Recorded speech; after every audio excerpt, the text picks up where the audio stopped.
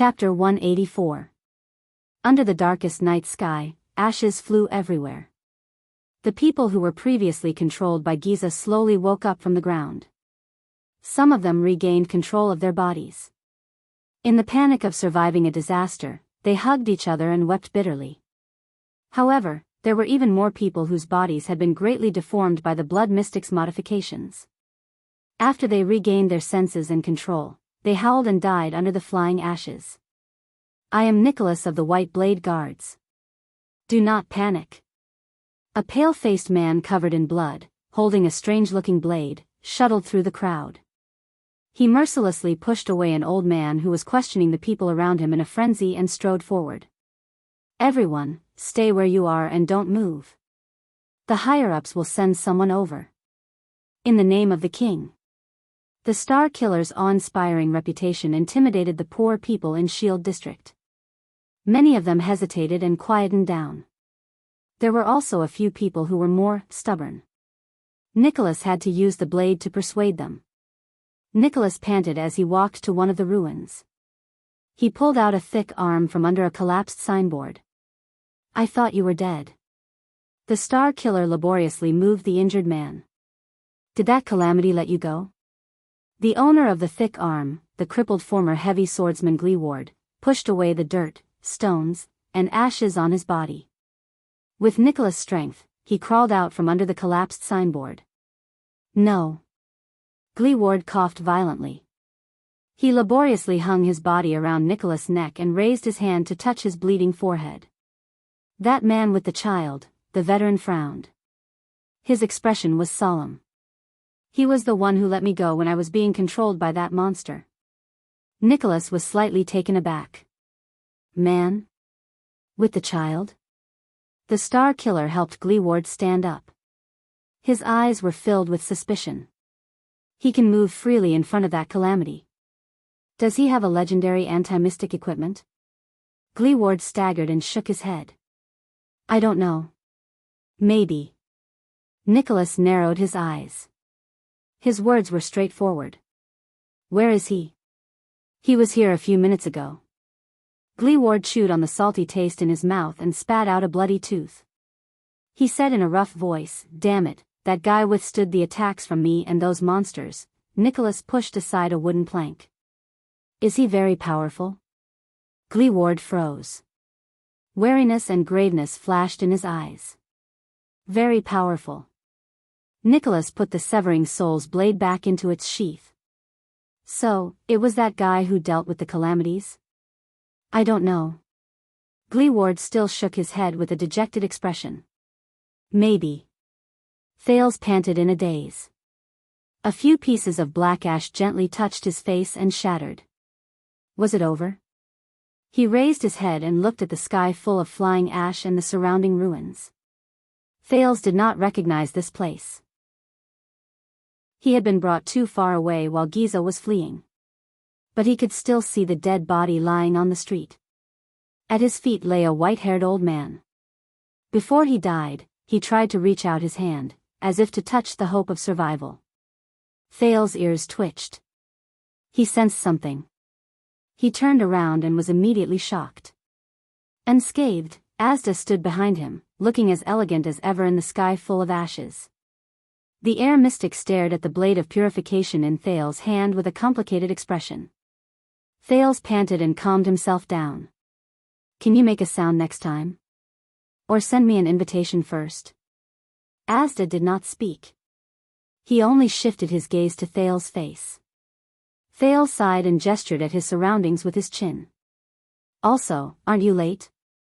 Asda raised his head and looked at the fluttering ashes. There was a subtle emotion in his eyes. Coming out from underground. The mystic said slowly. His expression did not change. I need time. Thales sneered. After the battle with Giza, and especially after listening to Black Sword's words, he seemed to have suddenly been enlightened. The wariness and fear that he used to suppress when he faced the air mystic, but was still hidden deep in his heart, began to slowly melt. Mystic? Compared to Giza, the one in front of me is just a slightly stronger opponent. Thales called Asda's surname softly. By the way, Mr. Sakern, I've thought about the matter regarding the mystic. The mystic raised his eyebrows slightly. He lifted his gaze and looked at Asda with determination. I am not ready yet. Thales stared at the mystic's aggressive gaze and enunciated each word clearly. This is my answer. It is also my choice. Asda's handsome face did not move. They stared at each other in silence. After a while, the mystic closed his eyes and sighed. But, Thales spoke again. Under Asda's strange gaze, Thales calmly enunciated his words. I am not prepared to reject you, and I am not averse to becoming. Under Asda's strange gaze, Thales said, but I need time to learn, understand, and obtain everything about mystics, and perhaps everything about magic. And I need your help. And perhaps the truth about the bloody year. A strange blue light flashed in Asda's eyes. Besides, you definitely know about your current situation. Thales turned his head and looked at the corpses and ruins strewn all over the street. It's not without reason that this world hates mystics, even if you did it to protect me. At that moment, Thales felt so oppressed that he could not breathe. So many lives, all because of, he took a deep breath and got rid of the emotions in his mind. He tried his best not to think about the fact that he was an executioner who killed without batting an eye. Thales sorted out his thoughts and slowly said, perhaps I can help you, as a prince, and as the future king of Constellation. Asda raised his chin slightly and the corners of his mouth curled up slightly. A strange look flashed in his eyes. You mean, after knowing the cause and effect, perhaps I can find a way for all of you to gain a foothold, a way for the world to be safe and sound, and a way for both sides to live in harmony. Thales raised the blade of purification and said resolutely, mystics cannot go on like this. Amidst the drifting black ashes, Asda stared at the small red sword in Thales' hand. There was fear in his eyes. If I really cannot avoid becoming a mystic, then for my own sake, I have to do this. Thales nodded. And a human king with power and an army will undoubtedly be more helpful than a powerful and unrestrained calamity. This time, Asda was silent for a long time. Thales patiently waited for his answer. For a second or two, the second prince swore that he saw an unusual flow of emotions on Asda's face. Nostalgia and sorrow?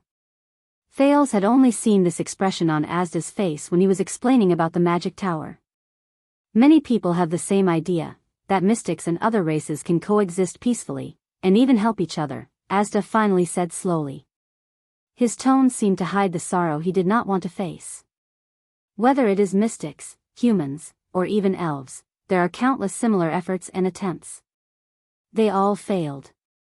Asda said softly. They stood in the ruins, one tall and one low. Thales returned the mystic's gaze with a firm and unquestionable gaze. He took a step forward without hesitation. First, their efforts are not enough. Thales' voice spread in the air. Second, I am not them. Not those losers. Thales felt the chill in the air. His pupils shrank slightly. His tone was calm, but his voice was slightly deep. I am Thales. Under Asda's puzzled gaze, he said faintly, Thales Theranjarana Kessel Jade Star. The descendant of the imperial family, the Jade Star bloodline, the future king of Constellation. Speaking of this, Thales took a deep breath and raised the blade of purification. He was not surprised to see Asda frown and take a step back. Thales smiled faintly in his heart. His expression did not change as he said firmly, I am also the blood mystic sealer. And, a traveler from an unknown world. Countless unknown emotions flashed across Asda's eyes, but in the end, they were all suppressed by a crystalline blue light. Thales put down the blade of purification. He quietly waited for the other party's reply. But only he knew that his palm, which was holding the blade of purification, was already sweating slightly. He did not forget Giza's last words before she disappeared. Be careful of Asda. The mystic still stared at him, his gaze unwavering. 1 second. 2 seconds. 3 seconds, Thales gulped. His palm trembled slightly. Finally, Asda suddenly smiled. Thales was stunned and looked at him, puzzled. You know, it's not just you. Asda's chilling smile appeared again. After today, I realized that I wasn't prepared for you either. The mystic nodded slightly. You are too special. Thales furrowed his brows. Asda's gaze drifted to the blade of purification, and his words paused in a barely noticeable manner. Whether it's as a human prince, or as, Asda raised his hands and gestured elegantly at himself. Therefore, I will respect your decision. Under Thales' slightly moved gaze, the mystic nodded slowly. And I also need time to study your abnormal condition. Whether it is the inexplicable knocking on the door or the spontaneous loss of control. Perhaps your path will be easier than ours, or even more arduous. We can't say for sure. Thales suppressed the fluctuations of emotions in his heart. He put on his friendliest and most composed attitude and pursed his lips into a smile. Negotiation succeeded. Asda. Yes, I won't force you to come with me anymore, and I won't urge you to become a mystic. Asda looked at his reaction and smiled faintly. But since you said you want to understand mystic energy and magic, I can spare some time to think of a way. Thales reacted quickly. He raised his eyebrows. Even as a prince, I have to have some secret extracurricular interests or hobbies. Thales enunciated the word secret slightly. I will contact you regularly and in secret. Asda understood Thales' words. He flashed a mysterious smile and emphasized the word in secret. It's still the same old way, pay attention to receiving invitations. Thales did not bother to hide the fact that he rolled his eyes right in front of him. Asda chuckled and said slowly, then, we will meet again. Thales' jade star. He flashed a playful and profound smile. His gaze was subtle. It was just like the first time they met in the chess room. My interesting junior. Thales took a deep breath and slowly exhaled. He nodded slightly. Thank you, Sir Sakurn. Asda bowed slightly. His elegant figure turned into blue light. The blue light slowly faded. Until only a colorless breeze was left. It blew at Thales' hair and made him narrow his eyes. I won't disturb you anymore. She has been looking for you for a long time. Asda's melodious voice came from the wind. Thales was a little stunned.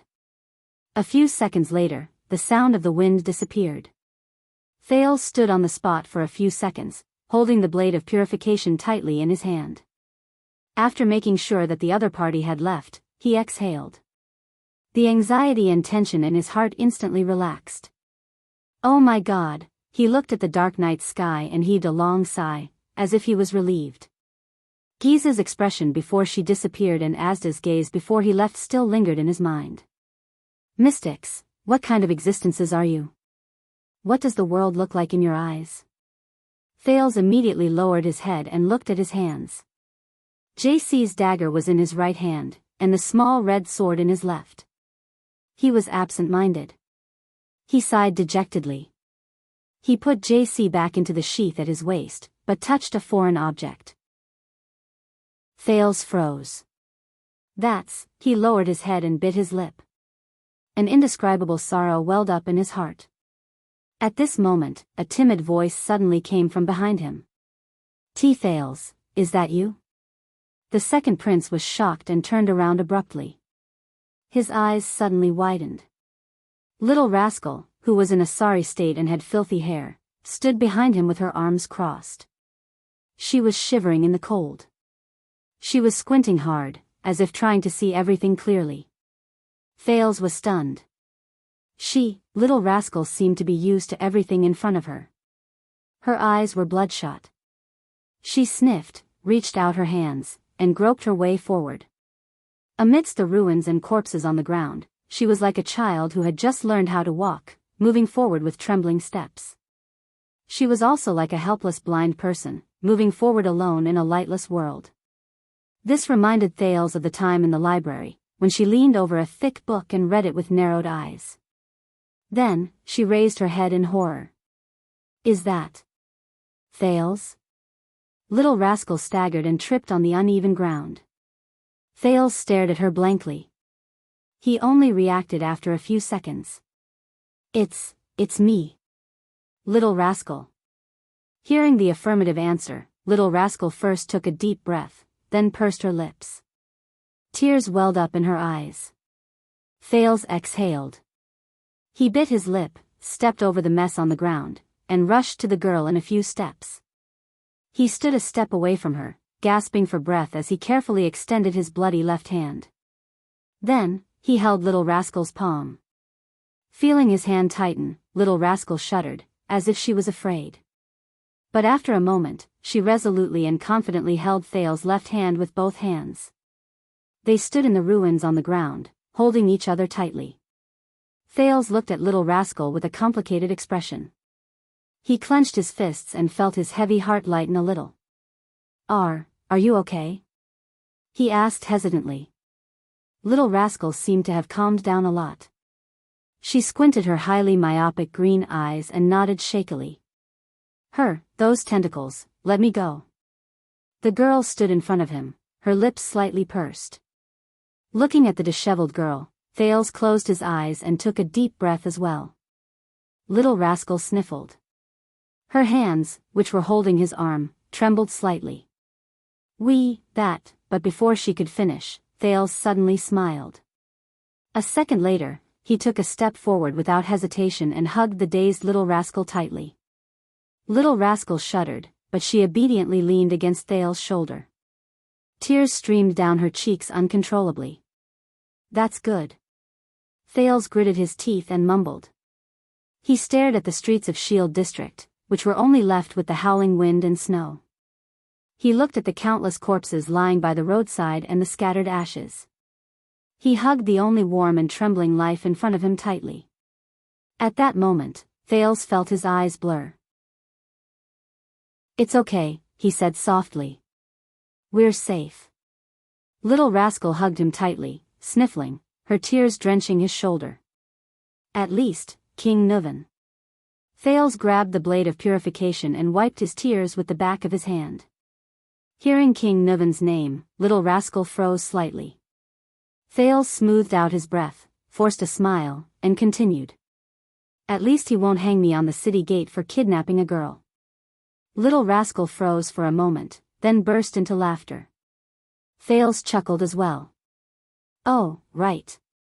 A moment later, Thales let go of little rascal. He reached towards his waist, towards the foreign object. This is for you. Thales took it out and stuffed it into little rascal's hand.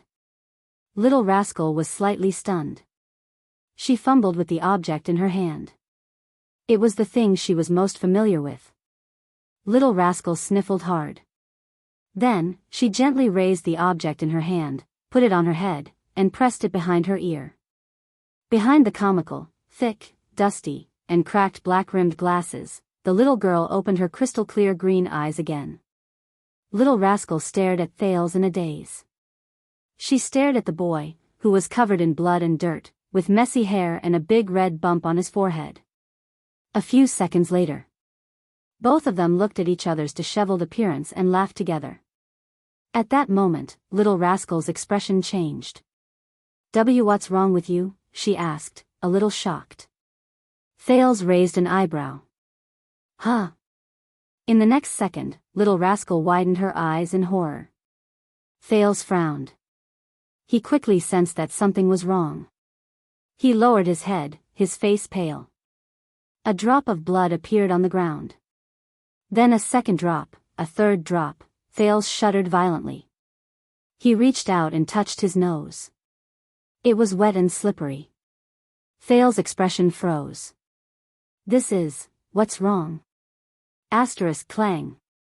Asterisk the blade of purification fell from his hand and fell to the ground, swaying slightly. Under little rascal's shocked gaze, Thales staggered a step back and subconsciously covered his chest. The prince's hands trembled uncontrollably. He stared at little rascal with widened eyes. As if he had seen the most terrifying thing. At that moment, little rascal remembered Alex's expression before she died a few hours ago. She covered her mouth and screamed. No, it can't be. Following Little Rascal's scream, Thales swayed and fell. Little Rascal turned pale with fright. She quickly extended her hand and helped him lie down. Arg! Thales let out a pained and suppressed moan. A heart-wrenching pain suddenly spread from Thales' body. It was as if his soul was being torn apart. No, no. The pain he felt when he was assassinated by a psionic assassin, when he was bombarded by a mystic gun. It was as if every inch of his body and every cell was being torn apart. That, the price of using mystic energy, again, is this, the price of victory? While he was in extreme pain, Thales vaguely heard the sound of something cracking, as if it was real. It came from within his body in a chilling manner. It was as if his body was slowly disintegrating.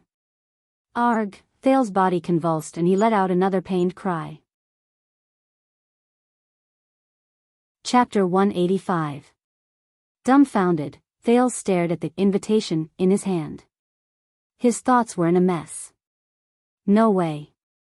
Is this real or fake? Anti-theft, He blinked in disbelief, confirming that everything in front of him was not an illusion. Is someone playing a prank? A few seconds later, he put down the invitation and took a deep breath. He tried to make sense of the current situation. First of all, wasn't that guy killed by Yodel? Then, Ida is next door. Waya and Ralph took turns guarding the door. And the other soldiers and guards in the diplomat group, the countless guards in Heroic Spirit Palace, and even those so-called cool-looking white blade guards. How could they let that guy, suddenly, Thales felt his heart palpitate. He stopped breathing. Thales felt something. He turned his head, feeling his skin crawl. He shifted his gaze to the window. At that moment, the prince's heart skipped a beat. His long-lost friend, Asda Sakern, stood by the window with his hands behind his back. He stared at Thales with a pair of seemingly indifferent eyes. Just like when they first met, the mystic wore a thin but neat blue robe. His posture was tall and straight, and there was a mysterious but confident smile on his handsome face. He was as elegant as ever, as composed as ever. At that moment, Thales' mind went blank. What happened to 15 minutes? Hello. The air mystic nodded at him slightly and said in a gentle tone, my smart, mature, and mischievous little friend. Thales opened his mouth and took a deep breath. From now on, no sound between us can travel more than a foot away. As if he knew what Thales was thinking, Asda slowly raised his right index finger and shook it at him with a smile. No one else will disturb us. When Thales heard this, he was like a deflated balloon, and he exhaled the breath he took in. He gave up on the idea of calling for help. Asda's smile was so warm, but in Thales' eyes, it chilled him to the core. Wait. He and the mystic were not the only ones in the room. Thales thought of something. Following Thales' line of sight, the mystic glanced at Little Rascal, who was deep in slumber beside the bed. Of course, your adorable little maid won't be woken up either. Little Rascal's mouth was still opening and closing in her dreams, but Thales could no longer hear her murmurs or even her breathing. Thales sighed softly. He turned his head and curled up the corners of his lips to reveal a smile that was uglier than crying. You're still the same. How considerate of you. Asda nodded politely. Thales forced himself to start thinking about everything he knew about this mystic. However, the first memory that popped up was the chess room in the center of Red Street Market, where 3 people were squeezed into balls. The second prince gulped and laughed dryly. He tried to imagine something acceptable. Like comparing him to the adorable Giza? Oh, right. Thales shrugged in a feigned relaxed manner and waved the invitation card in his hand. He tried his best to speak in the most normal tone and said nonchalantly, I thought you would only arrive after 15 minutes. You know, Asda flashed his pearly white teeth, I like to enter early. Thales tried hard to keep his thoughts in check and swallowed the sarcasm that was at the tip of his tongue. Is that so? I thought you wouldn't appear so soon. Thales changed his sitting position and smiled awkwardly. Everyone said that you would disappear for a long time. Asda stared straight at him. His gaze was as calm as water, and it made Thales's skin crawl. The weapon in your masked friend's hand is obviously not complete, the air mystic said slowly. Otherwise, a legendary anti-mystic equipment that is in perfect condition and fully activated can seal a mystic for a period of time. It should be. Asda's gaze was still calm, but the words he spat out startled Thales slightly. Permanently. Legendary anti-mystic equipment. Sealed. Mystic. Permanently. Even so, that incomplete equipment can still seal me for at least 10 years. Asda curled up the corners of his mouth and continued to smile. But I received some small help, and that's why I was able to get out of prison so quickly. Thales did not know if it was due to the curiosity he inherited from the memory fragments of his previous life, his natural personality, or his anxiety towards the mystery of himself, but at that moment, Thales' exuberant desire to learn about mystics overwhelmed his fear of his identity as a calamity. He yearned to know more. First of all, I would like to congratulate you. Asda put his hands behind his back and walked towards Thales with a smile that was clearly friendly but inexplicably terrifying. Thales. Your Highness. Although I know from your behavior that you are definitely not ordinary, I have to admit that this identity has surprised me. Thales watched Asda approach him, and his heart slowly raced. He forced himself to shrug. I remember that there are chairs for receiving guests in the room. We can sit down. Asda shook his head and said nonchalantly, don't worry about it. The next moment, Thales felt his skin crawl as he watched Asda walk towards him. Then, he bent his knees and sat in an invisible space. Asda grinned brightly on the transparent chair. I brought my own chair. The prince looked at this strange scene and tried his best to control his facial muscles so that they would not twitch too much. Let's talk about your future. Asda watched Thales' performance with interest. Your Highness. Thales knew that although he addressed himself as Your Highness, the man before him did not care about this special identity at all. This made Thales, who had experienced all kinds of gazes after becoming a prince, instantly feel a strange feeling.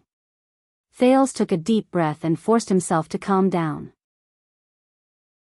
Only then could he understand the situation and protect himself, even if the existence before him was a calamity that could not be understood with common sense. Of course. He recalled his conversation with Ramon and muttered, during this period of time, I have thought of ways to investigate some things about air, mystics and magic. First of all, in this asymmetrical conversation, he had to seize the initiative. Very good. This will save us a lot of time. As expected, Asda's eyes brightened. What do you know? Not much, but not little either. Thales carefully chose his words. For example, what exactly is magic, and the 3 great magic towers? I met a person who is quite knowledgeable about magic. Asda's interest was piqued. While Thales was on tenterhooks, he briefly repeated what Ramon told him. Even Asda could not help but sigh softly. 1,000 years have passed since the collapse of the magic tower, and magic has been banned for 6 centuries. To think that there are still believers in magic. This is indeed beyond my expectations. Thales observed Asda's expression and at the same time, tried his best to think of a way to escape. The other party is a mystic. I don't even need to think about non-peaceful means. Stall for time. I can consider this. But can I really stall for time until help arrives? Or will help really work? The other party's goal should be to become one of them. Damn it, the mystic that everyone hates. Then, my best choice is to deal with the other party on this issue and achieve some results by making concessions and lowering my stance. So, is magic the kind of existence he mentioned? A kind of meaning, a kind of belief? At the thought of this, Thales asked cautiously. At the same time, he was really curious about this question. What do you think? But the air mystic did not answer immediately. Asda's lowered gaze did not move. Under Thales' curious gaze, he crossed his hands and remained silent for a long time. No. Magic is not like this. Not only that, it doesn't have to be like this. Finally, Asda shook his head slowly and spoke slowly. Everyone has their own understanding of magic, and they believe in the magic they understand. Thales was stunned when he heard this. Asda raised his left hand and looked at his palm. His gaze was complicated. At that moment, Thales felt that the Asda in front of him was more like a normal person than ever before. And not a terrifying calamity. Magic is a kind of choice. Asda stared at his palm and slowly clenched his fist. And these choices are neither exclusive nor mutually exclusive. There is no superiority or inferiority. This is the basic philosophy of the seat of all magic in Soul Tower. Thales shuddered. Wait a minute. He heard a special word. It is also one of the philosophy of magic that I agree with and recognize, Asda said flatly. Thales raised his hand subconsciously. This was a habit from his previous life in the memory fragments. He quickly realized that this was not his previous life, and there were only the two of them. Just as he was about to put his hand down in embarrassment, to Thales' surprise, Asda very skillfully and naturally extended his palm, tilted it up slightly, and then nodded. He was allowed to ask questions. That feeling was as if he had done this hundreds and thousands of times. Both of them looked at each other's actions and were stunned for a moment. Asda reacted and smiled slightly. Very good. It seems that I don't have to teach you the etiquette and habits of a wizard apprentice in class. Thales put his hand down and asked eagerly, Soul Tower? I know this, but what kind of magic tower is it? What about its origin? Thales did not even realize that he had completely forgotten that Asda before him was an extremely dangerous non-human existence. He even forgot his original intention. At that moment, his desire for unsolved knowledge completely surpassed his consideration of reality. Soul Tower? Asda narrowed his eyes and smiled mysteriously, as if he knew that Thales would ask this. This time, the mystic did not keep him in suspense. He answered without hesitation. In the year 618 of the Era of Kings, not long after the battle for survival between the humans and the three races ended, the imparter, Wizard Yuri Newmoon, who returned from the battle, left the ascetic tower with his 5 students due to differences in philosophy. Along the way, they preached their own philosophy and taught their own methods. They gathered many wizards who were exiled due to the war in the world. As time passed, their group grew larger, and their theories and methods became clearer.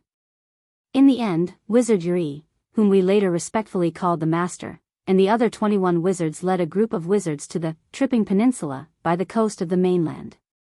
Here, the wizards built a twin tower and settled down to study magic. Asda's gaze pierced through Thales, as if he was looking at the past many years. But Thales did not have time to care about Asda's expression, because he was already engrossed in the story. With a perplexed gaze, Asda continued, soon, this new magic tower attracted many wizards to visit. The novel, free, casual, and equal atmosphere of magic research gathered a large number of people, turning this piece of land into a small gathering place for wizards with the twin towers as the center. Unlike the painstaking contemplation and protection of the ascetics, and the fanaticism and destruction of the alchemists, this gathering place quickly became the forefront of theoretical research in the magic world. After various magic theories and hypotheses were proposed, they were gradually perfected through endless debates and demonstrations. Branches of magic that were originally not recognized by the 2 great magic towers were established one after another, forming the Soul Tower magic system that we are in contact with today. Just like that, the sages jointly built the 3rd branch apart from the ascetic tower and the alchemy tower. It is also the youngest, the most special, the most active, the most prosperous, and the most influential wizard inheritance in the world. Speaking up to this point, Asda lowered his head and let out a sigh that only he knew. After Yuri Shinue passed away, his ashes were placed in the middle of the twin towers, suspended in the air. A sentence was engraved on the surface of the box with iron elements: may every wizard have an independent and free soul. That was how the Soul Tower got its name. Asda closed his mouth gently. Thales came back to his senses and exhaled a long breath. The Era of the Kings. The battle for survival. Wizard Mindy's. The youngest wizard's inheritance.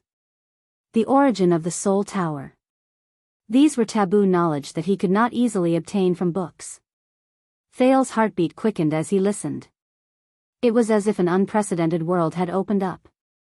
If Ramon was here, Thales thought, would he kneel down and cry in excitement? He continued to raise his hand eagerly.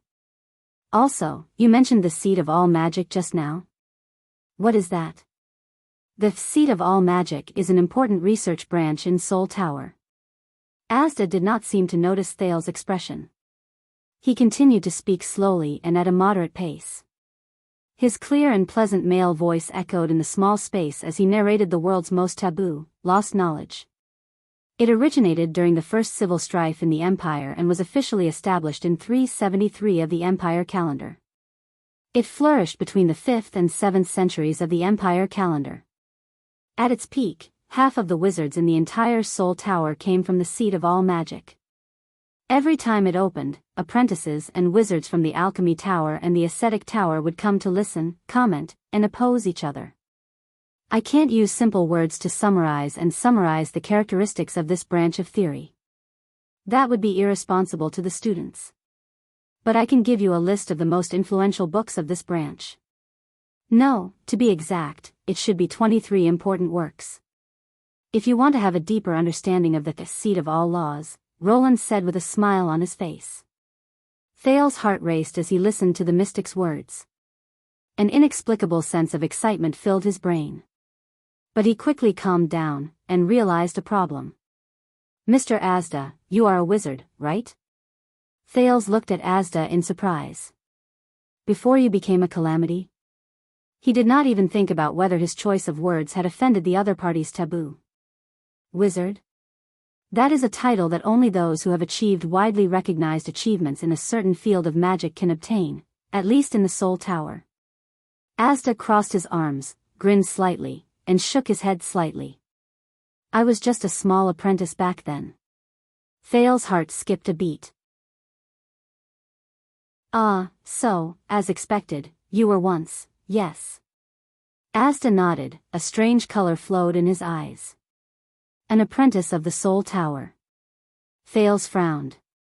But you just said, the magic tower has collapsed for 1,000 years? So, I know what you want to ask. Counting from the time I was born. Asda looked at him and smiled faintly. 1,190 years, that is my age this year. Thales was shocked. 1,190? In other words. This guy, Thales stared blankly at the young and handsome Asda Sakern, who had not changed at all compared to the first time he met him. But he was almost 600 years older than the king of Renaissance, Tormund Jadestar, and the hero, Rikaru Extet. Thales opened his mouth wide. Don't be surprised. Every mystic is an immortal, indestructible, and immortal existence. Looking at Thales' expression, Asda did not care at all. This age is very normal. The oldest mystic has even existed for more than 1,600 years. Thales subconsciously wanted to find a notebook, until Asda stopped him with a hand gesture. There is no hurry. Asda raised his head and stared at him with a burning gaze. We still have a lot of time to spend together, and I have enough patience. I will teach you from the beginning, from basic knowledge, from magic, to the magic tower, to mystic energy, and everything about mystics. From philosophy to power, from history to the future, all the secrets of the magic world will be open to you. Asda's tone was full of temptation. Then, you will obtain the secrets and power of mystics that are superior to all of them. Until you truly become a mystic. At that moment, Thales felt like he was pulled back from a dream world to reality. Become a mystic. Thales swallowed hard. He remembered Gilbert's attitude towards the calamity, and the drama of the Battle of Eradication in Dark Knight Temple. And that, crazy and unreasonable blood mystic. The mystic who is hated by everyone? Can I say no? But a voice also whispered in Thales' heart, but I am very curious. I want to know more, learn more, and understand more. Thales realized that the knowledge that Asda described earlier had captured his thirst for knowledge and his thirst for knowledge. Moreover, with his obviously abnormal body, he had to understand his current situation better. Thales frowned with a bitter expression and said tentatively, about this, if I don't want to become a mystic. The air mystic did not speak. But the prince felt that the atmosphere around him suddenly became tense. Thales tried hard to control the rate of his breathing as he waited anxiously for the answer. Thales. Asda stopped smiling and looked at him sternly. He said softly but seriously, becoming a mystic is your destiny. You cannot avoid it. There is no second choice. Thales panted slightly. It seemed that things were a little bad. Why don't you tell me first? Tension and stress returned to Thales' heart. He tried his best to smile and asked cautiously, mystics. You. What exactly are we? This time, Asda stared at him expressionlessly for a long, long time. As he withstood the mystic's seemingly emotionless yet pressurizing gaze, embarrassment and helplessness crept onto Thales' face. Until Asda spoke slowly. I cannot tell you the answer to this question, because you are still not a mystic. Asda's gaze was still fixed on him, but his tone and words had become cold and mysterious, as if he had returned to that night in Red Street Market. Only when you truly become a mystic that only you can understand, can you finally know what a mystic is. Asda's gaze was still fixed on him. Thales furrowed his brows slightly. Chapter 186. In the next second, without any delay, Archduke Poffert's figure moved. He roared as he swung his great axe at King Nuvan. Asterisk bang. Asterisk, that's right, the anti-theft chapter. But when I'm free, I'll go back to work on my novel, from the details to the sequence of the plot. That's why pirating websites must have a hard time. Because no matter how they steal my novel, it's basically full of bugs. The preamble doesn't match the ending, or the logical sequence is weird, or the plot doesn't match the characters. Thank you for your hard work, thieves who steal my novel. The two great axes collided without any fancy moves. The dull sound of metal colliding tortured everyone's ears. Thales stared at the two people in the field in shock. Poffert clenched his teeth. The blade of his great axe was stuck at the tip of King Nuvan's great axe. It was stuck diagonally downwards between the sharp tip and the blade of the axe. Impulsive rookie. King Nuvan calmly turned his body sideways. His left hand grabbed the joint between the axe handle and the blade, and his right hand grabbed the far end of the axe handle. Like holding a spear, he used the axe to block Poffert's strike. The old king resisted his opponent's axe. His tone was cold. On the battlefield, with your weapon stuck, you would have been beheaded by now. As the two wrestled, King Nuvan used all his strength to push away his opponent's great axe. You know this is not a good idea, old man. Poffert solemnly took a step back. He withdrew his great axe and moved to look for an opportunity to strike again. This is not a battlefield, this is a duel. The young archduke circled around the old king. His expression was indifferent. There are no white blade guards by your side, to protect your noble head. Like an experienced warrior, King Nuvan turned with Poffert's movements, the tip of his axe always pointed at his enemy. Only you and me. As he spoke, Poffert's second strike came. This time, Poffert's great axe drew an arc and slashed horizontally from the side, smashing towards King Nuvan's waist. Asterisk clang. Asterisk the sound of metal clashing rang again. King Nuvan turned his axe handle at the right time. Holding the axe in his left hand, he once again blocked Poffert's horizontal slash. Yes, only you and me. King Nuvan clenched his teeth and deflected the enemy's axe. Panting slightly, he said, "This is much more exciting than the battlefield." Thales asked in a low voice, puzzled, "Are they all so skilled in swinging their axes?" His Majesty is not a brat who has never touched a weapon before. The Star Killer's expression was solemn. While he explained, he did not forget to jab Thales. As the King of Extet, he once stood at the far north 38th century ground and personally fought against the invasion of the orcs from the north of the glacier. The skull of Syra Dark Thunder, the human slaughterer, is still hanging high up at the first lookout point, intimidating the glacier beastmen. He also led his troops out of the Golden Passage and broke through the elves' defensive line in the White Mountain. Wherever his troops went, Camus Union, the White Elves, and the Alliance of Freedom were subdued. A brilliant light shone in the Star Killer's eyes. He was also the first northern sovereign in 300 years to conquer Broken Dragon Fortress and cross the border between Extet and Constellation. When it comes to battle experience, he won't lose to any of the battle-hardened warriors in the White Blade Guards. Putre raised his eyebrows, and Thales stuck out his tongue. In the arena, Pofert swung his great axe again and collided with King Nuven's weapon in the air. Asterisk bang. Asterisk sparks flew in all directions as the blades collided. King Nuven seemed to be a little powerless. He gritted his teeth and withstood the great axe, his arms trembling slightly. "Are you tired?" Pofert seized the opportunity when King Nuven took a breather.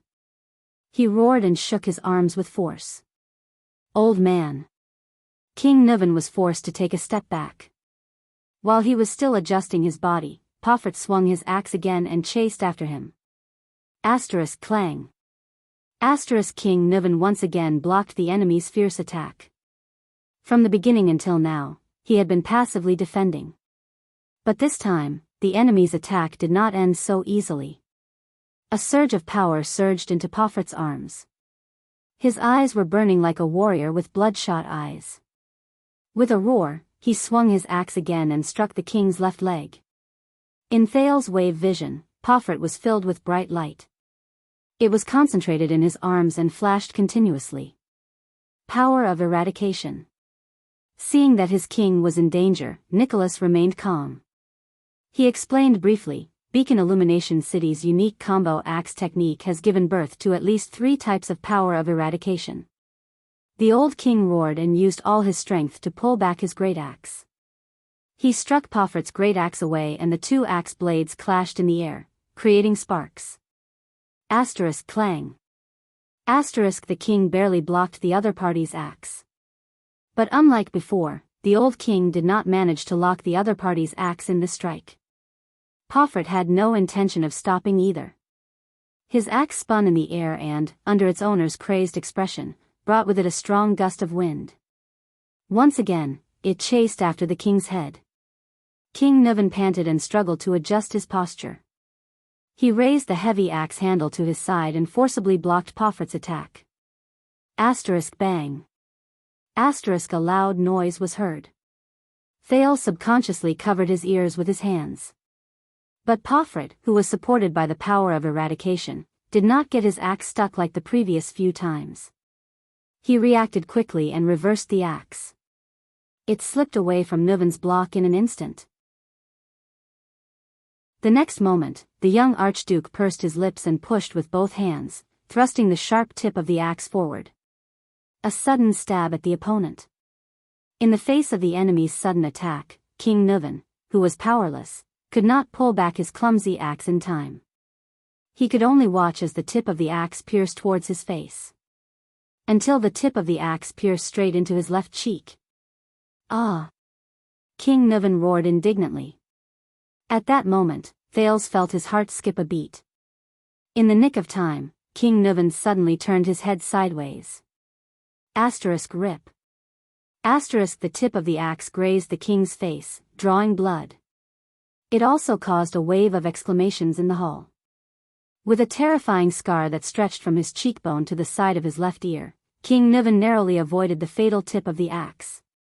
Blood dripped onto the ground. The king then clenched his teeth and mustered all his strength. He swung his axe horizontally and forced Pofert to retreat. This was also Nuven's first counterattack. Pofert nimbly took 3 steps back to avoid the wind generated by the king's axe. At the same time, he left his opponent's attack range. Like many people in the hall, Thales exhaled and patted his chest to soothe his nerves. "Perhaps all of you have forgotten something?" Thales turned around and said worriedly, "That old man. King Nuven is, after all, 70 years old. As the king of Extet, a duel is a test he must go through." Nicholas' gaze did not waver and his lips parted slightly. "It has nothing to do with age. Every man in Northland has to undergo harsh combat training during their military service. Every suzerain of Extet has to do the same, and even awaken their power of eradication, Putre explained to Thales, who had a strange expression on his face. This is how the country is, and the customs of the people dictate it. My God. Thales rolled his eyes and shrugged helplessly. I'm so lucky to be born in Constellation and not Extet. Hearing this, the Star Killer smiled indifferently. It's still the same old saying, welcome to Northland. Thales shook his head and turned his gaze back to the arena. Putre's expression changed and he looked at Thales back. Being born in Constellation is a kind of luck? Putre sighed silently. It's too early to say that, young prince. Ha ha ha. The young archduke looked at the blood-covered and panting king with satisfaction. He gritted his teeth and laughed nastily. How many rounds has it been? Old man? You're already at your limit? Nonsense, brat. King Niven propped his axe on the ground and used his left hand to wipe away the blood on his face. Without showing any sign of weakness, he retorted, I've just warmed up. You're 70 years old. Pofert weakened the king's imposing manner with his words and prepared for the next wave of attack. Not only have your muscles withered, but your power of eradication has also deteriorated, right? Hee hee. King Niven inhaled and smacked his lips ferociously. Brat, how many battles have you fought? How dare you say this in front of me? Pofert began to laugh strangely. Yes, I still remember 12 years ago, when my grandfather was still alive, you gathered the armies of the 7 archdukes. With unprecedented pride, you went south to Constellation. As he spoke, Pofert swung his axe without warning. Asterisk bang. Asterisk the blade of the axe ruthlessly struck the great axe that King Niven had raised. This time, the young archduke roared angrily and pressed his entire body forward to wrestle with King Niven. King Niven was pushed back 2 steps before he could stabilize himself. His face was distorted as he struggled to resist the young and aggressive archduke. His arms could not stop trembling. Back then, you were strong, fierce, and in the prime of your life. Gritting his teeth, Pofert pushed the blade of the axe in his hand forward, suppressing the aging king with ease. You weren't this sickly and broken state. In the next second, the old king finally lost his strength. He was pushed away and fell to the ground. His weapon fell to the ground. Asterisk clang. Asterisk many people held their breaths. Pofert mercilessly swung his axe down. The old king rolled away in a disheveled manner and the axe smashed into his left side. Asterisk bang. Asterisk the force of the blow was so great that the stone floor caved in. There was an uproar in the hall. Damn it. Thales turned around in frustration. This is what I'm worried about. Keep watching. Nicholas said coldly, even though his furrowed brows betrayed his emotions. On the battlefield, it's not the last moment. Panting, King Niven quickly picked up the great axe that had fallen to the ground with a reaction speed that was beyond his age. The young Pofert retracted the giant axe that he had plunged into the ground. It seemed that he had used too much strength in the strike just now. He was also slightly panting. At that time, my grandfather was wearing a military uniform and armor, panting as he stood beside you. He was like a toothless saber-toothed tiger, old and ugly. Pofert's expression was calm as he carefully observed King Niven's movements. Your grandfather and father were much better than you. King Niven spat on the ground and slowly stood up. But you just can't nurture them well, can you? Pofert's gaze shifted. The moment King Niven stood up, he swung his axe with all his might. Taking advantage of the other party's unsteady footing, he knocked Niven down on one knee. Can't nurture them well? Pofert grinned hideously. He swung his great axe and once again pushed Niven back. The latter half knelt on the ground, panting continuously. To you, Beacon Illumination City is a tamed, well-fed hound, isn't it? A hound that is at your beck and call? Pofert laughed and once again knocked down the old king, who was trying to get up. Every time King Niven tried to stand up again, he was interrupted by Poffert's attacks. The common elected king of Extet could not even get up to face the enemy. In front of Constellation's broken dragon fortress, my grandfather's army could not stop that damned sword of reversing light. Beacon Illumination City's defense line collapsed. I still remember you softly saying to my grandfather, "You're old." Is Beacon Illumination City also old? Poffert's tone was cold as he recovered from the huge exhaustion caused by swinging the great axe. The next day, my grandfather obediently returned to Beacon Illumination City to retire. My father became the next Archduke of Beacon Illumination City. What? Kneeling on the ground, King Nuven, who was at an absolute disadvantage, laughed nonchalantly. Don't tell me that you're going to betray Dragon Cloud City because of this? As he spoke, the old king swung his great axe at Poffert's leg. The three archdukes in the south are arrogant and unruly. Poffert took a step back in a relaxed manner to avoid the strike. He looked at King Nuven, who was kneeling on the ground. Their supplies are lagging, and their progress is slow. Hence, the war with Constellation is all on Beacon Illumination City's shoulders. The supplies, military expenses, reinforcements, suicide squad, and even the nearby prostitutes in the camp. Don't you think something is wrong? Poffert said through gritted teeth. That is the responsibility you were assigned. King Nuven's gaze was frightening. His voice was laced with anger. It is also the king's order. Poffert swung his great axe mercilessly again, causing King Nuven to roll away.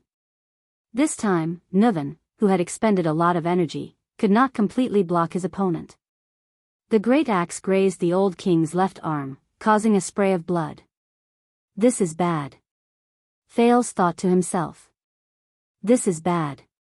To hell with your order. To take down that damned broken dragon fortress, how many soldiers and horses have we sacrificed? More than half of them are from Beacon Illumination City.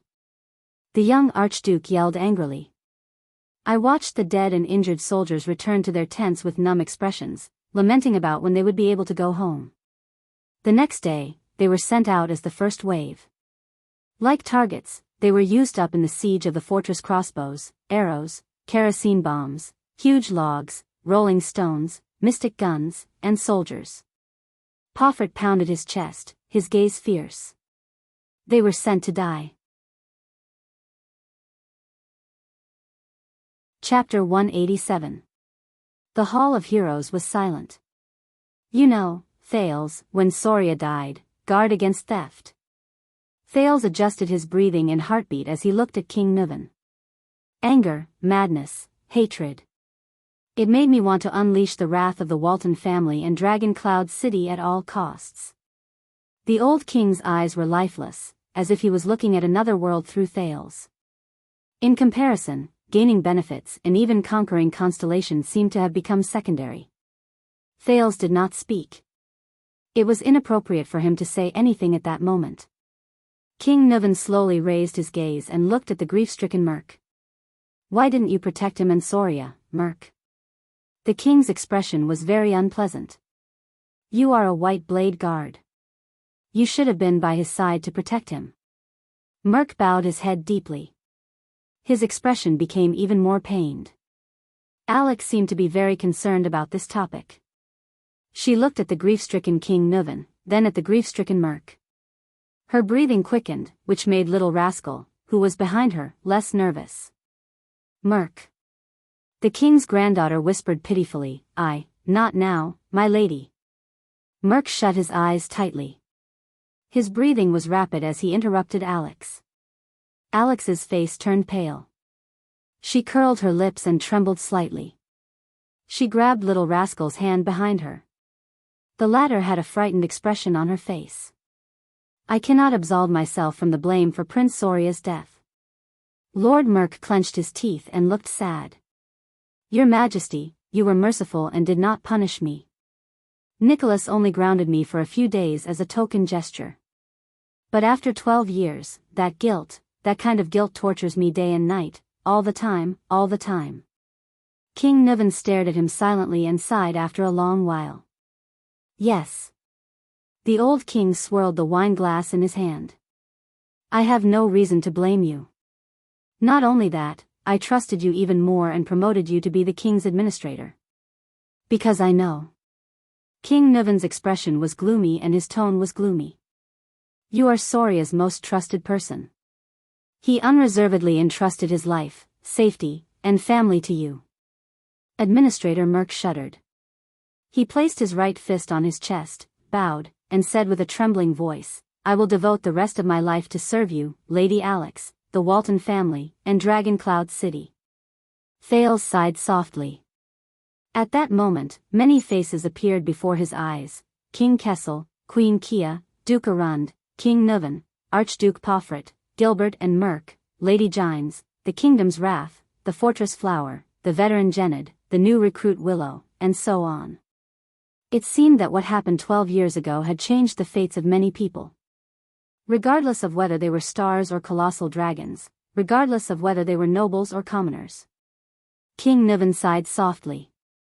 Soria, you have been by his side for many years, starting from the White Blade Guards, Merk. Just then, Alex's lips trembled. She tugged at the corner of Merk's shirt. I think, Merk tried his best to calm himself down.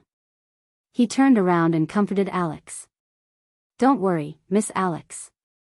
Soon, Alex shuddered again. Thales furrowed his brows. In the next second, Alex's eyes rolled back, and her whole body went limp. Asterisk thud. Asterisk little rascal, who was behind her, was startled and cried out. Merk's expression changed drastically. He knelt beside Alex and helped her up. Lady Alex. Lady Alex, what happened to you? However, Alex only stared at the ceiling with lifeless eyes. Her limbs swayed unconsciously, and her entire body began to twitch. Thales jumped down from the stairs and stared at Alex's abnormal condition in shock. What happened? Does this young lady have some kind of disease? Epilepsy or something else? Little rascal shuddered in fear. Merk's face was pale. He held Alex in his arms and raised his head to look at the king. He said urgently, Your Majesty. Lady Alex, we have to hurry. Yes. But King Nuvan still seemed to be immersed in the past. His gaze drifted as he pretended not to hear. He continued, I remember that you were the closest of friends and brothers, whether it was on the battlefield or at banquets. Seeing Alex's abnormal condition, Merk was extremely anxious and could not help but shout, Your Majesty. Alex, whose face was pale beyond recognition, opened her eyes and stared at Merk. Her gaze was filled with endless fear. She raised her trembling hands and scratched Merk's clothes in agony, like a drowning person grasping at straws. Thales watched all of this in disbelief. A few seconds later, he came to his senses in panic. King Nuvan only stared into the distance with unfocused eyes. Alex's mouth twitched. Her face was drenched in cold sweat and her expression was one of extreme agony. Alex opened her mouth wide and sucked in huge mouthfuls of air, but it was as if she was suffocating. The only sound she made was an indecipherable choking sound. Little rascal, who was watching from beside her, covered her mouth with both hands and stepped back in horror. No. Merk held Alex in his arms. His eyes were filled with fear. Miss Alex. Alex looked like she was in great pain. Merk's eyes were filled with fear. The administrator no longer cared about King Nuvan's reaction. He picked Alex up and turned around abruptly, roaring at Little Rascal, Don't just stand there. Go get the doctor. Little Rascal was startled. Still in a state of shock, she turned around instinctively. But Thales reacted faster than her. The Prince of Constellation clenched his teeth and ran out of the hall. As he ran, he shouted, Is anyone there? Help. I need a doctor. However, a voice that was even colder and more terrifying blocked Thales' words of help from his mouth. Don't bother. It's a poison refined from blue vine grass. It takes effect violently and quickly. It takes effect within a minute. From the beautiful Archduchess of Anlenzo Dukedom 600 years ago to the eldest son of the King of Constellation 12 years ago, they all died from this poison. Thales shuddered violently. He stopped in his tracks and turned around in disbelief. Lord Merk also raised his head in horror and stared at the top of the stairs with the most incredulous gaze. There, King Niven opened his ice-cold eyes. He stared at Merk and his convulsing granddaughter, as if he was uttering the most vicious curse. She's already dead. As if to prove the old king's words, in the next second, Alex, who was in Merk's arms, jerked backwards, almost breaking her neck. She stared at Merk with her frightened eyes, as if she did not understand what was happening. Then, Alex Walton, the last direct descendant of the Walton family, slowly closed her eyes. Her body gradually became limp, and she stopped convulsing. Her hands hung in the air, swinging back and forth. Her head was tilted to one side, right at Little Rascal. Little Rascal looked at Alex's expression and screamed in fear, falling on her butt. Thales subconsciously took a step back, his breathing quickening. Why? Impossible. How could this be? Thales could not accept the situation at all. He widened his eyes and fixed his gaze on Alex. After a few seconds, he turned to King Niven, whose face was ashen and gloomy. Especially, the ring on his right little finger, which King Niven was stroking. It belonged to the Emperor of Poison, Kessel Carlus VI, Triumph.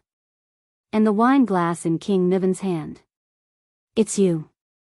Thales gasped for air and stared at King Niven in horror. You poisoned him? Humph, King Niven snorted gloomily. And you, didn't you?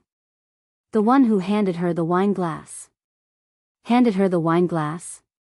Thales clenched his fists so hard that they almost cracked. He gritted his teeth and glared at King Niven. He felt a strange emotion brewing in his chest. Lord Merk's body trembled uncontrollably. He looked at the little girl in his arms.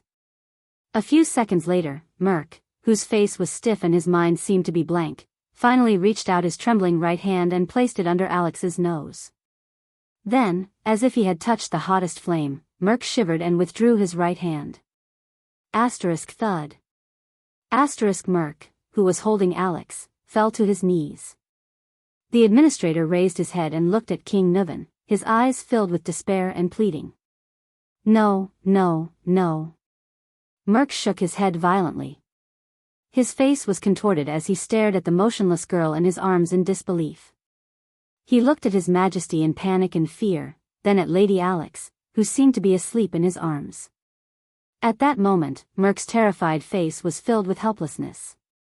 Thales stared at the motionless Alex in a daze. Little Rascal, who was sitting by Thales' feet, seemed to be scared out of her wits. She just stared at Alex's body blankly and shivered from time to time. Merk's face began to contort. I beg you, Your Majesty. He knelt on the ground. His voice had changed as he spoke. He sounded like an asthmatic, gasping and pausing. Tears rolled down Merk's cheeks and dripped onto Alex's face. Then came his pleading voice, Why? Why? Thales clenched his fists, lowered his head and exhaled. Merk cried and screamed at the king, Why? Why? King Niven seemed to have just recovered from his silent contemplation. He stared at Merk, who was trembling and crying, and uttered through gritted teeth, Burn Merk. Burn Merk. Thales' mouth fell open. He stared at Merk and the little girl in his arms in a daze. Bloodline? Not the Walton bloodline? Doesn't that mean the Walton family, which has been around for 600 years, and this reminds me of many things, King Niven said coldly. Soria loved to hunt, but he never brought a woman with him, not even his wife. Tell me, the old king said in a low voice, what happened in the assassination 12 years ago? Merk listened to the king's words as if he did not hear anything. He subconsciously hugged the little girl in his arms tightly, sobbing, tears falling continuously. King Niven seemed to have exhausted all his patience. His face was ferocious, and he roared like a terrifying lion, Speak! Frightened by the roar, the nervous little rascal shrank back with a yelp. Thales tried hard to sort out the situation before him. He exhaled forcefully, walked to Little Rascal, and pulled her up. Little Rascal grabbed Thales' arm tightly, as if she had found someone to rely on. She looked at the terrifying scene before her from behind her glasses with a terrified expression. Merc's eyes were filled with despair and desolation as he cried. He looked at the girl in his arms and snorted, as if he was crying but not laughing. 12 years ago. Soria brought Madame Adele out of the city, because, his words were mixed with his panting, like the last words of a dying man. Because what? King Nuvan stared at him. Because. Merc stroked Alex's hair painfully. Because Soria found out what? The king's voice was bone-chilling. Merc's face was filled with pain, as if he was tormented by the biggest nightmare of his life. He found out, about us, about me and Adele. Thales stared at the short-haired warrior in shock. Little Rascal tugged at Thales' arm and hid behind the Prince of Constellation. She gritted her teeth and looked at the scene in disbelief. Yes. Merc wailed in despair. Alex. She is, my daughter, Clang. King Nuvan could not take it anymore. He threw the wine goblet on the ground with a force filled with hatred. The iron goblet clanked on the ground, accompanied by the administrator's sobs. Thales took a deep breath and tried to understand the situation before him. Only Merc's sobs and the old king's heavy breathing could be heard in the hall. Ha ha ha ha. King Nuvan's suppressed laughter came from his throat. There was a hint of sadness in it. You? Soria's most capable subordinate? Best friend? Most trusted brother? Just like that, you repay his trust with betrayal and deception. The king's voice reverberated in the hall. Merc, who was kneeling on the ground, sobbed and raised his head. No. As if his greatest dignity had been violated, he roared with tears and snot in his eyes. I did not betray him. I did not betray Soria. Thales looked at the scene before him with an unpleasant expression. He felt bitter in his heart. Merc looked at the girl in his arms and sobbed softly. Prince Soria, Soria was a good brother, and I was willing to give up my life for him. He growled, in the White Blade Guards, we trained under Caslan to become the most valiant warriors. When we were in the 38th century ground, he crawled with a broken arm to block a fatal hammer blow for me. When my mother was seriously ill, and my sister came to Dragon Cloud City to look for me, he personally sent a doctor to save my mother's life. When we were surrounded in White Mountain, he and I had our backs against each other. Those sharp-eared arrows pierced through my left shoulder and his right shoulder. We cursed each other's luck and fought back to back as we retreated. We persevered until Caslan came to help us. I still remember the day I went back to my hometown to get married. That bastard, Merc said with a smile through his tears. Soria brought his brothers from the White Blade Guards and came to our village with a tray full of rye wine and roasted meat. He raised the red dragon flag and the cloud dragon spear flag. The local counts and knights all came. The expression on the village chief's face was even more exaggerated than when his son became a tax collector. Mother was very happy. She finally felt that her son had made a name for himself. Soria, I have always treated him as my closest brother, my comrade, your highness. Merc roared angrily with tears streaming down his face. I will never betray him. King Nuvan stood up abruptly, his hair and beard bristling with anger. Bullsh *T. Thales felt his hand tighten. Behind him, Little Rascal began to tremble again. He could only try his best to hold Little Rascal's hand and comfort her. You cheated on my son, the man you were supposed to be loyal to. King Nuvan's eyes were burning with anger. He said loudly, you cheated on my son, the man you were supposed to be loyal to, and even gave birth to your child. You tarnished the Walton family's dignity and bloodline. Do you think this is not a betrayal? You never treated him as your brother in the White Blade Guards, the man you were supposed to be loyal to with your life and honor. Traitor. Kneeling on the ground, Merc listened to the king's words. He looked at Alex in his arms, his daughter, and roared in grief and indignation, ah. No. He closed his eyes in agony. Thales gritted his teeth and frowned as he watched the confrontation between the king and his vassal. He felt a wave of sorrow in his heart. It's not like this. Adele, she was so good, so gentle, so... Merc lay on the ground. He clenched his right fist and pounded the ground miserably. She shouldn't have married into Dragon Cloud City. Shouldn't have met Soria. Should have met you? King Nuvan's words were filled with terrifying emotions. Shameless traitor? Adele. Adele. That was a mistake. Merc's teeth trembled as he caressed his daughter's face. His expression changed several times, as if he was looking at another person through her. Whether it was me and her, or Soria and her. It was all a mistake. She shouldn't have left Camus Union, Vine City, the flowers, and the blue sky that she cherished. She only belonged there. As for Soria, he's a good brother and a good warrior, but he never cared about women. Prostitutes, women he captured after the war, maids in the castle, and ladies of the nobles. None of them made a difference to him. Merc put his face against Alex's and cried, Soria, Soria, Soria. In Soria's world, there was only wine and battles, politics and victory. The only people he cared about were warriors, friends, and enemies. On the night of their wedding, Soria was dead drunk. I stood guard outside their bedroom. That sound was like sex.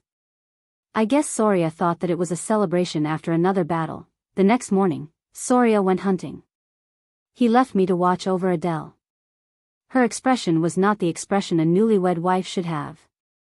Thales listened to Merc's desolate and painful confession with an unpleasant expression.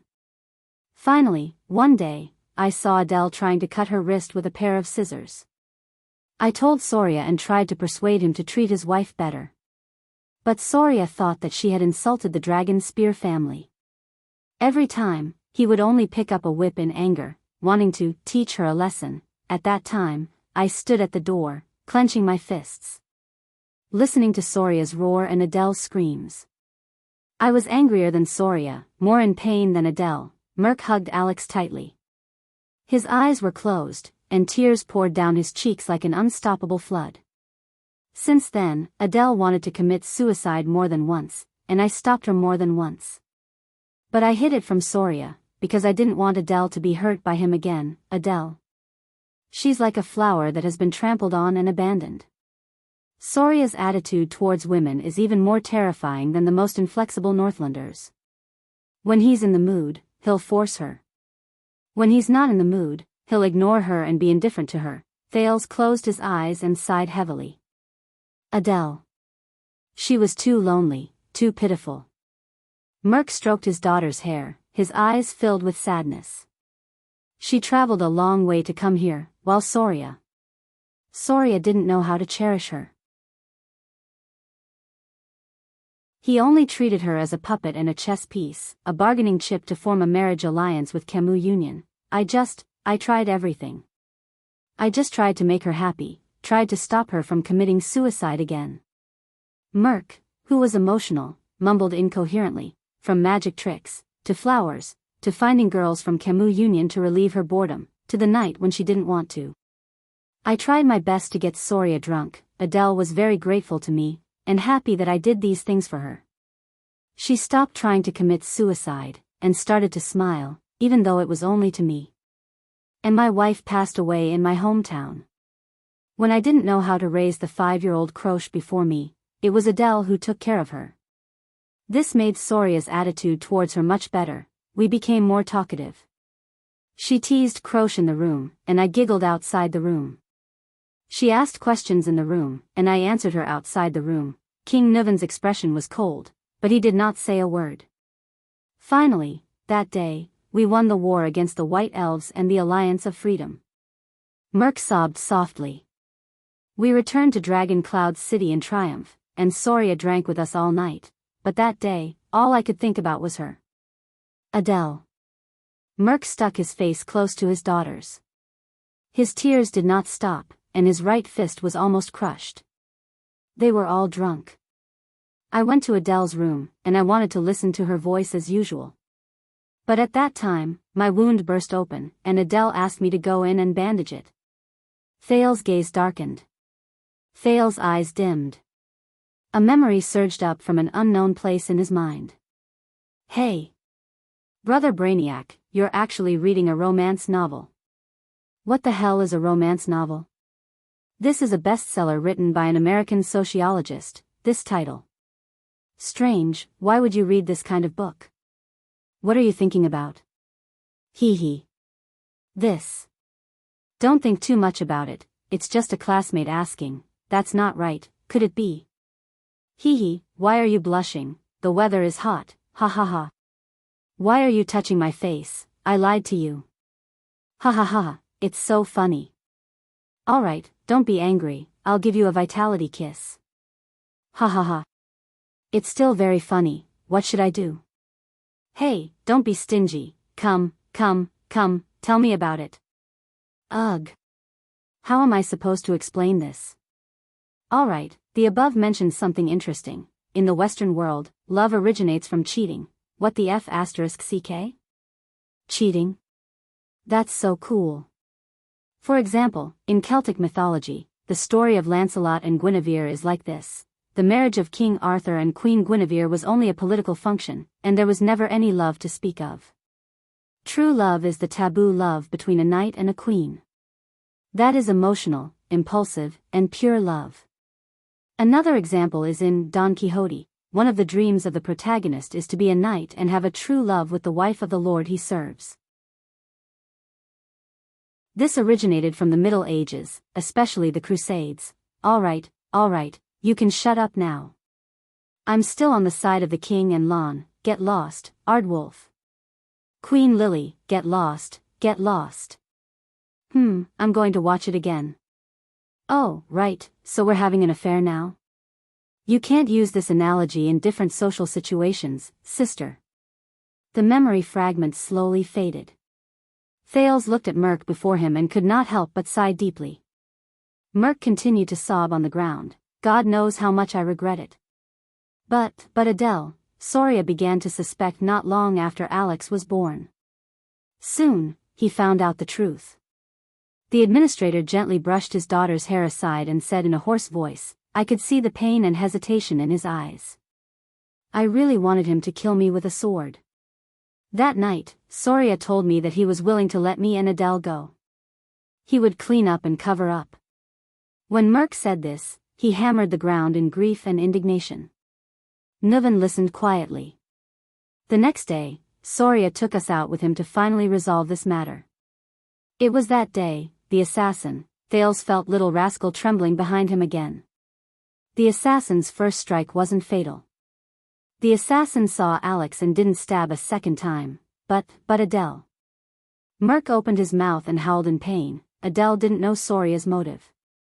She thought His Highness wanted to execute us. So, when she saw Soria fall, she picked up a dagger. Hearing this, King Nuven seemed to lose all his strength and sat down on the stairs weakly.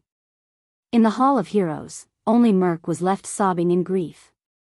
At that moment, Thales, who was watching the indescribable scene before him, only felt a chill in his heart.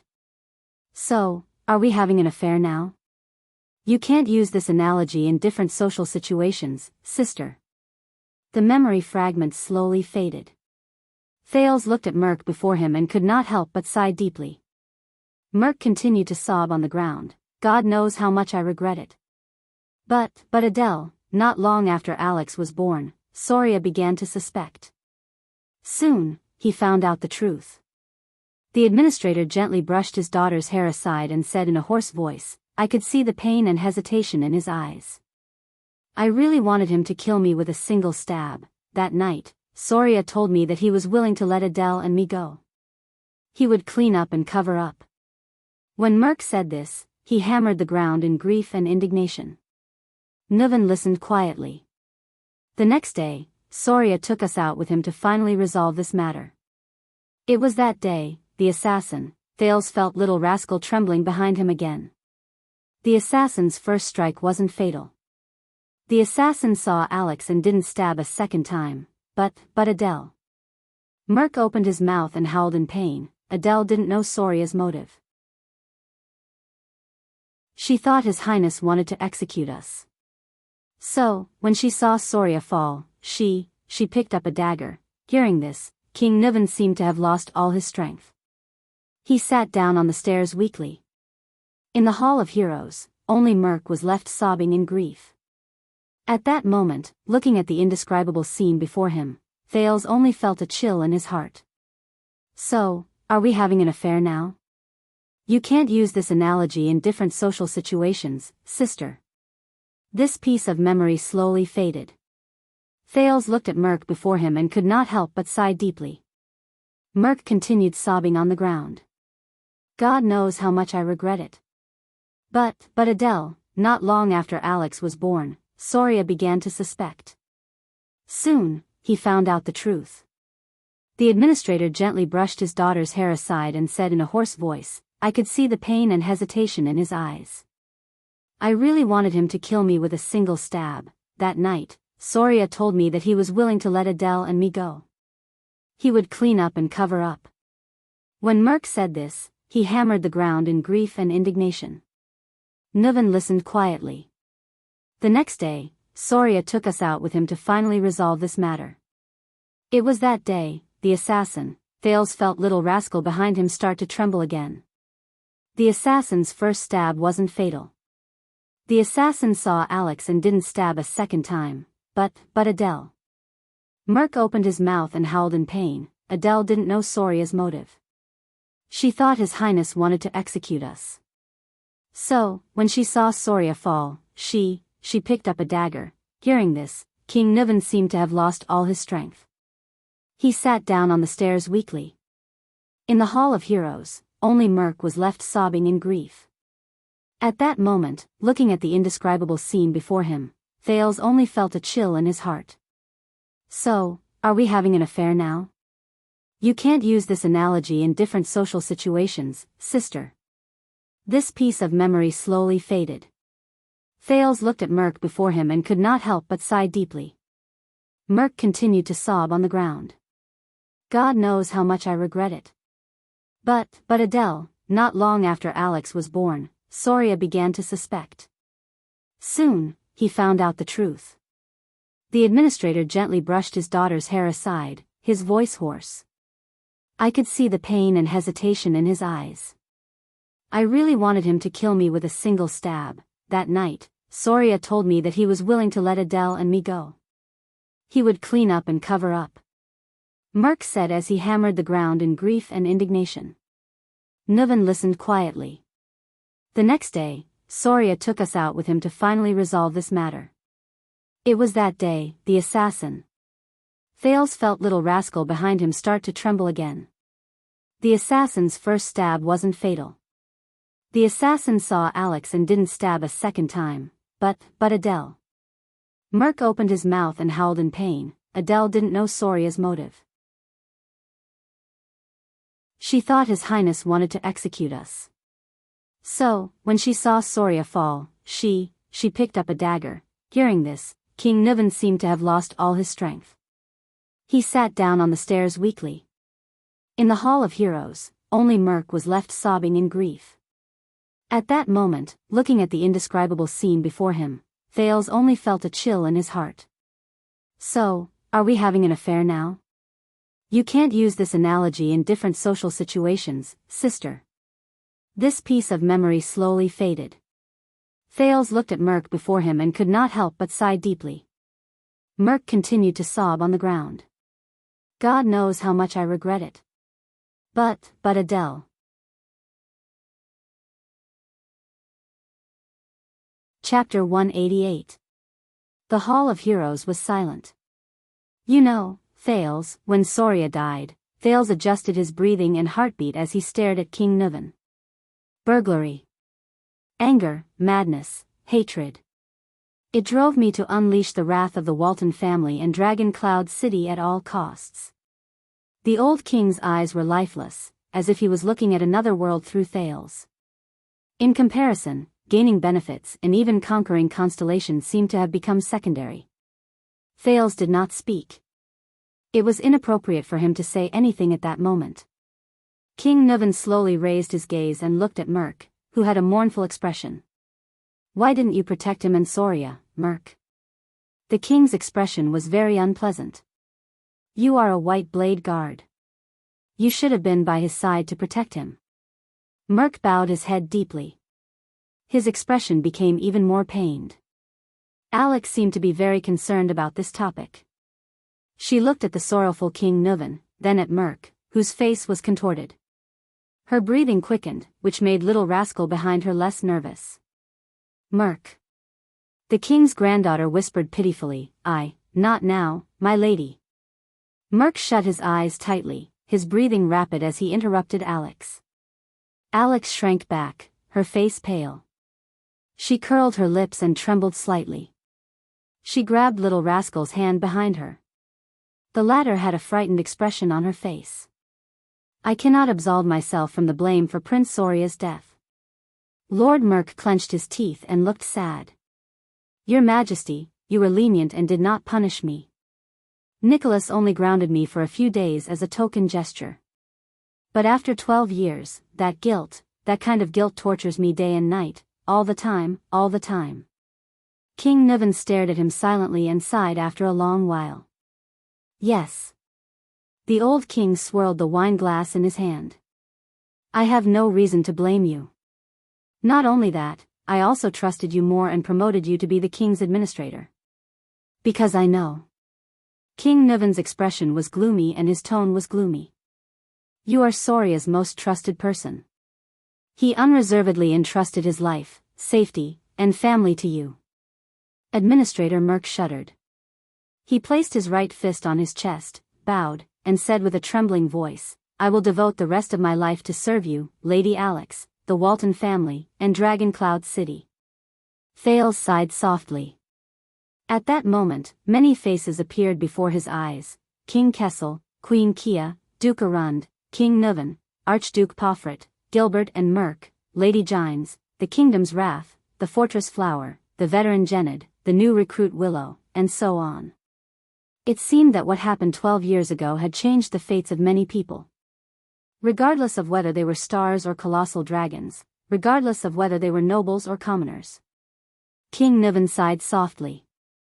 Soria, you have been by his side for many years, starting from the White Blade Guards, Merc. Just then, Alex's lips trembled. She tugged at the corner of Merc's shirt. I think, Merc tried his best to calm himself down. He turned around and comforted Alex. Don't worry, Miss Alex. Soon, Alex shuddered again. Thales furrowed his brows. In the next second, Alex's eyes rolled back, and her whole body went limp. Asterisk thud. Asterisk little rascal, who was behind her, was startled and cried out. Merc's expression changed drastically. He knelt beside Alex and helped her up. Lady Alex. Lady Alex, what happened to you? However, Alex only stared at the ceiling with lifeless eyes. Her limbs swayed unconsciously, and her body began to twitch. Thales jumped down from the stairs and stared at Alex's strange condition in shock. What happened? Does this young lady have some kind of disease? Epilepsy or something else? Little rascal shuddered in fear. Merc's face was pale. He held Alex in his arms and raised his head to look at the king. He said urgently, Your Majesty. Lady Alex, we have to hurry. Yes. But King Nuven still seemed to be immersed in the past. His gaze drifted as he pretended not to hear. He continued, I remember that you were the closest of friends and brothers, whether it was on the battlefield or at banquets. Seeing Alex's strange condition, Merc was extremely anxious and could not help but shout, Your Majesty. Alex's face was as white as a sheet. She opened her eyes and looked at Merc with fear in her eyes. She raised her trembling hands and scratched Merc's clothes in agony, like a drowning person grasping at straws. Thales watched all of this in disbelief. A few seconds later, he came to his senses in panic. King Nuven only stared into the distance with unfocused eyes. Alex's mouth twitched. Her face was drenched in cold sweat, and she looked like she was in extreme pain. Alex opened her mouth wide and inhaled in large mouthfuls of air, but it was as if she was suffocating. The only sound she made was an unintelligible choking sound. Ah, little rascal, who was watching from beside her, covered her mouth with both hands and stepped back in horror. No, no. Merc hugged Alex in a panic. Seeing that she seemed to be suffering, his eyes were filled with fear. Lady Alex, the administrator no longer cared about King Niven's reaction. He picked Alex up and turned around to roar at Little Rascal, "Don't just stand there. Go get the doctor." Little Rascal was shocked. Still in a state of shock, she turned around instinctively. But Thales reacted faster than her. The Prince of Constellation clenched his teeth and ran out of the hall, shouting as he ran. "Is anyone there? Help! I need a doctor." However, a voice that was even colder and more terrifying blocked Thales' words of help from his mouth. "Don't bother. It's a poison refined from blue vine grass. It takes effect violently and quickly. It takes effect within a minute." From the beautiful Archduchess of Anlenzo Dukedom 600 years ago to the eldest son of the King of Constellation 12 years ago, they all died from this poison. Thales shuddered violently. He stopped in his tracks and turned around in disbelief. Lord Merc also raised his head in horror and stared at the top of the stairs with the most incredulous gaze. There, King Niven opened his ice-cold eyes. He stared at Merc and his convulsing granddaughter, as if he was uttering the most vicious curse. "She's already dead." As if to prove the old king's words, in the next second, Alex, who was in Merc's arms, jerked backwards, almost breaking her neck. She stared at Merc with her frightened eyes, as if she did not understand what was happening. Then, Alex Walton, the last direct descendant of the Walton family, slowly closed her eyes. Her body gradually became limp, and she stopped convulsing. Her hands hung in the air, swinging back and forth. Her head was tilted to one side, right at Little Rascal. Little Rascal looked at Alex's expression and screamed in fear, falling on her butt. Thales subconsciously took a step back, his breathing quickening. Why? Impossible. How could this be? Thales could not accept the situation at all. He widened his eyes and fixed his gaze on Alex. After a few seconds, he turned to King Niven, whose face was ashen and gloomy. Especially, the ring on his right little finger, which King Niven was stroking. It belonged to the Emperor of Poison, Kessel Carlus VI, Triumph. And the wine glass in King Niven's hand. "It's you." Thales gasped for air and stared at King Niven in horror. "You poisoned him?" "Humph," King Niven snorted gloomily. "And you, didn't you? The one who handed her the wine glass." "Handed her the wine glass?" Thales clenched his fists so hard that they almost cracked. He gritted his teeth and glared at King Niven. He felt a strange emotion brewing in his chest. Lord Merc's body trembled uncontrollably. He looked at the little girl in his arms. A few seconds later, Merc, whose face was stiff and his mind seemed to be blank, finally reached out his trembling right hand and placed it under Alex's nose. Then, as if he had touched the hottest flame, Merc shivered and withdrew his right hand. Asterisk thud. Asterisk Merc, who was holding Alex, fell to his knees. The administrator raised his head and looked at King Niven, his eyes filled with despair and pleading. "No, no, no." Merc shook his head violently. His face was contorted as he stared at the motionless girl in his arms in disbelief. He looked at His Majesty in panic and fear, then at Lady Alex, who seemed to be asleep in his arms. At that moment, Merc's terrified face was filled with helplessness. Thales stared at the motionless Alex in a daze. Little Rascal, who was sitting by Thales' feet, seemed to be scared out of her wits. She just stared at Alex's body blankly and shivered from time to time. Merc's face began to contort. "I beg you, Your Majesty." He knelt on the ground. His voice had changed as he spoke. He sounded like an asthmatic, gasping and pausing. Tears rolled down Merc's cheeks and dripped onto Alex's face. Then came his pleading voice, "Why?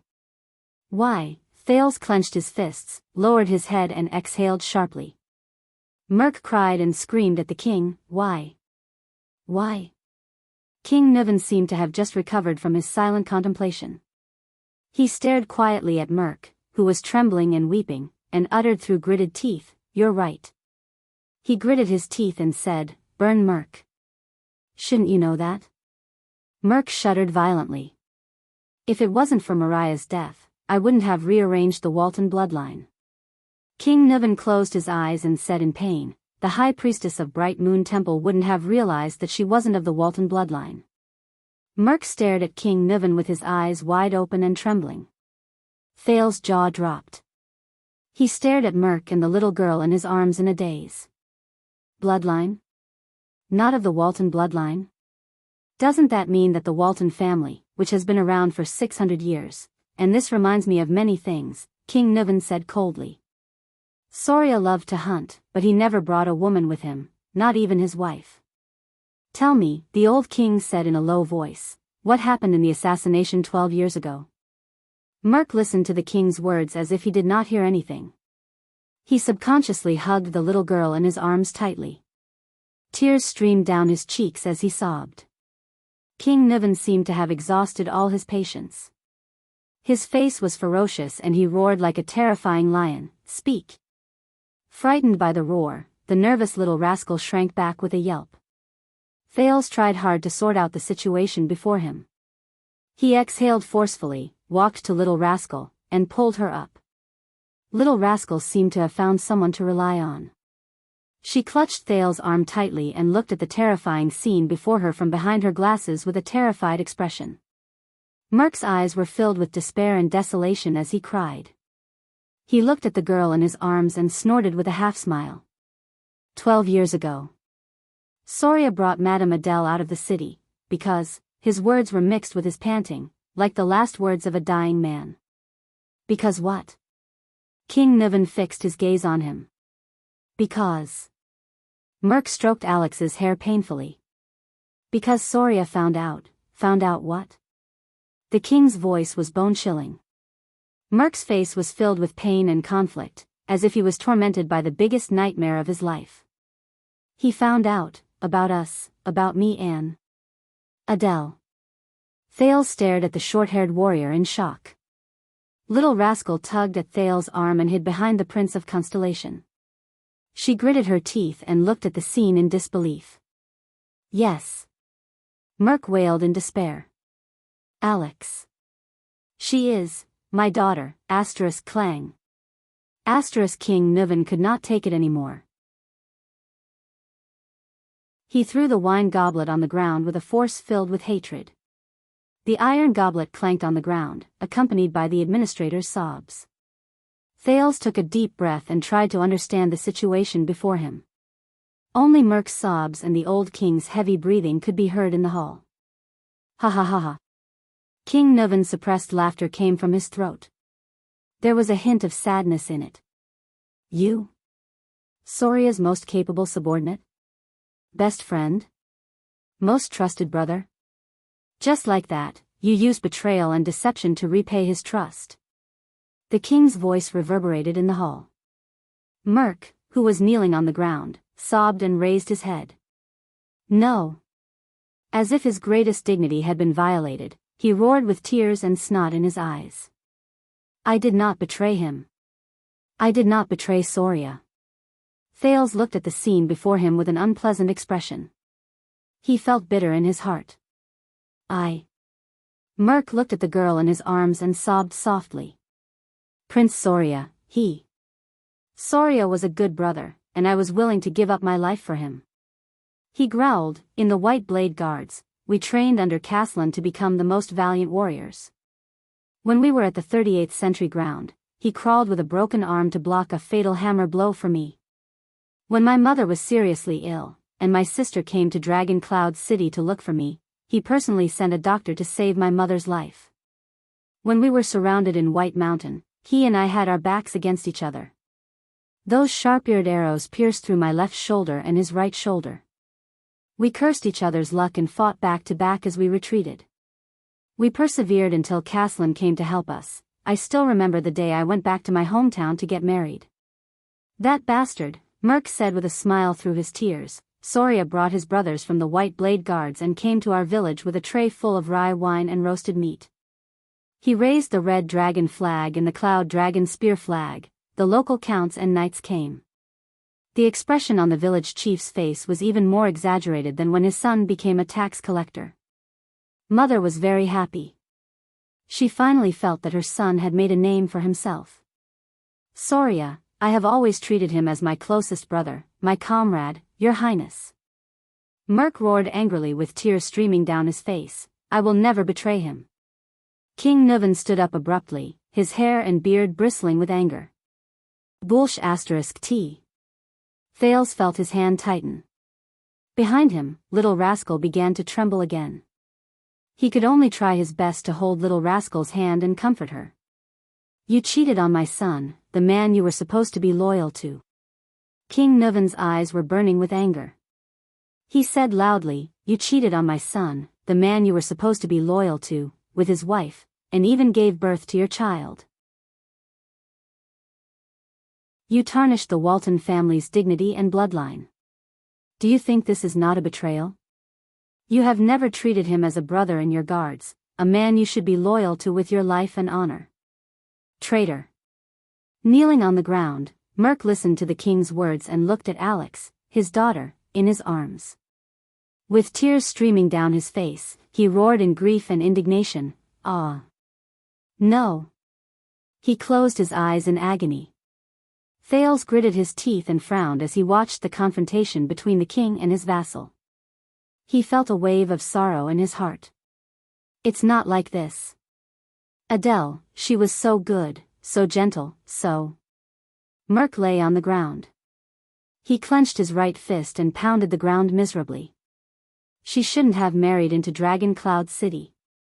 Shouldn't have met Soria. Should have met you? King Nuvan's words were filled with terrifying emotions. Shameless traitor. Adele. Adele. That was a mistake. Merc's teeth trembled as he caressed his daughter's face. His expression changed several times, as if he was looking at another person through her. Whether it was me and her, or Soria and her. It was all a mistake. She shouldn't have left Camus Union, Vine City, the flowers, and the blue sky that she cherished. She only belonged there. As for Soria, he's a good brother and a good warrior, but he never cared about women. Prostitutes, women he captured after the war, maids in the castle, and ladies of the nobles. None of them made a difference to him. Merc put his face against Alex's and cried, Soria, Soria, Soria. Soria's world was only about wine and battles, politics and victory. The only people he cared about were warriors, friends, and enemies. On the night of their wedding, Soria was dead drunk. I stood guard outside their bedroom. That sound was like sex. I guess Soria thought that it was a celebration after another battle. The next morning, Soria went hunting. He left me to watch over Adele. Her expression, that was not the expression a newlywed wife should have. Thales listened to Merc's desolate and painful confession with an unpleasant expression. Finally, one day, I saw Adele trying to cut her wrist with a pair of scissors. I told Soria and tried to persuade him to treat his wife better. But Soria thought that she had insulted the Dragon Spear family. Every time, he would angrily pick up his whip and teach her a lesson. Soria said. At that time, I stood at the door, clenching my fists, listening to Soria's roars and Adele's screams. My heart was angrier than Soria, and more painful than Adele. Merc hugged Alex tightly. His eyes were closed, and tears gushed down his cheeks like an unstoppable flood. Since then, Adele wanted to commit suicide more than once. I also stopped her more than once, but I hid it from Soria, because I did not want Adele to be hurt by him again. Adele. She's like a flower that has been trampled on and abandoned. Soria's attitude towards women is even more terrifying than the most inflexible Northlanders. When he's in the mood, he'll force her. When he's not in the mood, he'll ignore her and be indifferent to her. Thales closed his eyes and sighed heavily. Adele. She was too lonely, too pitiful. Merc stroked his daughter's hair. His eyes were filled with sadness.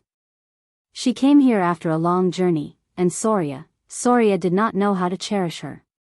He only treated her as a puppet and a chess piece, a bargaining chip to form a marriage alliance with Camus Union. I tried everything. I just tried to make her happy, tried to stop her from committing suicide again. Agitated, Merc muttered incoherently, from magic tricks, to flowers, to finding girls from Camus Union to relieve her boredom, to trying my best to get Soria drunk at night when she did not want to. Adele was very grateful to me, and happy that I did these things for her. She stopped trying to commit suicide, and started to smile, even though it was only to me. And my wife passed away in my hometown. When I did not know how to raise the 5-year-old Croche before me, Adele was the one who took care of her. This made Soria's attitude towards her much better. We became more talkative. She teased Croche in the room, and I laughed foolishly outside the room. She asked questions in the room, and I answered her outside the room. King Nuven's expression was cold, but he did not say a word. Finally, that day, we won the war against the White Elves and the Alliance of Freedom. Merc sobbed softly. We returned to Dragon Cloud City in triumph, and Soria drank with us all night, but that day, all I could think about was her. Adele. Merc pressed his face tightly against his daughter's. His tears did not stop, and his right fist was almost crushed. They were all drunk. I went to Adele's room, and I wanted to listen to her voice as usual. But at that time, my wound burst open, and Adele asked me to go in and bandage it. Thail's gaze darkened. Thail's eyes dimmed. A memory surged up from an unknown place in his mind. Hey! Brother Brainiac, you're actually reading a romance novel. What the hell is a romance novel? This is a bestseller written by an American sociologist, this title. Strange, why would you read this kind of book? What are you thinking about? Hee hee. This. Don't think too much about it, it's just a classmate asking. That's not right, could it be? Hee hee, why are you blushing? The weather is hot, ha ha ha. Why are you touching my face? I lied to you. Ha ha ha, it's so funny. Alright, don't be angry, I'll give you a vitality kiss. Ha ha ha. It's still very funny, what should I do? Hey, don't be stingy, come, tell me about it. Ugh. How am I supposed to explain this? Alright, the above mentions something interesting. In the Western world, love originates from cheating. What the F***? Cheating? That's so cool. For example, in Celtic mythology, the story of Lancelot and Guinevere is like this. The marriage of King Arthur and Queen Guinevere was only a political function, and there was never any love to speak of. True love is the taboo love between a knight and a queen. That is emotional, impulsive, and pure love. Another example is in Don Quixote. One of the dreams of the protagonist is to be a knight and have a true love with the wife of the king he serves, the mistress. This originated from the Middle Ages, especially the Crusades. Alright, you can shut up now. I'm still on the side of the king and Lon as a couple. Coyote, get lost.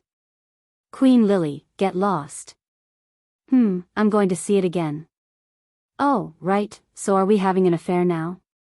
Different social situations can't be compared like this, sister. The memory fragment slowly faded away. Thales looked at Merc before him and could not help but sigh deeply. Merc continued to sob on the ground. God knows how much I regret it. But Adele, Soria began to suspect not long after Alex was born. Soon, he found out the truth. The administrator gently brushed his daughter's hair aside and said in a hoarse voice, I could see the pain and hesitation in his eyes. I really wanted him to kill me with a sword. That night, Soria told me that he was willing to let me and Adele go. He would clean up and cover up. Merc said as he hammered the ground in grief and indignation. Nuven listened quietly. The next day, Soria took us out with him to finally resolve this matter.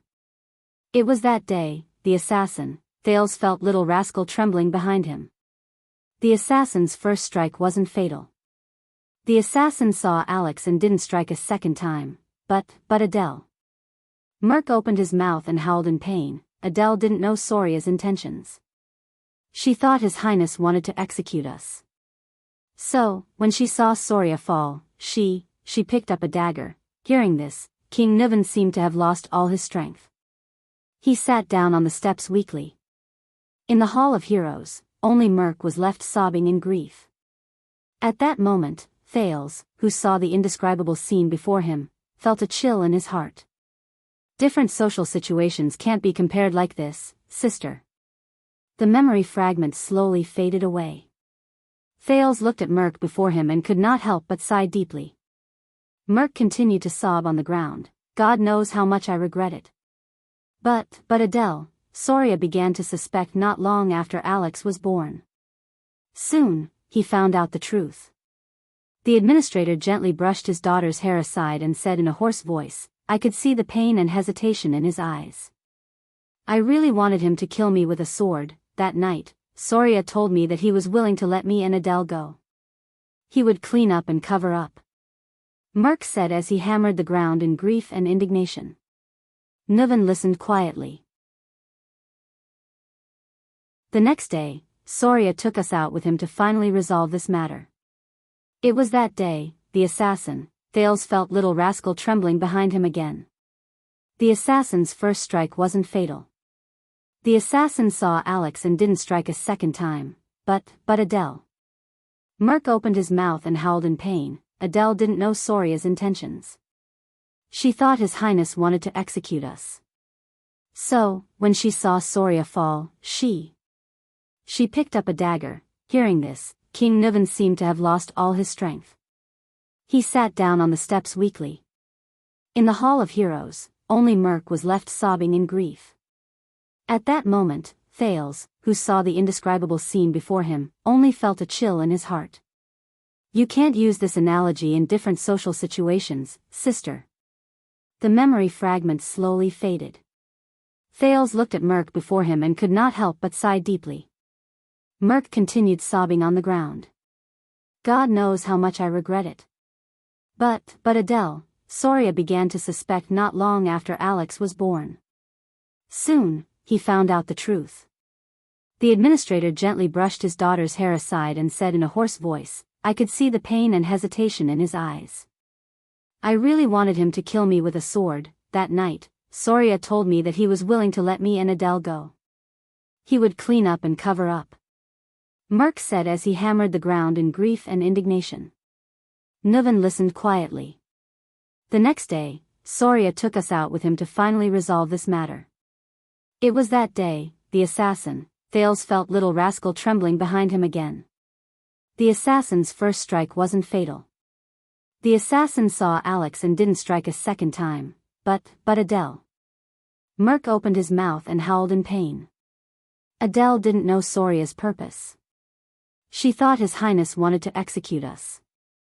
So, when she saw Soria fall, she picked up a dagger. Hearing this, King Niven seemed to have lost all his strength. He sat down on the stairs weakly. In the Hall of Heroes, only Merc was left sobbing in grief. At that moment, Thales, who saw the indescribable scene before him, felt a chill in his heart. You can't use this analogy in different social situations, sister. The memory fragment slowly faded. Thales looked at Merc before him and could not help but sigh deeply. Merc continued sobbing on the ground. God knows how much I regret it. But Adele, Soria began to suspect not long after Alex was born. Soon, he found out the truth. The administrator gently brushed his daughter's hair aside and said in a hoarse voice, I could see the pain and hesitation in his eyes. I really wanted him to kill me with a sword. That night, Soria told me that he was willing to let me and Adele go. He would clean up and cover up. Merc said as he hammered the ground in grief and indignation. Niven listened quietly. The next day, Soria took us out with him to finally resolve this matter. It was that day, the assassin, Thales felt little rascal trembling behind him again. The assassin's first strike wasn't fatal. The assassin saw Alex and didn't strike a second time, but Adele. Merc opened his mouth and howled in pain. Adele didn't know Soria's purpose. She thought His Highness wanted to execute us. So, when she saw Soria fall, she picked up a dagger. Hearing this, King Niven seemed to have lost all his strength. He sat down on the stairs weakly. In the Hall of Heroes, only Merc was left sobbing in grief.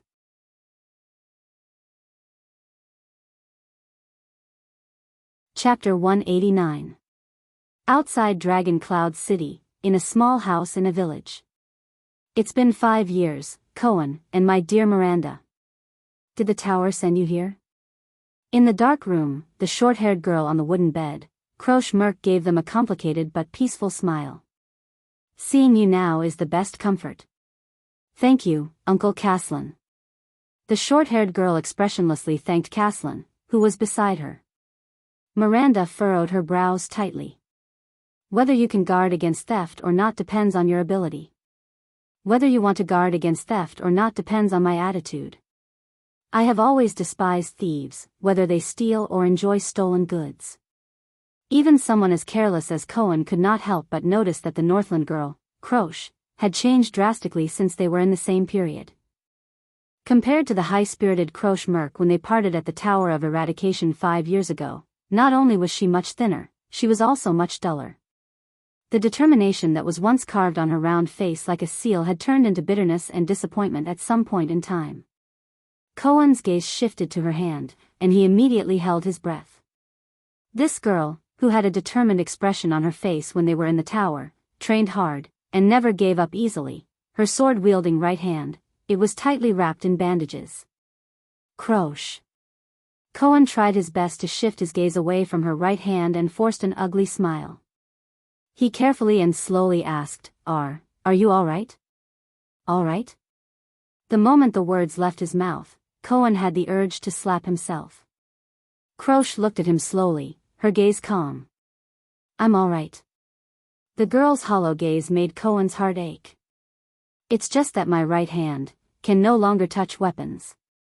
There was silence. Cohen was so embarrassed that he did not know how to continue. Damn it, if only Raphael was here at this moment. Comforting people has always been that boy in white strong suit. As expected, Miranda walked forward, leaving Cohen to roll his eyes.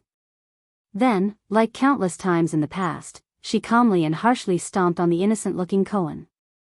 Hiss, just as Cohen was grimacing in pain, Miranda sat on the edge of Croche's bed. Her expression did not change as she said decisively, Who did it? At this moment, any consolation would be futile. Miranda thought to herself, I might as well get straight to the point so that she doesn't have to think about those useless things. Beside them, Caslin coughed. The former leader of the White Blade Guards did not have much to say in front of Croche. He had seen this kind of situation in too many retired soldiers. Caslin sighed deeply in his heart. And they, the soldiers, would never know how lucky they were to be able to retire after being injured. Croche snapped out of her daze and flashed an ugly smile. I think all of you should know some of the causes and consequences. Croche's tone had calmed down. She did not sound like a swordsman who had just lost hope in using a sword. A military officer named Hardy was lurking in Black Sand Region's army and almost assassinated your prince with a mystic gun under the fortress. Cohen nodded. I saw that scene on Broken Dragon Fortress, but I didn't see it clearly. I thought it was just a test shot to demonstrate, Miranda replied quietly. By the way, Miranda, you are now a capable subordinate of the Fortress Flower in Constellation, right? Croche smiled at her former classmate. She then glanced at her right hand. Her expression darkened and she spat out a few words. She said, Congratulations. Miranda's expression was indifferent. She did not speak. She only silently extended her hand and held Croche's left hand tightly. Feeling the warmth of Miranda's hand, Croche trembled slightly. That. Ah. Cohen, who was scratching his ears and cheeks at the side, was about to speak when Miranda elbowed him with an expressionless face, making him swallow all the words he was about to say. With a face full of grief and indignation, Cohen continued to bare his teeth soundlessly. At the same time, he continued to protest at Miranda with his gaze. Must you do this? Croche snickered. This scene reminded her of what had happened in the Tower of Eradication in the past. Caslin, who was standing by the side with his arms crossed, looked at Miranda approvingly. What an attentive and considerate girl. She has unknowingly lifted Croche's mood. The Arun family's daughter is just a little too cold. It would be better if she could smile more. According to the Archduke's instructions, we tracked down the arms dealer of that officer, Hardy. Croche maintained the smile that had appeared on her face after much difficulty and continued to say, they sold the mystic gun parts that Hardy replaced from the army and were supposed to be destroyed to the south and the west. Hardy used this to exchange for more funds, and then used these funds back on the training of the troops and social relations. In a few years, perhaps His Grace's mystic gun squad would be under the control of those people. Fortunately, we discovered it early and intercepted his underground arms dealer. That officer. What did you find out about him? Miranda asked softly. Not much, Croche said faintly. Hardy came from a small village further north. It's the territory of Archduke Letko in Defense City. He was a person who personally experienced the war between Extet and Constellation 11 or 12 years ago. He survived the tragic attack in defense of Broken Dragon Fortress, but he lost a hand and half of his face under the bombardment of the mystic gun. Miranda's face paled. It was the war from 12 years ago again. Cohen sighed and walked forward. Carefully avoiding the range of Miranda's unarmed attacks, he asked slowly, the Archduke of Defense City, one of the two archdukes in the north of Extet? The Letko family? So, Archduke Letko was the mastermind behind the conspiracy to murder the Prince of Constellation with the help of the mystic gun? Croche shook her head. It's not that simple. Hardy came to Black Sand region after the war and has been living there ever since. He hasn't come into contact with anyone related to Defense City, so we can't be sure that it's him. But there is one thing that makes us very suspicious. We interrogated Hardy's arms dealer and found out that Hardy mentioned once that he had a daughter named Lucy. Cohen's eyes brightened. You found his daughter? Is there something wrong with her? Not only is there something wrong with her. Croche pursed her lips tightly and shook her head. There's no such person. There's no such person? Cohen asked, puzzled. Hardy has been single for more than 40 years. This is what we confirmed from his neighbors.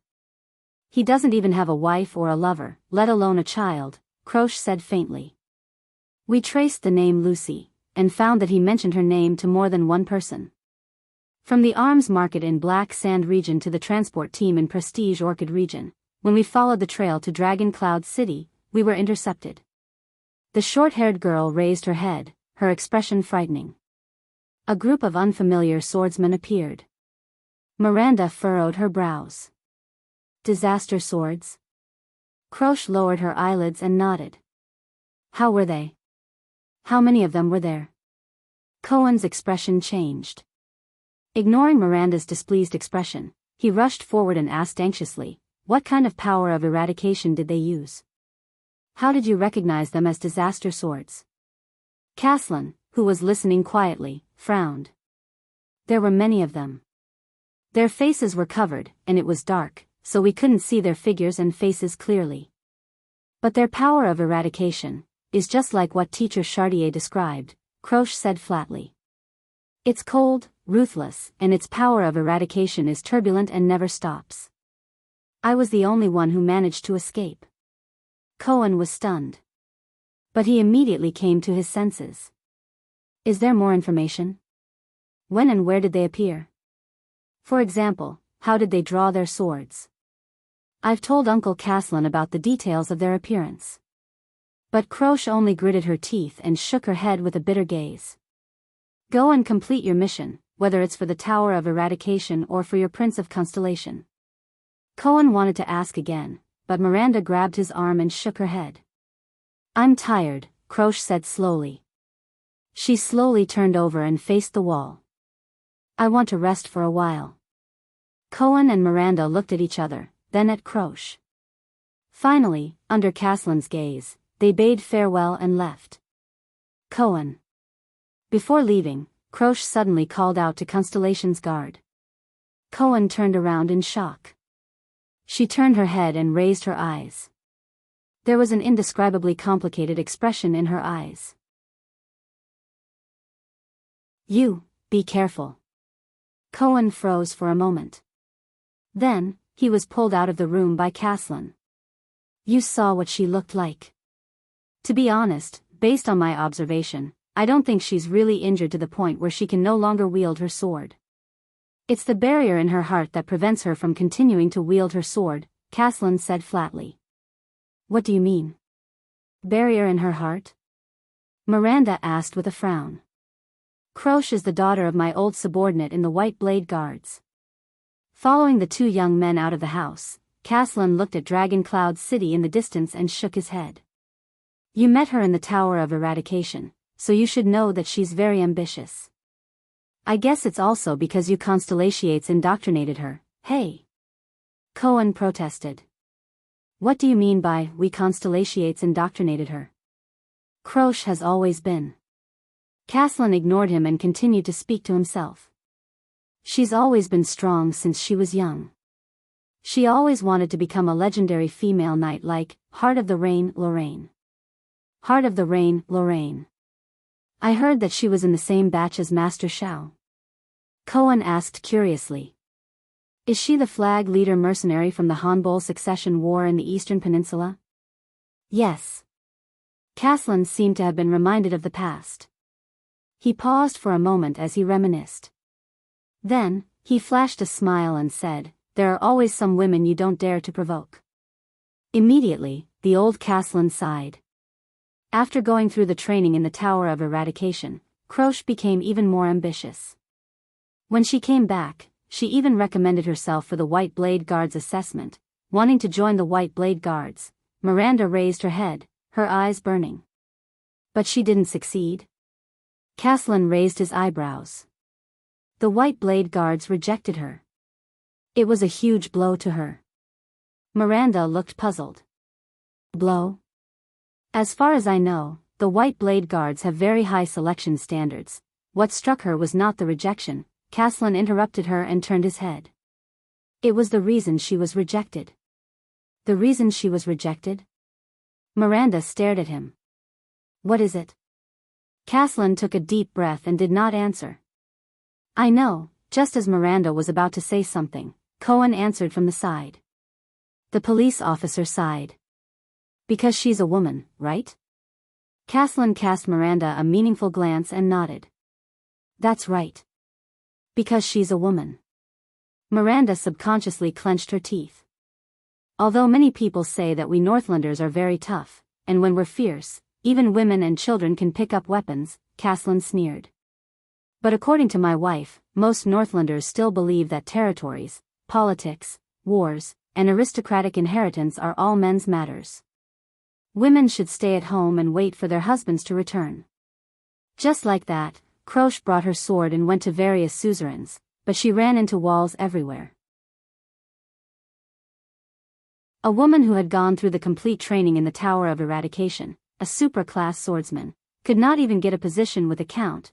There were a few viscounts and barons who were willing to take her in, on the condition that she would marry them after her term was up. Without a doubt, it was all because of her father's position in the White Blade Guards. Miranda tightened her grip on the hilt of the sword at her waist. "Compared to my smooth-sailing life in Constellation, my father's care, and Sonia's care. Is this what Croche faced in Northland, and what happened to her in Extet?" According to her father, Croche even considered going to the southwest, to Bramble Land, Dragon-Kissed Basin, or even the Great Desert to become a mercenary. But in the end, she went to Black Sand region and used her father's name to work for my good-for-nothing nephew, a viscount named Kenvita. She got a position in his territory. Caslin sighed. Caslin sighed and said, "I suspect that this is one of the methods Chapman Lampard used to draw me to his side," but looking at Croche, and this time, Caslin shook his head. "So you know why, little Arund girl." The old man raised his gaze and looked at Miranda. "To be honest, your attire is too eye-catching in Northland." Miranda did not say a word. She only stared at the distant Dragon Cloud City. When I was at the Western front line, due to the occasional shortage of soldiers, there were some female soldiers there, Cohen said slowly. There were female mercenaries from the southwestern countries who joined the army due to various reasons such as being unable to survive. Most of them were female mercenaries, but they were usually not welcomed. Cohen's eyes sparkled as he said, born with less strength and weight than men, a special requirement for the style of armor on the upper body, and an absolute disadvantage in height. These are often fatal when facing orcs, because you have to jump to attack their vital parts. Of course, there's also the monthly, Their status in the military camp is very low. Sometimes, they often have to rely on. Cohen lowered his head and furrowed his brows. To please their superiors and colleagues. And once they fall into the hands of the enemy, especially the barren bone people, they often end up much worse than men. So, even I usually avoid female soldiers when choosing soldiers for the commandos. Miranda still did not say a word. I guess this is also the consideration of the White Blade Guards. Caslin sighed. Learning the sword in the Tower of Eradication is one thing, but women are naturally not suited for the battlefield. Excuses. Miranda raised her head abruptly and snorted coldly. All of you, men only see the disadvantages of female soldiers on the battlefield and deliberately ignore their advantages. Advantages? Caslin furrowed his brows. Cohen raised his eyebrows helplessly. At an angle that Miranda could not see, he spread his hands at Caslin. Less exhaustion than men, endurance that far surpasses men, flexibility and agility beyond imagination, meticulous and keen observation skills, and calmness in the face of danger. These are all women's advantages, Miranda said indignantly. Even in terms of strength and height, take the kingdom's wrath for example, I saw with my own eyes that his height and strength are not comparable to Lady Sonia's. Besides, we have the power of eradication. And I am also a woman, Miranda said coldly.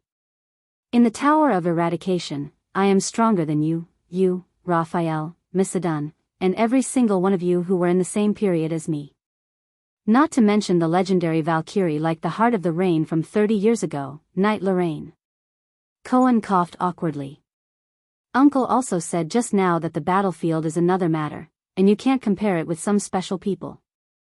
The police officer spread his hands helplessly.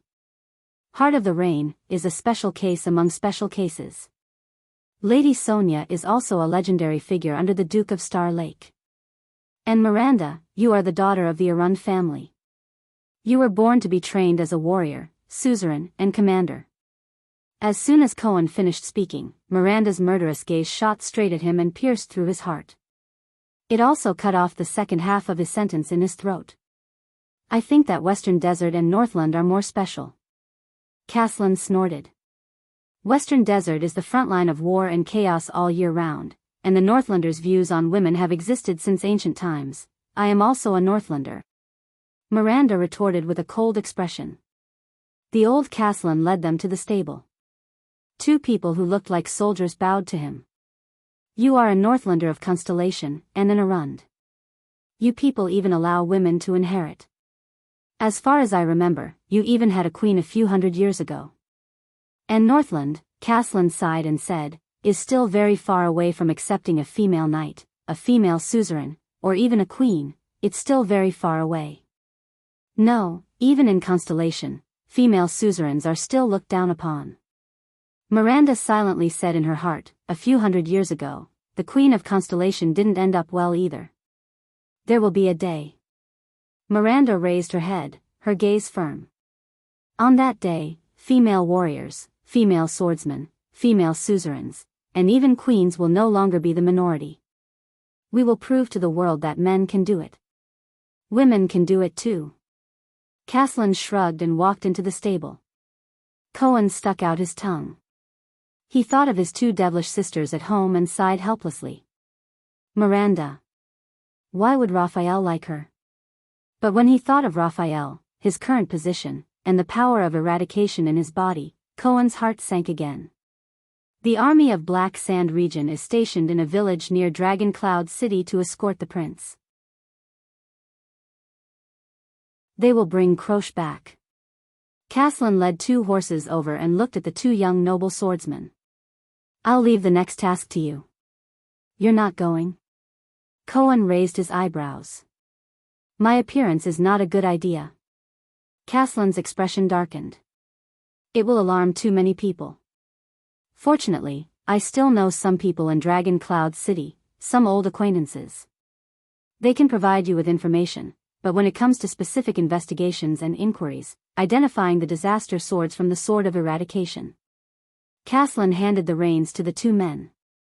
No one is more experienced in this field than you and the seeds of the Tower of Eradication this time.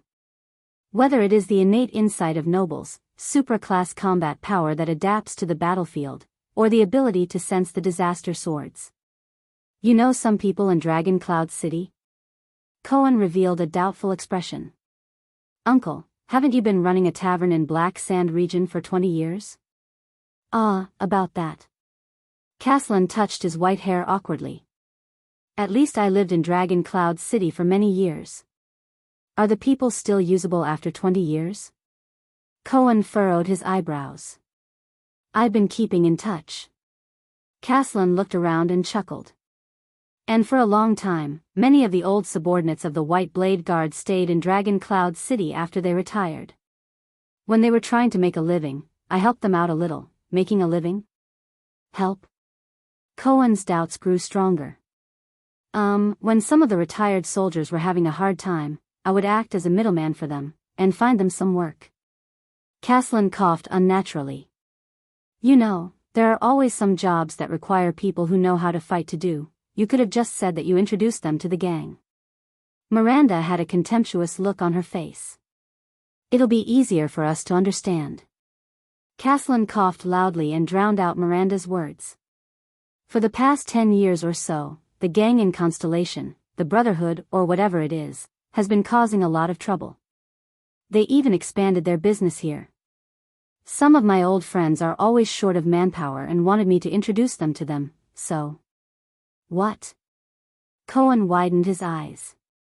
After all this time, Uncle, you're actually the contact and introducer for the gang in Dragon Cloud City? Caslin's coughing grew louder. Under the doubtful gazes of the 2 young men, he raised his head in a righteous manner and patted their shoulders. Anyway, whether it's the mission of the Tower of Eradication, giving Croche an explanation, or the truth behind the assassination of the Prince of Constellation, I'll leave it to you. Miranda and Cohen revealed a contemptuous look, while the other clicked his tongue and shook his head. Remember, your mission is only to investigate, not to throw your lives away for an unverified piece of information. Before they left, Caslin became serious. But all of you have the ability to come into contact with the disaster swords, and even survive their attacks. As long as you don't run into a supreme-class swordsman. I believe in your abilities. The 2 of them looked at each other and nodded seriously. My people will help you, but if you make a big deal out of this, remember to hide yourself well. Although your prince is currently on a diplomatic mission to Extet, and the tension between the 2 countries has largely been reduced by his arrival, it is not a good thing for Constellations, especially the family members of Constellation nobles, to recklessly expose their identities here. Also, what you need to pay attention to and worry about is not as simple as the disaster swords on the surface. Caslin narrowed his eyes. The disaster swords may be working with an extension suzerain, such as an archduke.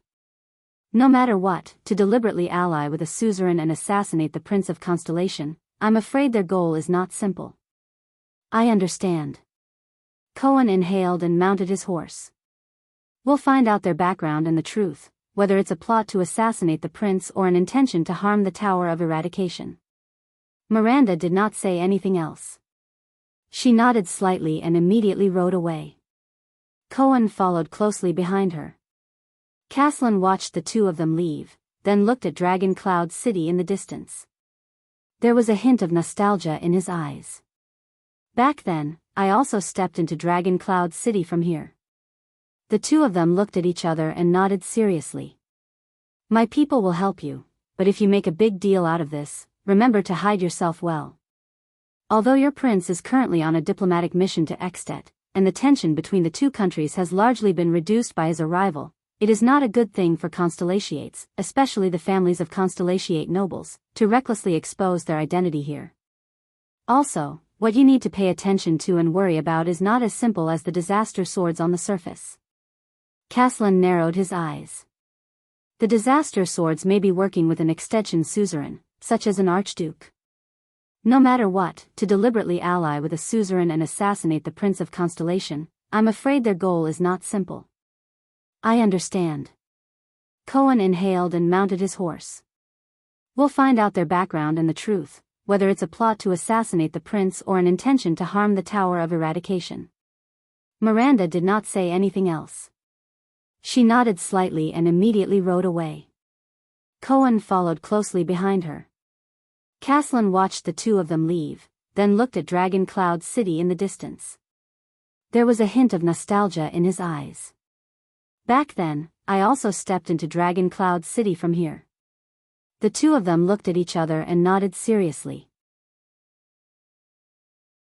My people will help you, but if you make a big deal out of this, remember to hide yourself well.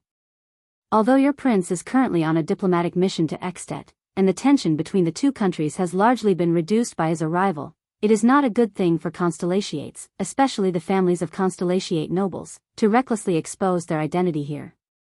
Also, what you need to pay attention to and worry about is not as simple as the disaster swords on the surface. Caslin narrowed his eyes. The disaster swords may be working with an extension suzerain, such as an archduke. No matter what, to deliberately ally with a suzerain and assassinate the Prince of Constellation, I'm afraid their goal is not simple. I understand. Cohen inhaled and mounted his horse. We'll find out their background and the truth, whether it's a plot to assassinate the prince or an intention to harm the Tower of Eradication. Miranda did not say anything else. She nodded slightly and immediately rode away. Cohen followed closely behind her. Caslin watched the two of them leave, then looked at Dragon Cloud City in the distance. There was a hint of nostalgia in his eyes. Back then, I also stepped into Dragon Cloud City from here. The two of them looked at each other and nodded seriously. My people will help you, but if you make a big deal out of this, remember to hide yourself well.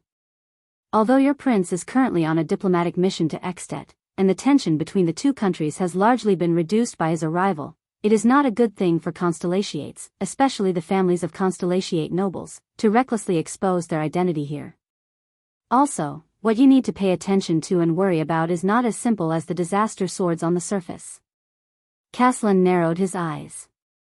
The disaster swords may be working with an extension suzerain, such as an archduke. No matter what, to deliberately ally with a suzerain and assassinate the Prince of Constellation, I'm afraid their goal is not simple. I understand. Cohen inhaled and mounted his horse. We'll find out their background and the truth, whether it's a plot to assassinate the prince or an intention to harm the Tower of Eradication. Miranda did not say anything else. She nodded slightly and immediately rode away. Cohen followed closely behind her. Caslin watched the two of them leave, then looked at Dragon Cloud City in the distance. There was a hint of nostalgia in his eyes. Back then, I also stepped into Dragon Cloud City from here. The two of them looked at each other and nodded seriously. My people will help you, but if you make a big deal out of this, remember to hide yourself well. Although your prince is currently on a diplomatic mission to Extet, and the tension between the two countries has largely been reduced by his arrival, it is not a good thing for Constellatiates, especially the families of Constellatiate nobles, to recklessly expose their identity here. Also, what you need to pay attention to and worry about is not as simple as the disaster swords on the surface. Caslin narrowed his eyes. The disaster swords may be working with an extension suzerain, such as an archduke. No matter what, to deliberately ally with a suzerain and assassinate the Prince of Constellation, I'm afraid their goal is not simple. I understand. Cohen inhaled and mounted his horse. We'll find out their background and the truth, whether it's a plot to assassinate the prince or an intention to harm the Tower of Eradication. Miranda did not say anything else. She nodded slightly and immediately rode away. Cohen followed closely behind her. Caslin watched the two of them leave, then looked at Dragon Cloud City in the distance. There was a hint of nostalgia in his eyes. Back then, I also stepped into Dragon Cloud City from here. The two of them looked at each other and nodded seriously. My people will help you, but if you make a big deal out of this, remember to hide yourself well. Although your prince is currently on a diplomatic mission to Extet, and the tension between the two countries has largely been reduced by his arrival, it is not a good thing for Constellatiates, especially the families of Constellatiate nobles, to recklessly expose their identity here. Also, what you need to pay attention to and worry about is not as simple as the disaster swords on the surface. Caslin narrowed his eyes. The disaster swords may be working with an extension suzerain, such as an archduke. No matter what, to deliberately ally with a suzerain and assassinate the Prince of Constellation, I'm afraid their goal is not simple. I understand. Cohen inhaled and mounted his horse. We'll find out their background and the truth, whether it's a plot to assassinate the prince or an intention to harm the Tower of Eradication. Miranda did not say anything else. She nodded slightly and immediately rode away. Cohen followed closely behind her. Caslin watched the two of them leave, then looked at Dragon Cloud City in the distance. There was a hint of nostalgia in his eyes. Back then, I also stepped into Dragon Cloud City from here. The two of them looked at each other and nodded seriously.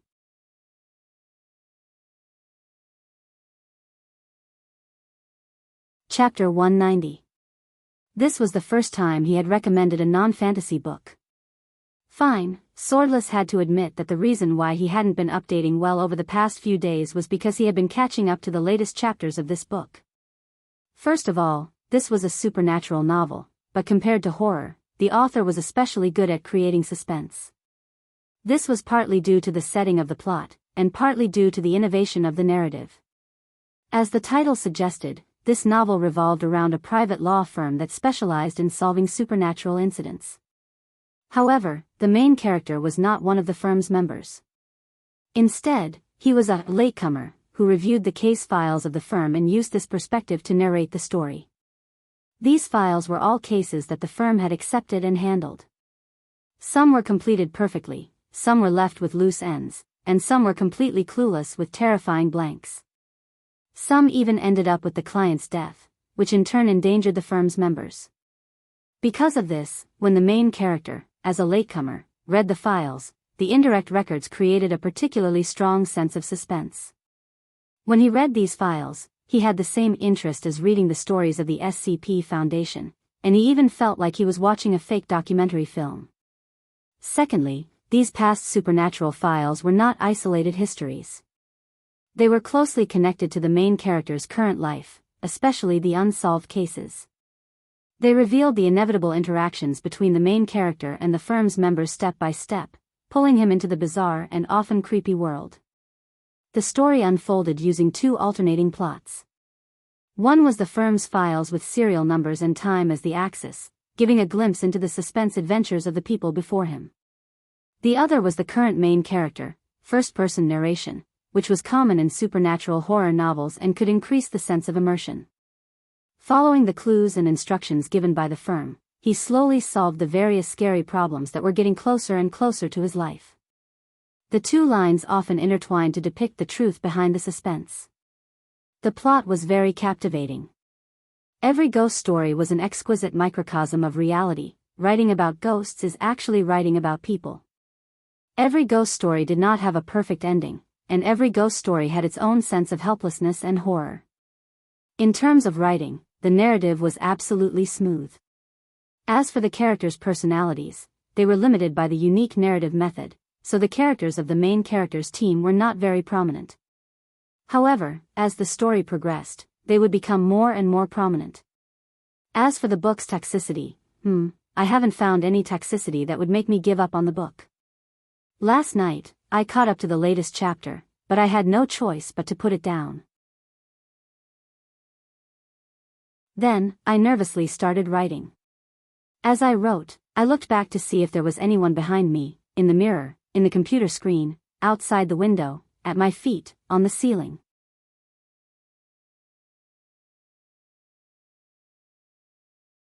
Chapter 191. Your Grace. Under the morning glow, the disciplinary officer, Vlad, stared at Nicholas and Gleeward with a stern expression. What are you waiting for? But the Star Killer and the veteran did not move. Then, Nicholas pressed down on his severing soul's blade without saying a word. Vlad, I just asked you if His Majesty had ordered for martial law to be lifted. The Star Killer's expression was cold as he said softly, Your answer is a little strange. Gleeward let out a faint, cold laugh. Vlad was slightly startled. But martial law has not been lifted, that's not the point, the Star Killer interrupted the disciplinary officer and said coldly, the point is, you followed up without hesitation, word for word, His Majesty has not ordered for martial law to be lifted. Vlad's expression immediately changed. Nicholas' sharp gaze swept past every patrol member behind Vlad. Seeing their sparkling gazes, he continued speaking solemnly, if it's an order to lift martial law, it would have been issued by Prime Minister Count Leesban and delivered to the chief garrison officer of the capital, Viscount Lysden. The disciplinary hall of each district would only receive a warrant signed by Lysden before arranging for martial law to be lifted. He snorted coldly. A mere disciplinary officer in the capital would only receive specific tasks such as clearing the roadblocks and restoring passage. He would not know if His Majesty had ordered for martial law to be lifted. Vlad furrowed his brows. Nicholas did not stop. His gaze made Vlad feel as if he was suffocating. You were in such a hurry to escort us, to the point that you didn't even hesitate to make up an excuse to go along with my words. Behind Vlad, the patrol members exchanged glances. Their expressions varied. And all of this was seen by the Star Killer. It also caused his heart to sink. It's too suspicious. What happened? It was just a slip of the tongue. Vlad sighed. Besides, in this situation, the first order must have been issued by His Majesty. But Nicholas still did not speak. Gleeward, who was supported by him, spoke in a nonchalant manner. I say, Vlad, since when did you care so much about the kingdom's affairs? The limping Lemeter exhaled. It's been more than 10 years. From the time you recruited soldiers to the time you cleared the city, your first reaction would be to hide and avoid any trouble in the capital. You're afraid that your interests will be harmed. As he listened to Gleeward's words, Nicholas' expression became more and more terrifying. As for leading troops to rescue the Emperor in times of danger? Gleeward arched an eyebrow. The expression on his face was as if he had seen a mouse that could fly. Stop joking. Vlad's expression turned extremely unsightly. Old cripple. He gritted his teeth. I don't want to quarrel with you right now, but at this moment, a clear male voice came from the crowd. Enough. They've already seen through us. Vlad sighed deeply and moved to the side, making room for the man who walked out from the crowd. This time, it was the Star Killer and Gleeward's expressions that changed. The newcomer was tall and straight. His footsteps were heavy, and his aura was oppressive. There was a strong smell of blood and iron from the battlefield on him. A ruthless character. Gleeward exhaled. You know him? Nicholas did not respond to Gleeward. He stared straight at the newcomer. It's you. Nicholas narrowed his eyes and his expression was grave. The Fire Knight. Ram Tolja. The person stopped and stood in front of them. It's an honor to meet you again, Lord Nicholas. Tolja, one of Extet's 5 war generals, said with a cold expression. The knight from Black Sand region had long since taken off his grey helmet, but the grey armor was still on his body. Together with the horse-drawn saber at his waist, he gave off an oppressive aura. Nicholas snorted softly with an unpleasant expression. If the Archduke of Black Sand region wanted to attend the banquet, he could have told us beforehand so that we could send invitations. Tolja met Nicholas' gaze without showing any signs of weakness. Ken Vita mentioned to me that you told him in the suburbs yesterday. The Fire Knight's expression did not change. So, in response to your invitation, we brought more than 1,000 people to take a stroll in Dragon Cloud City. Nicholas sized up the patrol team. His pupils slowly narrowed. You are asking for your own deaths, the Star Killer said coldly. The number of soldiers that can be urgently recruited in Dragon Cloud City alone is 7 to 8,000. There are also the patrols and the regular guards of the palace, not to mention the vassals in the suburbs, but Tolja cut him off nonchalantly. Yes, Dragon Cloud City is very powerful. The number of soldiers recruited is innumerable, and the combat power of the regular army is astonishing, the Fire Knight said flatly. But who has the right to recruit them? Nicholas' heart sank. A bottomless chill crept into his heart. He remembered what Vlad had said at the beginning, someone is trying to assassinate His Majesty. What do you mean? He asked solemnly. There was a hint of anxiety in his tone that he did not realize. Impossible. The people guarding His Majesty are the most valiant White Blade Guards. Every one of them has supra-class skills and rich experience. They are also willing to sacrifice their lives. Even the kingdom's wrath can't. How dare they bring so few troops? What does Lampard want? Nicholas and Tolja's gazes met in the air, as if sparks were about to fly. What I mean is that you don't have to worry about this problem. The knight from Black Sand region was expressionless. Extet will soon welcome a new life. Nicholas forced himself to calm down. Mole, right? The Star Killer tightened his grip on his blade. He said coldly, how long have you been planning this? To be able to bring 2,000 people into Dragon Cloud City. Be it the chaos caused by the calamities or a mere gang leader, they are far from being able to do this. Who else did you bribe? Chief Garrison Officer Lysden? Even Prime Minister Leespan? But Tolja did not answer his question. Sir Gleeward. The Fire Knight turned to the lame veteran with a respectful expression. I have heard of your name, and I know that you have always been dissatisfied with the Walton family's rule. Nicholas furrowed his brow slightly. But Gleeward's reaction was faster than he thought. There's no need to say anything else. Gleeward exhaled and said in a relaxed manner, I really don't like that Nuven, and our king is indeed a bastard. Tolja's eyes brightened. Then you, but Chapman Lampard? Gleeward did not give him a chance to interrupt. The veteran flashed his yellow teeth and chuckled like a street ruffian. I may be poor, and illiterate, but I am still a Northlander. No matter how dissatisfied I am with my king, I will not lead an army into the capital. Gleeward's tone grew colder. I will also not sell my loyalty at a cheap price to a beast who kills his own family and betrays the king. The Fire Knight revealed a regretful expression. He lowered his head and sighed.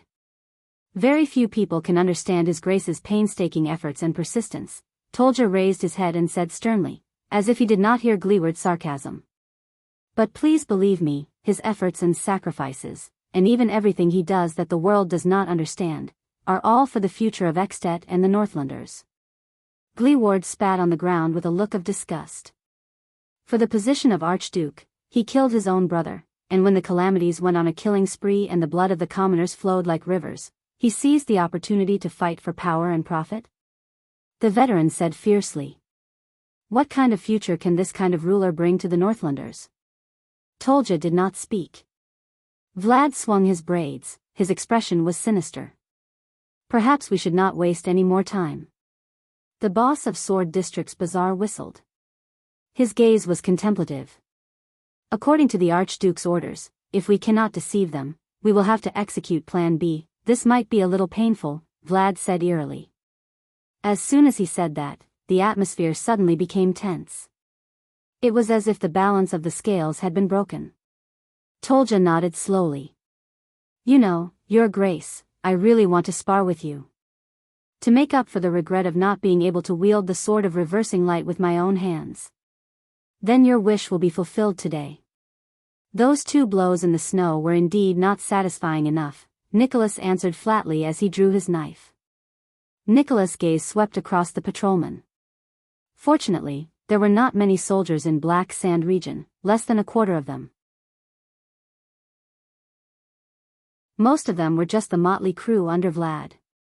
Perhaps I can deal with them by relying on the terrain of the ruins.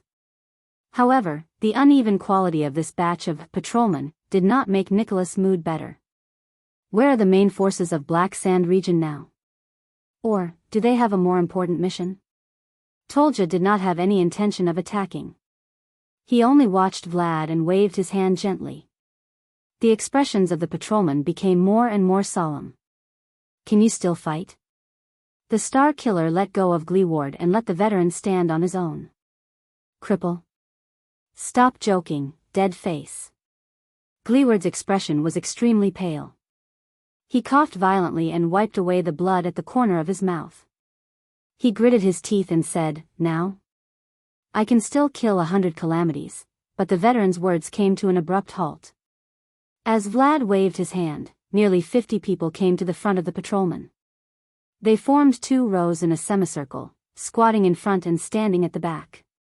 The 50 soldiers raised the weapons in their hands and aimed them at the 2 supreme-class elites. Nicholas' breathing suddenly froze. Gleeward widened his eyes. Those are 50 crossbow infantry crossbows. Against the 2 of us? All of Gleeward's words converged into one word at that moment. A word that Nicholas agreed with all his heart. F***CK. The man with 8 braids turned his body slightly and retreated into the formation of his subordinates. "My lords, brave and famous in the kingdom, please allow me to introduce myself one last time. Child Vlad. I run a small business in Dragon Cloud City." Vlad laughed, as if he was very happy. "From infantry crossbows to mystic guns, they are all part of my business." Nicholas and Gleeward stared at the densely packed crossbow machines and sighed. Vlad opened his eyes, which had narrowed into slits due to his smile. His gaze was cold. "We have enough in stock." Tolja turned his head around. There was a hint of displeasure on his face. In the next moment, 50 crossbow arrows flew towards the 2 supreme-class elites without any blind spots. The black arrow rain whistled in the air. It brought with it countless streaks of red. Archduke Lampard lowered his sword. A dozen crossbows extended from the shoulders of the frontmost Black Sand region soldiers. Arrows. The roars of the White Blade Guards rang in Thales' ears. Thales and Little Rascal were pinned to the ground, shielding everyone behind them. However, the Prince of Constellation was currently in a state of confusion. He knew that he could not help in a battle like this. Just like the last time under the fortress. The only thing I can do is... Thales looked at Archduke Lampard in the crowd. His thoughts drifted away. No, everything is wrong. This is too abnormal. As he pondered, the dozen White Blade Guards faced the crossbows and quickly formed a defensive formation that resembled a tortoise shell. They knelt on one knee and leaned sideways against each other. They raised the arm shields on their forearms and placed them diagonally in front of their bodies, blocking their heads and bodies. Asterisk whoosh whoosh, asterisk the crossbow arrows whistled in their direction. Thales still could not understand. After King Niven's death, Lampard appeared. He even tacitly admitted that he was the mastermind. But, asterisk clang. Asterisk multiple crossbow arrows collided with the arm shields and bounced off with a sharp, piercing sound. There were also 2 or 3 crossbow arrows that unfortunately pierced into people's bodies, producing the distinctive muffled sound of flesh being pierced. However, none of the White Blade Guards made a sound. They only exchanged glances with each other coldly. After the first round of crossbow arrows, the White Blade Guards instantly rose. Their leader let out a furious roar. Charge! 10 White Blade Guards charged towards the soldiers of Black Sand region without hesitation. They were outnumbered. Thales breathed in a daze. He did not even notice that he and Little Rascal were being carried away by a few White Blade Guards from the battlefield. His mind was filled with questions. Why? Why did Lampard come to Dragon Cloud City? If it was to resolve the threat from Dragon Cloud City and seek revenge, then Archduke Lampard had already succeeded. The king was dead, and Extet would descend into chaos. The Waltons and Dragon Cloud City would no longer have the chance to unite the archdukes and seek revenge on Black Sand region. Black Sand region was safe. Lampard. Even if he was the real murderer, Why did he appear on such a suspicious occasion? To silence them? No, Lampard did not need to appear at all. He only needed to stay in his territory and wait for the news of the king's death. The king's assassination would become another headless murder case. Only the Charltons would once again bear the crime of regicide and live up to their reputation as the assassin's flower and the regicide family. Everything was perfect. Lampard could effortlessly get rid of his greatest and most terrifying enemy on this night when calamities were wreaking havoc. Deafening battle cries rang out. White blade in hand, die in Northland. Charge right. The 10 charging white blade guards had ferocious expressions on their faces. They shouted their commands fiercely as they charged into the enemy's formation. The momentum that Black Sand region had built up by relying on numbers and a semi-encirclement was instantly destroyed. Archduke Lampard frowned hard. The dragon's imperial guards. What a pity. One of the guards held his shield horizontally and parried an attack from the enemy on his left. At the same time, he stabbed forward with his long sword and cooperated with his comrade on the right to tear open an enemy's abdomen. The enemy fell to the ground in pain, moaning and screaming as he held his intestines that flowed out. However, the White Blade Guards did not have the slightest intention of ending his life. They just stepped over him and continued moving forward. They charged towards the next wave of enemies. The Black Sand region soldiers had no choice but to split up and drag their comrade back into the formation. This reminded Thales of the kingdom's wrath and the scene of his fury guards charging forward. Blood splattered among the crowd. The White Blade Guards formed groups of 2. One blocked the attack from the left, and the other tore apart the enemy from the right. The 2 advanced with tacit understanding. They exchanged positions and responsibilities back and forth in a rhythm where one was fast while the other was slow. Even if they were occasionally injured, they did not care. It was as if they only had eyes for the enemy in front of them. Under the unexpected counterattack of the White Blade Guards, Black Sand region's side instantly lost 5 or 6 corpses. The dragon's imperial guards, who were few in number but exceptionally ferocious, acted as the rear guard. The moment they counterattacked, they even forced Black Sand region's formation to retreat. The White Blade Guards brandished their blades in a frenzy. With their rich experience and valiant combat power, coupled with their exquisite teamwork, they stubbornly held onto and even counterattacked the enemy. They brought up the rear for their retreating comrades. Thales was held under a warrior's armpit. He panted unconsciously. He pulled his attention away from the battle and thought hard about Lampard's abnormality. Lampard brought his army into the city without hiding it. Entering a dangerous place would only arouse suspicion. He even wanted to kill me. Not only would he expose himself and bring trouble upon himself, but he might also be accused of a crime that would be difficult to escape. Everyone in Ekstedt would not let go of the murderer of the common elected king. The breathing space that Black Sand region had painstakingly earned would only disappear. This was not in Lampard's interest at all. Thales really did not understand. He did not understand why Lampard would make such an unwise choice. It was just like the ambush at Broken Dragon Fortress when they were caught off guard. Compared to King Nuvan, who was unfathomable, this Archduke Lampard gave him a feeling that he could not fathom and understand. Thales could not help but wonder again, is Lampard crazy? But then he remembered Putre's words. Lampard is not crazy. Chapman Lampard, what do you want? The White Blade Guards who brought him and Little Rascal to retreat suddenly stopped when they crossed an abandoned roof. Thales looked up and his hair immediately stood on end. In front of them stood Black Sand region's vassal, the Viscount of the city of Halting Light, the tall Alasa Kentvita, whom he had met once before. There was also a row of soldiers beside him. They raised the crossbows in their hands at Thales, Little Rascal, and the 4 White Blade Guards present. Thales sighed. Crossbows again. The scene of Yodel facing the Duke of the Northern Territories' assassin and being shot by a crossbow appeared before his eyes. What a detestable weapon. Thales thought in despair. He turned his head to look at Little Rascal. Her eyes were also filled with fear. Archduke Lampard's strategist, Viscount Kentvita smiled and said, as the Archduke said, Your Highness, please choose your enemies and friends carefully. It is a great taboo for a king to fail to see the situation clearly. In the next second, the Viscount waved his arm.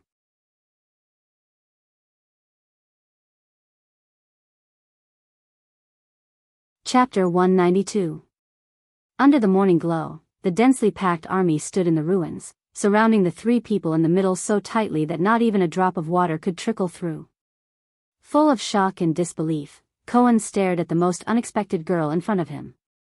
Why, Croche? The short-haired girl only stared at him indifferently, not saying a word.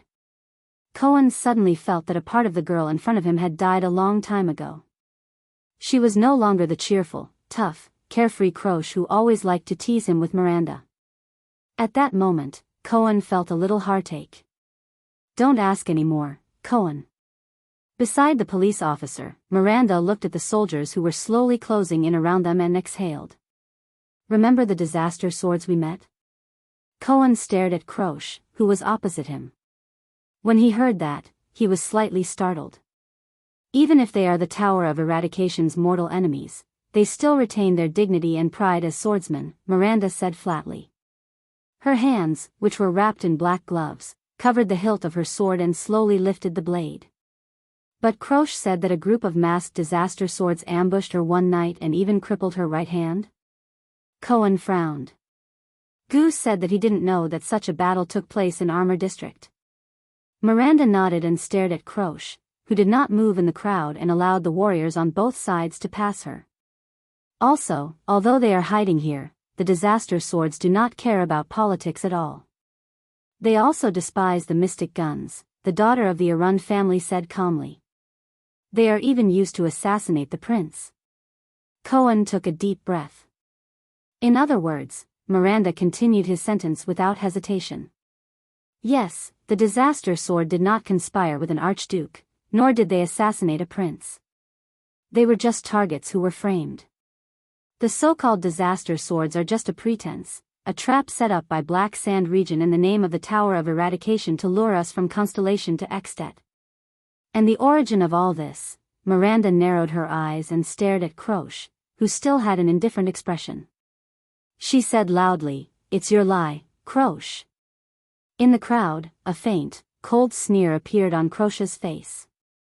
The emotions in her eyes were unclear.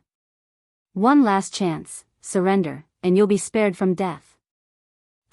Maybe I shouldn't have interrupted you. Wuxia had unknowingly formed a triangle with the two seeds of the Tower of Eradication. He faced Croche, with Cohen on his left and Miranda on his right.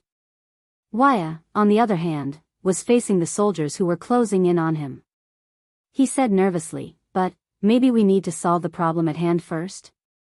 The surrounding soldiers in patrol uniforms were getting closer and closer, their eyes fierce and fierce. Put down your weapons. One of the veterans at the front said fiercely, or wait for us to unload them. Have you fought before, boy from the disaster swords? Cohen leaned against Wuxia's back, his eyes very serious. He said softly, I'm talking about the kind of battle where you have to face hundreds and thousands of enemies, where you're surrounded by opponents from all directions. I'm not talking about a boring sword duel. Yes, once. Wuxia said with a pale face. He immediately came to his senses. Also, I'm not a disaster sword. Once is enough. We'll open a path later. Cohen quickly observed the 100 or so enemies in front of him. He directly ignored Wuxia's second sentence. Guard the rear and keep up with us. Wuxia cast a glance at the unconscious Ralph in the ruins and sighed. How do we guard them? They're everywhere, use your brain, Miranda interrupted him coldly. Use your sword and aim at their legs. Turn them into a burden on the battlefield. Before the swordswoman could finish speaking, Croche roared in a clear and high-pitched voice, Kill. Thud. Thud. Thud. The sound of hurried footsteps rang in the air. They approached at an extremely fast speed. Countless shadows of blades and swords flashed in the ruins. One by one, the soldiers fiercely pounced on the three of them. The tips of their swords were pointed forward, and they attacked in a row. They imitated the formation of the cavalry and charged forward in a standard way. At that moment, Miranda recognized these people's movements. They were not the patrols of Dragon Cloud City. Instead, they were the opponents she had been dealing with at the borders for the past 3 years. Even though they did not have lethal weapons like spiked hammers or triangular spears. Of course, it might be for the sake of better disguise. Asterisk bang. Asterisk asterisk clang. Asterisk Cohen, who was on the right, lowered his body in a very experienced manner. He held his sword horizontally and parried 2 incoming blades. Instead of retreating, the police officer charged forward. He exerted force in his feet and kicked one of the enemy's kneecaps. With the clear sound of bones breaking, he turned sideways and hit another enemy's abdomen with his elbow. As his opponent grunted in pain, Cohen was about to stab him again when he retreated. However, the groaning enemy did not care. As if his feet were rooted to the ground, he did not take a step back and raised his sword to strike again. Asterisk clang. Asterisk a dull metallic sound rang. Cohen blocked the enemy's slash with all his might. The police officer parried the enemy's blade and felt a chill in his heart. Oh no, with this strength and quality, he's at least a heavy infantry. I wonder if he's a heavy swordsman or a heavy axeman. Fortunately, their weapons are only the patrol team's swords, which are not suitable for their hands, or else. Behind him, Wuxia activated the edge of no return and cut open the wrists of the 2 people behind him in an instant. The sound of 2 weapons falling to the ground could be heard. Damn it, save some strength. Cohen carefully parried the longsword that slashed at him again and cursed rudely. Using the power of eradication like this will only result in death from exhaustion. On the other side, Miranda was also faced with 2 enemies. One of them was even brandishing 2 swords. However, Miranda was more skillful than her companions.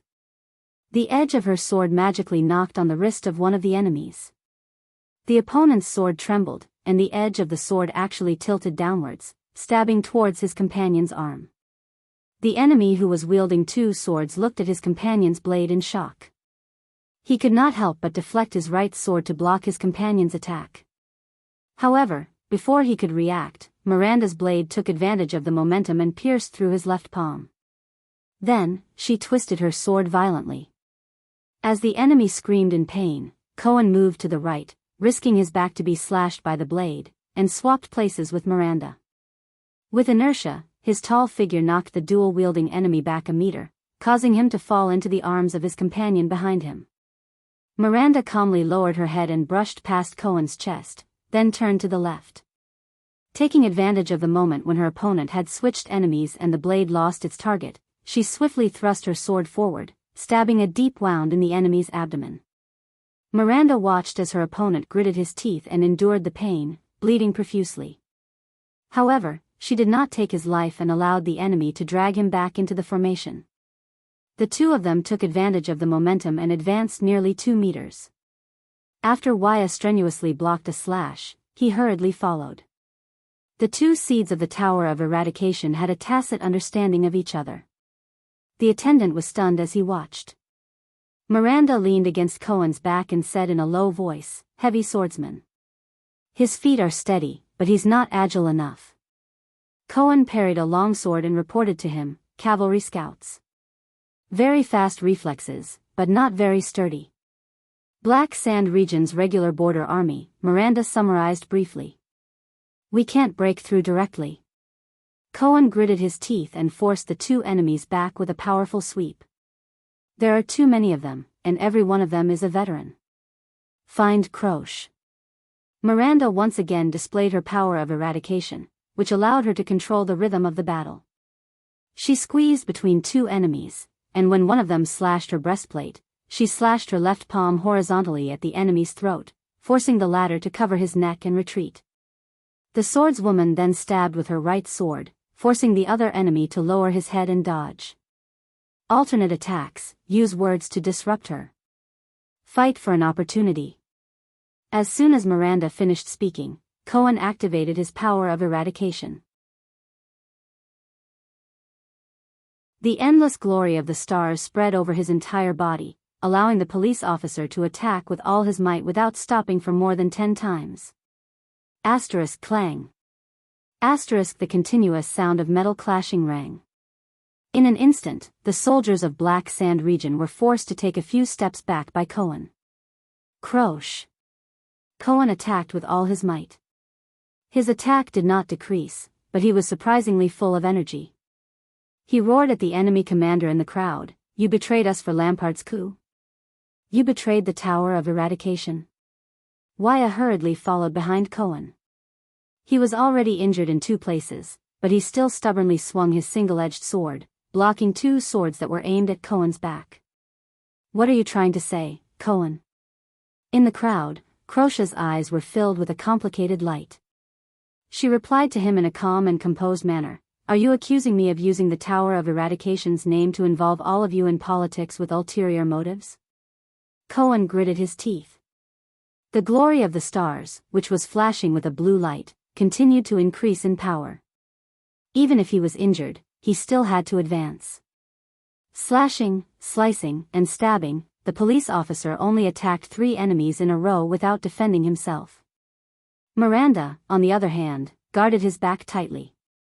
Her long sword was always able to strike at the crucial moment to neutralize the most fatal attacks. "Continue to disturb her," Miranda said in a low voice. "Force her to come up and fight you." "How?"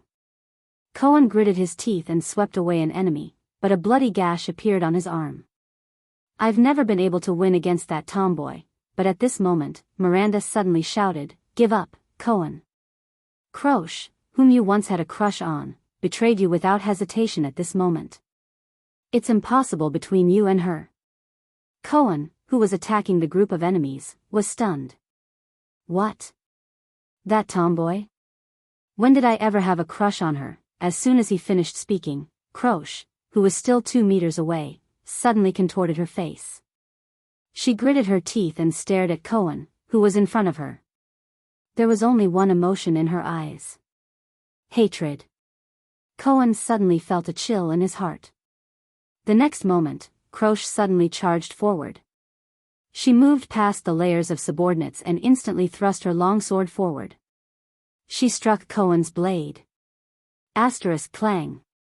Asterisk Cohen's entire body trembled. He felt that he could no longer launch his next attack. "Immediately lay down your arms and surrender. For the sake of the past." Crosh rushed in front of Cohen. Her emotions seemed to be very abnormal. She gritted her teeth and said in pain, "I won't hurt all of you." Cohen was stunned. He blocked the sword from his right. "For the sake of the past? You still remember the past?" A thought came to Cohen's mind. He growled in a low voice, "No matter how much it's for our respective standpoints and interests, we shouldn't have dragged the Tower of Eradication into this." But Cohen's attack immediately froze. Crocia's sword hit the side of his blade again. "Don't be naive, Your Excellency Caribbean," Crosh said hatefully. Her sword seemed to have a strange aura. She swung her sword and instantly interrupted Cohen's attack rhythm. Damn it. Based on swordsmanship alone, Crosh could be ranked in the top 4 among the 8 seeds. She was second only to Miranda, Eklund, and that Nidarian from the Eastern Peninsula. Cohen gritted his teeth and sheathed his sword. He turned around to block another person's attack. At the same time, a wound appeared on his right shoulder. However, Crocia's longsword followed him like a shadow. The moment Cohen's attack paused, she chased after him. Asterisk clang. Asterisk Cohen pulled his longsword back to defend himself. He strenuously blocked the attack. The Tower of Eradication is detached from politics? The short-haired swordswoman gritted her teeth. Her longsword did not stop. She swung it along Cohen's blade, and the rhythm of her attacks was like a violent storm. You should have abandoned such childish fantasies on the first day you left the tower. Cohen twisted his body with all his might and broke free from Crocia's blade. He felt that his attack was completely disrupted. At least, isn't the time we fought side by side in the tower a memory that we cherish? Shouldn't it be noble and untouchable? Cohen waved his left hand and used his thick robe to block a soldier's thrust. But you, at this moment, Crocia's eyes were cold. She suddenly activated her power of eradication and attacked 3 times in an instant. Cherished memory? Ha ha ha. Crocia's words seemed to be filled with endless sorrow and madness. The first attack was a surprise stab that forced Cohen to dodge to the left. I can't believe that I actually liked you, adorable, pitiful, childish Cohen. Cohen was slightly stunned. The second attack was a slash that did not stop. Cohen had no choice but to raise his longsword to block the other party's horizontal slash. The short-haired Northland swordswoman said shrilly, "From the moment we were born, we were branded by the country and politics. We were stamped with the stamp of our birth and bloodline. It's impossible to escape for eternity. We have no choice at all." The third attack was a bold and unconstrained style. You won't become spotless and untainted by dust just because you entered a tower that prides itself on being noble and otherworldly. You'll become a free man. Crocia's words were cold and threatening. She held her sword with both hands.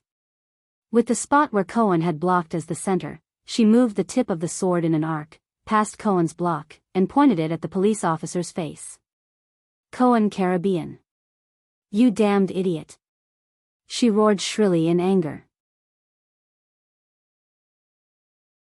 The friction between her weapon and Cohen's blade produced a sharp, violent sound. Asterisk hiss. Asterisk the tip of the sword went straight for the police officer's face. Cohen, who was already leaning to the left and was in an unstable position, felt that he could not exert force on the longsword in his hand. His breathing became uneven, and he could not continue breathing.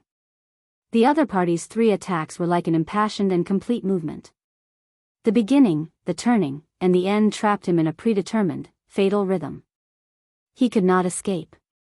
This was a movement that belonged solely to Croce and was completely different from Miranda's, Pegasus music.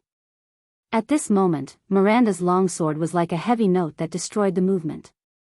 She forcefully thrust it into Crocia's body. Asterisk clang. Asterisk she blocked Crocia's fatal blow. Cohen, who could not withstand the attack, switched positions with Miranda again to support Wuxia, who was in a difficult situation. Croce, my former good sister. Miranda's black gloves produced a barely noticeable friction on the hilt of her sword. She coldly questioned her former companion, "Teacher Chartier really taught you for nothing?"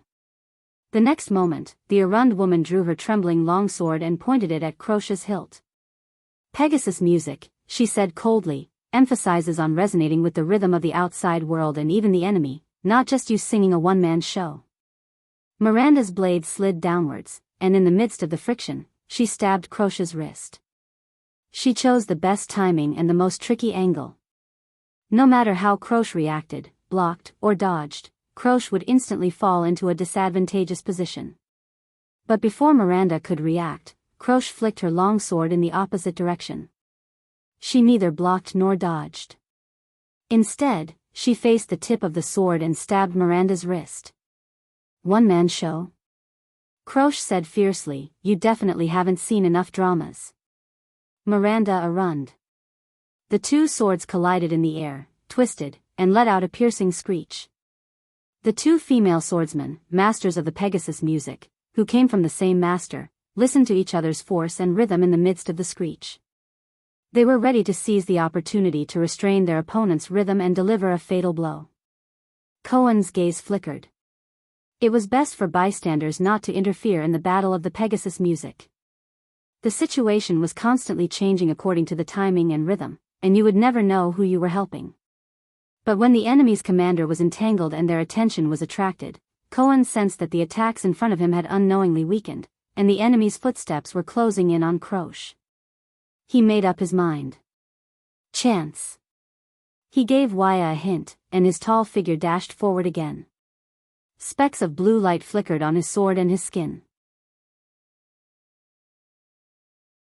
The glory of the stars, with extreme speed and strength, launched a continuous attack. Blood splattered, some from the enemy, and some from his own. Cohen instantly broke through 3 people. He even left Miranda and Wuxia behind. He was about to break through the heavy encirclement. As long as I break through one spot, then, Cohen gritted his teeth and charged forward with all his might. But at that moment, a huge fist suddenly emerged from the crowd. Cohen instinctively swung his sword and slashed. But that fist was different. It changed its direction midway and hit Cohen's blade from the side. Thud. Cohen, who had activated the glory of the stars with all his might, felt that the punch was almost unavoidable. His long sword paused heavily. It was as if an axe that was smoothly chopping firewood suddenly hit an iron plate. A huge force surged towards him. Cohen's blade was struck by the heavy blow. The blade let out an ear-piercing groan as it was bent.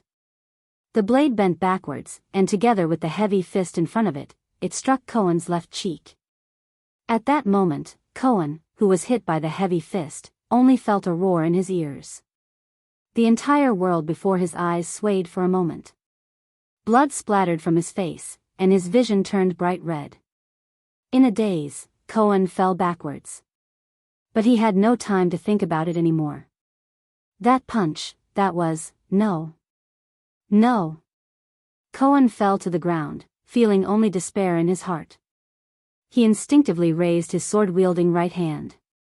But an even more powerful arm pressed down on his hand. The enemy's other arm pressed down on his shoulder, and his fingers twisted and twisted. Crack. Ah. Cohen grunted in pain. His right arm had been dislocated. Clang. Cohen's family heirloom sword fell to the ground. Wuxia looked at the scene before him in shock. Cohen was completely defeated by the new enemy in the blink of an eye. The power of eradication surged in Cohen's body, and he wanted to make a final struggle. But the enemy's elbow was like the most terrifying weapon, and it struck his left back. Thud. A muffled sound came. The glory of the stars, which had gathered, was dispersed. Cohen's expression froze. His entire body trembled, and he coughed out a mouthful of blood in pain. "No, don't move, boy," the newcomer said coldly with a heavy accent. "The glory of the stars originates from the heart. I don't want to shatter your heart with my next strike." Wuxia stared at him in shock. Then, he was drowned by enemies who surged towards him from both sides. Cohen felt dizzy. He felt his body lighten. He was carried by the enemy on his shoulder. No, his vision swayed continuously. No, the figure slowly walked into the battlefield. He came to the place where Miranda and Croche were dueling. Miranda. Cohen coughed out blood and pain, but his entire body lacked strength. "Hurry," in a daze, Cohen struggled and moaned. "Run!" Miranda turned around from the corner of her eye and saw Cohen, who was being carried on a shoulder. She also saw the figure. She shuddered. Croche, who was facing her sword, instantly seized the opportunity and swung her long sword. Clang. A sharp metallic sound rang. The balance of power in the Pegasus music ended there. Both sides attacked in an instant. Shick. Miranda's expression changed. She seized the opportunity when her opponent could not dodge the attack and stabbed Croche's left wrist. Thud. The hilt of Croche's sword spun around and hit Miranda's abdomen. Croche gritted her teeth. Miranda swayed a little and was about to counterattack. But at that moment, a sword was already pressed down without a sound or a trace. The blade was pressed against Miranda's shoulder. It was Cohen's long sword. At that moment, it was held in a huge palm. Miranda could only feel an unparalleled force surging from the sword. "This is an inescapable clamp," Miranda thought. Bang. In the next moment, the swordswoman was forced to kneel on the ground by the great force. She felt the power of eradication in her body become chaotic. The Pegasus music was broken. Croche walked forward with a cold expression. He kicked away her sword with one foot. Asterisk clang. Asterisk Miranda's long sword rolled to the ground. Why? Miranda could no longer withstand the great force. She was pressed to the ground and spat out a mouthful of blood. But she still stubbornly raised her head and looked at the newcomer. Why is it you? She stared at the strong and tall figure and his head full of white hair. She roared in indignation. Castellan Lampard. In front of Miranda was the pride of the Tower of Eradication, the legendary commander of the White Blade Guards, the owner of Hero Tavern, and the old man nicknamed Earthshaker. He was silent and did not speak. His face was expressionless. He only continued to press down on his long sword and carry Cohen on his back. Then, the soldiers of Black Sand region came forward and escorted the furious Miranda and the unconscious Cohen away. Waya's angry roar rang in the distance. Without batting an eyelid, Croce sheathed her long sword. The Archduke has just sent an order, the swordswoman said coldly. He needs help there. The old man turned around and looked at Croce. An elf broke into the battlefield and rescued the boy. Croce tidied up her clothes, which were slightly disheveled due to the battle. Don't hurt them, Castellan said flatly. His eyes were filled with a deathly stillness. Croce raised her head and looked straight at Castellan. Of course, she said slowly, Uncle Castellan. Of course. Castellan turned around and disappeared into the hazy dawn. Croce also turned around and gathered her troops. Soon, the army of Black Sand region left the ruins. It was as if nothing had happened. A few minutes later. Asterisk crash. Asterisk the sound of a pile of rubble falling to the ground could be heard.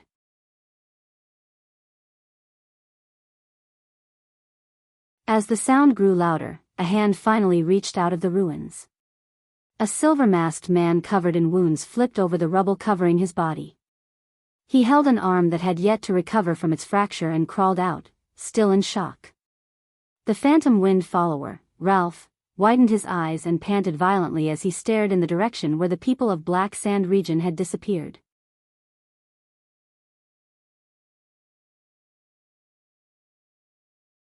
Chapter 193. Kid, I know what you're thinking. But if you continue to look at me with that strange gaze. Ida rode beside Thale's mount. She clenched her fists, the knuckle of her index finger sticking out. Her tone was extremely impatient. You know what will happen. All right. Thales, who was bursting with curiosity, stuck out his tongue and turned his head. Forget it if you don't want to answer. Anti-theft. At the same time, you might as well read this chapter. The prince sighed softly in his heart. Ida exhaled softly and sealed the memories of the past in her heart again. Jade Star. Damn Jade Star. Speaking of which, Ida, how did you become a secret protector of the Jade Star royal family? Thales looked at the blurry mountain range that gradually appeared in front of him and asked faintly, how could an elf be employed by the human constellation? I heard that they are all extremely arrogant, and that they are the only ones who serve humans. Ida lowered her head a little. Hey, kid. The elf's voice sounded a little awkward. I've said it before, I am not your family's protector. And, Ida crossed her arms and said disdainfully, as a brat, how much do you know about the elves? Thales could only stick out his tongue and shake his head helplessly. This elf with many suspicious points, this elf who may have lived for hundreds of years and met the former virtuous King Mindys and Prince Kira, must have a rich and colorful story. But her personality, after the group crossed a snow-covered hill, Putre rode his mount to Thales' side. The thin vice diplomat had a solemn expression as he raised his finger and pointed in the direction they were heading. We're here. Thales reacted and quickly raised his head to look down the hill. In his blurry vision filled with snow, a silver-black giant appeared in front of the mountains. No, it's not a giant. Its silhouette in the snow appeared hazily in the distance. It was a majestic city built against the mountains. A red and black flag could be vaguely seen fluttering above the city. Its grayish-black walls were dotted with silver-white snow. The highest point of the city was at the peak of the mountains. From afar, it looked like a giant leaning against a snowy mountain, surrounded by many villages and small towns, standing tall on the northern land. Thales gestured for Wuxia to stop his restless steed. He took a deep breath of the cold wind unique to the north and quietly looked at the majestic and powerful city in the distance. A little excitement surged in his heart. This is the great dragon of the north, the capital of Extet? Unknowingly, they had already crossed the prestige orchid snowfield and entered a new territory. It's the first time you've seen such a grand sight, right? Nicholas rode to their side. The corners of his lips curled up, and his face was filled with nostalgia and reverence. A huge city with mountains on its back. It's the biggest, most majestic, most beautiful city in Northland. It's also the city with the longest history. The holy land in the Northlanders' hearts. Dragon Cloud City. At this moment, an untimely snort came from the side. It was originally not called Dragon Cloud City. Nicholas cast his gaze at the guest from Constellation who interrupted him. It was established during the age of ancient kings, and it was one of the human settlements in the north. During the era of the ancient empire, it was the central provincial capital of the original Northland province of the empire. Putre continued Nicholas' words expressionlessly. That fortress built against the mountain was originally known as Arund Castle. It was the residence of the Arund family, who ruled Northland under the emperor's orders for generations. After the empire collapsed, this place sank into 300 years of chaos and alternation of power. Until one day, Rikaru and Tormund's armies met nearby and won the first victory in the Battle of Eradication. It was Rikaru who led the army and rushed to the aid of Tormund, who was in imminent danger. Nicholas shook his head nonchalantly and used his own understanding to correct the Constellation's words. That's why that battle was called Reverse Cold Wind. It was said that in an empty space near here, Rikaru's troops marched at lightning speed, as if they had descended from the sky, and defeated the enemy from the rear. Thales pursed his lips in resignation. All right, it's another small difference of opinion between extensions and Constellations, Northlanders, and the Empire. Besides, even though we're both Northlanders, Nicholas seems to be more stubborn than Kenvita. As expected, Putre exhaled with a disapproving expression. So, how did this place become Extet's capital? Thales immediately spoke at the perfect timing, interrupting the two men's intense discussion that was about to begin again. Nicholas gestured for them to continue moving forward. The commander of the White Blade Guard started to act like a real receptionist while he rode on his horse. This piece of land with Dragon Cloud City as its center belongs to the Walton family, the family from which Nuvan VII was born. It is also the most famous ruling family in Extet, and has the title of Archduke of Dragon Cloud City passed down through generations. The hero of mankind, Rikaru Extet, became the suzerain of this place more than 600 years ago.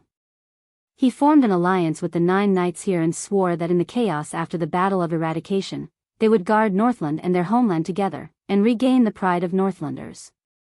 From then on, the proud Northlanders called the new kingdom Extet, and the Extet Alliance was born. The following year, the 9 knights, who had expanded the territory and were unstoppable, returned to this place. Together, they elected Rikaru Extet as the king whom the Northlanders trusted wholeheartedly and swore to follow until death. The 9 knights led their respective territories and guarded Dragon Cloud City. The history of the alliance ended here, and the history of Extet began. In the spirit of taking turns to rule and ruling fairly, the supreme ruler of Extet, the common elected king, was chosen from among the 10 archdukes. The rest of the people obeyed his authority and orders. This was Rikaru's oath to rule together in the past. It shows that his prestige and influence continue to this day. Because King Nuvan holds the title of Archduke of Dragon Cloud City, Dragon Cloud City has become the capital of all of Extet. At this moment, a messenger from Black Sand region passed through the heavy obstacles of the White Blade Guards with great difficulty and came to Nicholas' side, inviting him to meet Viscount Kenvita. After Nicholas left, Thales turned his head and looked at Putre. "You have something to say," the prince said with certainty. "Of course." The vice diplomat shook his head in disdain. "Don't believe our hot-blooded Northlander friend. His nonsense about taking turns to rule and ruling fairly can only be used to deceive the Northlanders. In fact, in Northland, or anywhere else in the world, it has always been power that speaks, and strength that rules. Oh. Thales chuckled softly. Since that hot-blooded Northlander friend has left, do you mind telling me a little more, my knowledgeable assistant, the versatile Northlander? Putre reached into his bosom, wanting to take out his pipe. However, the former bard hesitated for a few seconds, then withdrew his hand with a pained expression. It was unknown whether it was because he regretted that he did not have much tobacco left, or because he found his conscience. He then said to the second prince, I don't know if you have noticed, but the first ruler of Dragon Cloud City, the first common-elected king of Extet, was Rykuru Extet. But the Dragon Cloud City we see now is under the rule of Nuvan Walton VII. Thales quickly came to a realization. Extet and Walton are two surnames. In other words, after Rykuru's death, the one who inherited his title was not his direct blood relative? Putre raised his eyebrows and nodded. The real history, or rather, the history recorded in the records that Constellation can find, is that Rykuru died young and did not give birth to any children. After he passed away, the suzerain position of Dragon Cloud City that he left behind was inherited by his nephew, Nuvan Walton. That was the first Nuvan after the Walton family became the suzerain of Dragon Cloud City. From then on, the Walton family, marked by the Cloud Dragon Spear, entered this land and this city, and has ruled it ever since. But Nuvan I's bloodline caused the suzerains to question his legitimacy. It also evoked the suzerain's desire for the common-elected king's throne. No matter how many times he emphasized that his mother was Rykuru's older sister, and that Nuvan himself was the rightful heir closest to the late king, Rykuru, he could not extinguish the ambition of the 9 suzerains. Even though they were all model knights who were loyal to Rykuru in the past. Thales furrowed his brows slightly. At this moment, he did not think of Rykuru and his 9 knights. Instead, he thought of the huge portrait at the center of Mindy's hall. Under the setting sun on the battlefield, a young knight covered in wounds charged fearlessly, accompanied by 6 people. Constellation's king of Renaissance, Tormund Jadestar I, and the 6 knights beside him. They were the illustrious Duke families and the 6 great clans of today. Arund of the White Base Eagle, Cullen of the Sun Sword and Shield, Covendier of the Tricolor Iris Flower, Fakenhaz of the Four-Eyed Skull, Nanchester of the Great Deer Horn, and Tabark of the Blood Moon. They, and even the ancestors of the 13 distinguished families, fought beside Tormund in the past.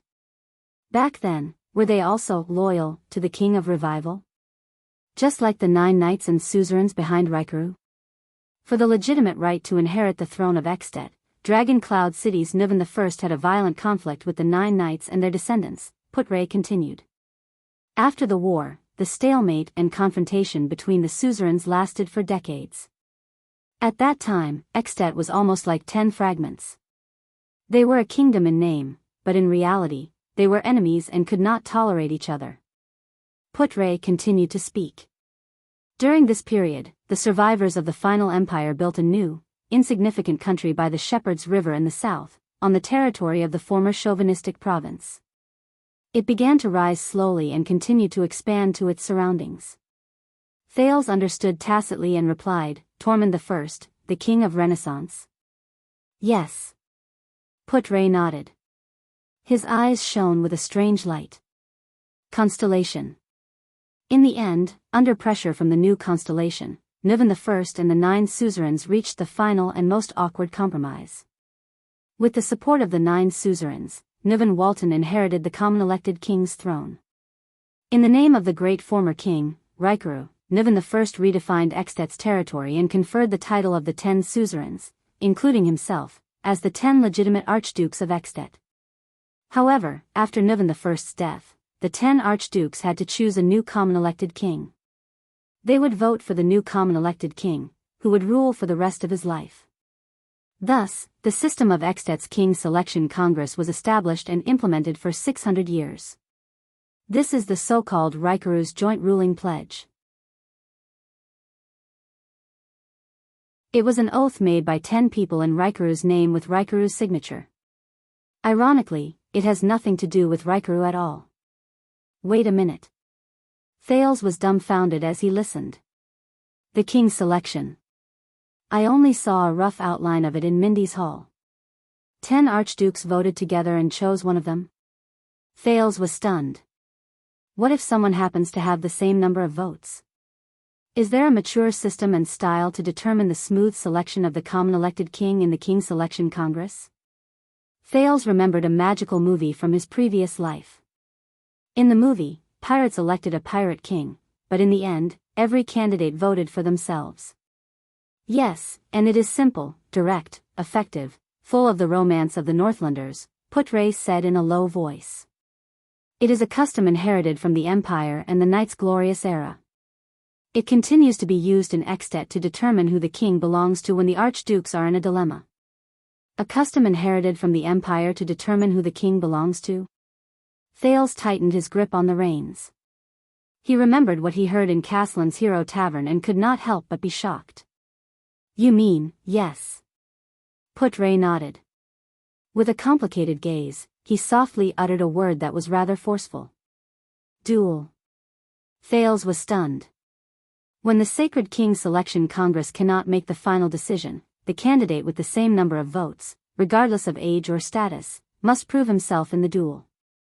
They must prove that they have the bravery worthy of being the common elected king, the boldness to lead the Northlanders, the fearlessness to face life and death in the duel, and the final victory in the duel. When he heard this, the Archduke of Black Sand Region, Chapman Lampard's flickering face in the firelight and the old, worn sword on his table suddenly appeared in Thales' mind. After all, they are Northlanders. Thales suddenly realized that even though he had set foot in Extet's territory in the north, his understanding of them was still at a rudimentary stage. The Northland, a country known for its toughness, was much more complicated and peculiar than he had imagined. And he was about to face them. Continue. Thales frowned solemnly. Before I meet them, I want to understand the Archdukes of Extet. For example, their relationship with the common elected king? Putre only paused for a moment before he nodded and continued. The Archdukes of Extet have absolute autonomy in their own territories. They only have the obligation to obey the common elected king and send troops during times of war, but they do not have to pay taxes to the common elected king. Territorial affairs are purely up to themselves. As for whether to accept and implement the king's orders throughout the territory, it is entirely up to the archdukes themselves. Isn't the power of the Archduke of Extet a little too much? Thales was surprised. He inhaled slightly as he walked. Can it be said that it is a miracle that Extet has not been divided until now? Yes, this is why they are called archdukes and not dukes, as they were during the age of the Empire. Putre sighed. To a certain extent, Extet, which was born from compromise, is even more divided than Constellation. Putre sighed. They have much more autonomy in their own territories than the Dukes of Constellation. At least, no matter how stingy and unwilling Duke Cullen is, he must allocate a sum of money from Eastern Sea Hill every year to pay a sufficient amount of taxes to Eternal Star City and His Majesty. The appointment and dismissal of Constellation's important officials and the demotion and demotion of nobles must comply with the Holy Constellation Covenant. They must even be reviewed by the Supreme King's warrant. Therefore, if the dukes want to interfere with the kingdom's politics, the fastest way is to interfere with the Central Department of Eternal Star City, or use the influence of their territories to infiltrate the local officials of the kingdom. Thales shook his head. Then what is the meaning of the common elected king's existence? If he cannot even restrain the archdukes under him, why does he still want to become the common elected king? Putre thought for a moment and answered him seriously, for the sake of high prestige, the suzerain's obedience, and the name of orthodoxy. Thales frowned again. This stuff is much more useful in Northland than in Constellation. No matter how uncultured a Northlander is, he would know that the common elected king's authority is inviolable, and Raikuru's oath is inviolable. Putre recalled his own knowledge and continued. In history, the Archdukes of Extet rebelled 3 times because they were dissatisfied with the common elected king, but each time, they failed. Because no matter how the archdukes who raised their flags against the common elected king tried to justify themselves, Once they openly flouted Raikuru's oath, they would lose the hearts of their people. Even the most greedy Northlanders were unwilling to fight for them. Some archduchy families even withdrew from Ekstedt's ruling history because of this. Thales gazed at Dragon Cloud City in the distance. He slowly exhaled a breath of hot air between his cold hands and thought carefully. High prestige. The name of orthodoxy. The people's loyalty. Northland's traditional culture. It's too simple, Thales said faintly after a few seconds. Putre revealed a puzzled expression. I mean, attributing the power to maintain Ekstedt's stability and unity to Raikuru's prestige and the Northlanders' character and tradition, this attribution is too simple. Thales lowered his head and thought carefully. Human behavior and the structure of social power always affect each other. It is impossible to have a situation where one's behavior strengthens the structure while the social structure has no effect on human behavior. No matter how noble the Northlanders are, how they revere their ancestors, and how they revere their traditions, they cannot maintain such a state system. A power structure that is destined to split and collapse will only bring the same effect to the Northlanders. They are destined to be under different suzerains, different interests, and different institutional structures. As generations of people die and are born, and as society changes, they evolve behaviors and motivations that fit the structure of the times. Under Ekstedt's strange split system, it is very difficult for the Northlanders not to be enemies and kill each other. Right. Thales nodded secretly. This was the society he knew. But Ekstedt, do you have more ideas? Putre narrowed his eyes and thought about Thales' words carefully. He asked, why don't you tell me? The second prince pondered for a moment before he said, constellation. Thales raised his head and said with certainty, constellation. Putre's gaze flickered as he waited for the prince's answer.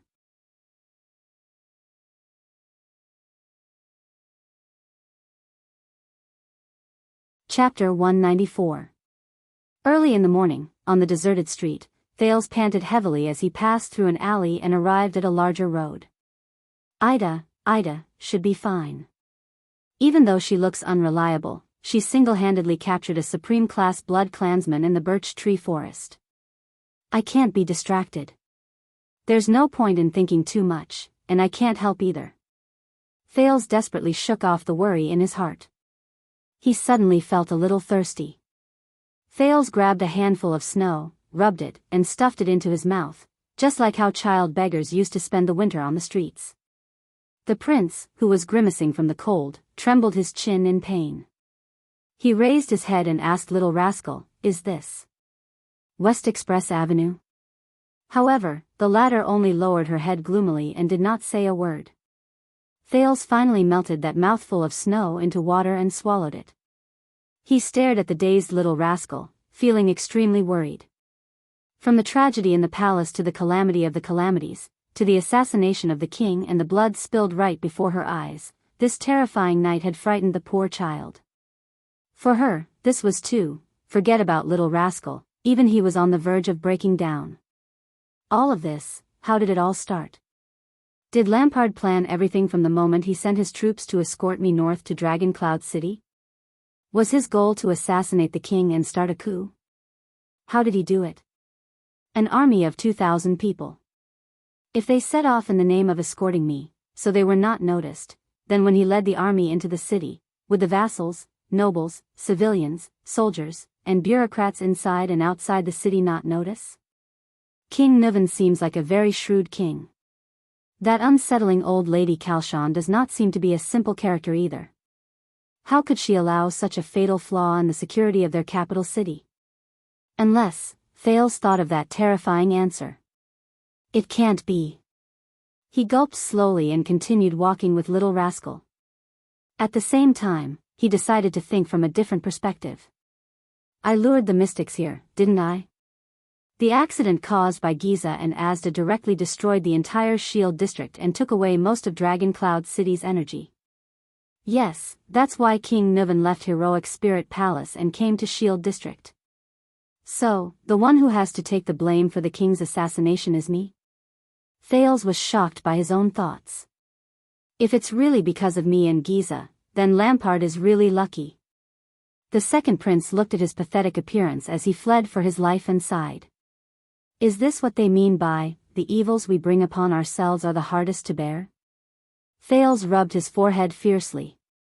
Even his brain, which was usually super efficient, felt a little uncomfortable at that moment. He sighed and had no choice but to put these things aside for the time being. Despite his extreme fatigue, he forced himself to stay awake and explore the path forward. This should be the West Express Avenue. If he remembered correctly, this winding and empty street was the armor district. Ida said that as long as they passed through it, they would reach the blockade set up for the calamities. They should be able to meet the people from the capital there. Thales hesitated for a moment when he thought of this.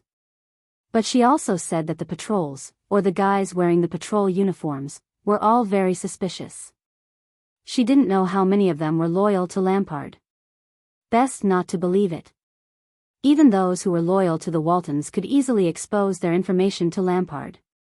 The once majestic King Nuvan could no longer protect them. Sigh. How ironic. He had the granddaughter of the King of Extet with him, but he had to struggle to escape from the capital in Northland. He could not even find anyone he could trust. The most important thing now was to find someone he could trust, ask for help, return to Heroic Spirit Palace, return to Putre's side, and inform the people in Dragon Cloud City who were still loyal to the Waltons. Thales stopped in his tracks. He looked at a signboard at the corner of the street not far ahead. His expression changed as he remembered something. When King Nuvan can no longer protect us, the signboard in front of him was painted with a black dagger with a short handle. Under the signboard was a large wooden window that was tightly shut, and on one side was an extremely narrow door. Thales narrowed his eyes. A conversation from the past floated into his mind. If you run into an irreversible crisis in Extet, when even King Nuvan can't save you, Thales' eyes brightened. It's here. The next moment, he pulled Little Rascal towards the signboard. Asterisk bang. Bang. Bang. Asterisk Thales knocked hard on the large wooden window under the dagger signboard. Although the residents had been evacuated due to martial law, if the owner of this place was really like what he heard, a person who often violated the law, no response. Asterisk bang. Bang. Bang. Asterisk Thales knocked 3 more times. Still no response. The prince frowned and extended his hand again. Asterisk bang. Bang. Bang. Asterisk as the knocking grew louder, Little Rascal seemed to come to her senses. She asked in a daze, where are we? A butcher shop on West Express Avenue, Thales said briefly. Is anyone there? We need help. Asterisk bang. Bang. Bang. Asterisk he knocked on the window a few more times. However, there was still no response. Thales' original hope slowly faded. Sigh. He looked at the signboard and sighed. They've probably been evacuated. Under Little Rascal's strange gaze, Thales pulled her up in disappointment and turned to leave the butcher shop. However, he had only taken 1 step when he froze and stopped. What's wrong? Little Rascal asked woodenly. Thales spun around abruptly and yelled at the dagger signboard. $6.50. No response. Thales gritted his teeth and yelled again. Hey, $6.50. $6.50. Perhaps because he yelled a little too loudly, Thales panted and patted his own chest. However, there was still no response. There were only the 2 of them on the empty street. Thales lowered his head in disappointment. Forget it. Perhaps he. At this moment, the sound of wooden boards scraping against each other was heard, followed by the sound of a door bolt being unlatched. Asterisk clack. Asterisk Little Rascal instinctively hid behind him. Thales looked up in shock. The wooden window was opened. Someone's there. Through the window, a man with black hair, black eyes, and a flat face stared at them with an unfriendly expression. It made Thales's skin crawl. Wait a minute. This is a Far Easterner? Who are you people? How do you know this? The Far Easterner's words carried an obvious Northland accent. His tone was slightly impatient, as if he was facing a huge problem. $6.50? Thales was slightly stunned. Someone. He stared blankly at the Far Easterner. It was only when the man was about to close the window that Thales reacted and said agitatedly, "Wait, we are Caslin's friends. Caslin was the one who told us this word. He said that when we need help, we should come here and say this secret code." The Far Easterner narrowed his already small eyes, as if he wanted to scrutinize them. Are you that? Thales scratched his head and desperately tried to recall their encounter in Hero Tavern. After a few seconds, he finally managed to squeeze those words out of his mind. "It's Mr. Gu, isn't it? We need help." The Far Easterner, Gu, said nothing. He remained in the shadows behind the window and watched them quietly. "Please." Thales was a little anxious. After a moment, Gu grinned. "Caslin's friends, is it?" The Far Easterner snorted softly and said slowly, "Come in." At the border between the Armored District and the Shield District, a thrilling battle between two Lemeters had already begun. Whoosh, the wind from the blade was fierce. Ida leaped into the air and pounced at Caslin. Her scimitar drew an arc and swept past the tip of his nose. The former commander of the White Blade Guards leaned back steadily. The expressionless Caslin calmly dodged the blade that was aimed at his head, even though the blade was only an inch away from his nose. "Jumping up in battle is suicide," Caslin said flatly. He instantly brandished the 2-meter-long Soul Slayer pike, but it did not feel clumsy or sluggish at all. The pike even bent from his swing. The wind howled. As if it had a life of its own, the tip of the pike swung horizontally at the elf. Just like many battles between Supreme-class fighters, in just a few seconds, the offensive and defensive positions switched. "That's for humans," Ida said disdainfully in the air. In the next second, with incredible agility, she climbed up the front part of the Soul Slayer pike with one hand and exerted a little force in her hand. The dark tip of the Soul Slayer pike brushed past her ear in a dangerous manner. Ida hung her entire body on the pike like a fleeting piece of clothing. She danced with Caslin and fluttered in the wind. Caslin's arms surged with unimaginable strength, and the pike shook. Ida was sent flying from the pike as if she had suffered a heavy blow. Caslin's pike did not stop at all. Like a venomous snake that had launched another attack, it pierced through the air and attacked Ida's waist in the air. But Ida once again displayed the agility of a bat. She leaned back in the air, pulled her legs back, and bent them into a C shape. Bang. The pike pierced through the air and let out an explosive sound. However, Caslin's deadly pike pierced through the empty space in Ida's C shape and swept past her back. But the sword missed its target. Caslin furrowed his brows and shook the pike again. Ida stretched her left hand backward again and placed it on the Soul Slayer pike's handle. She swung her supple body like a slingshot in the direction where Caslin had shaken the pike. With her left hand as the center, she swung around the Soul Slayer pike like a swing.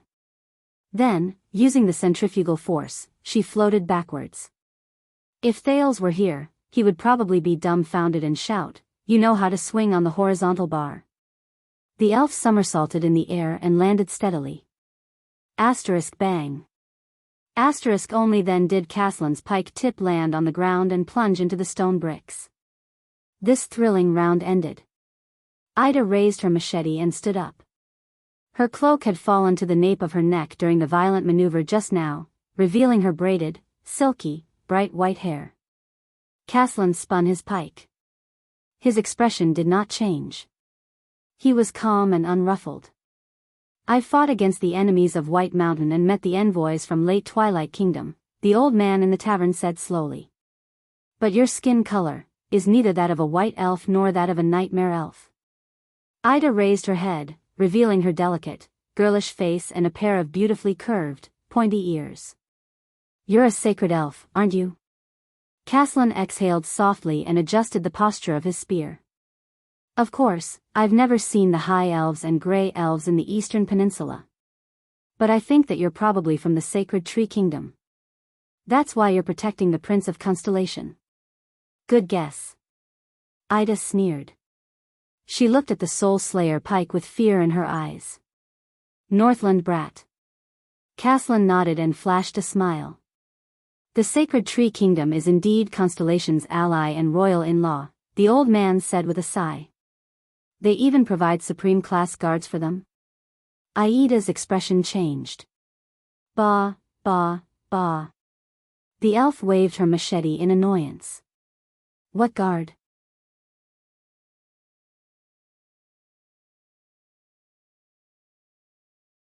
All of them were aimed at Aida's legs.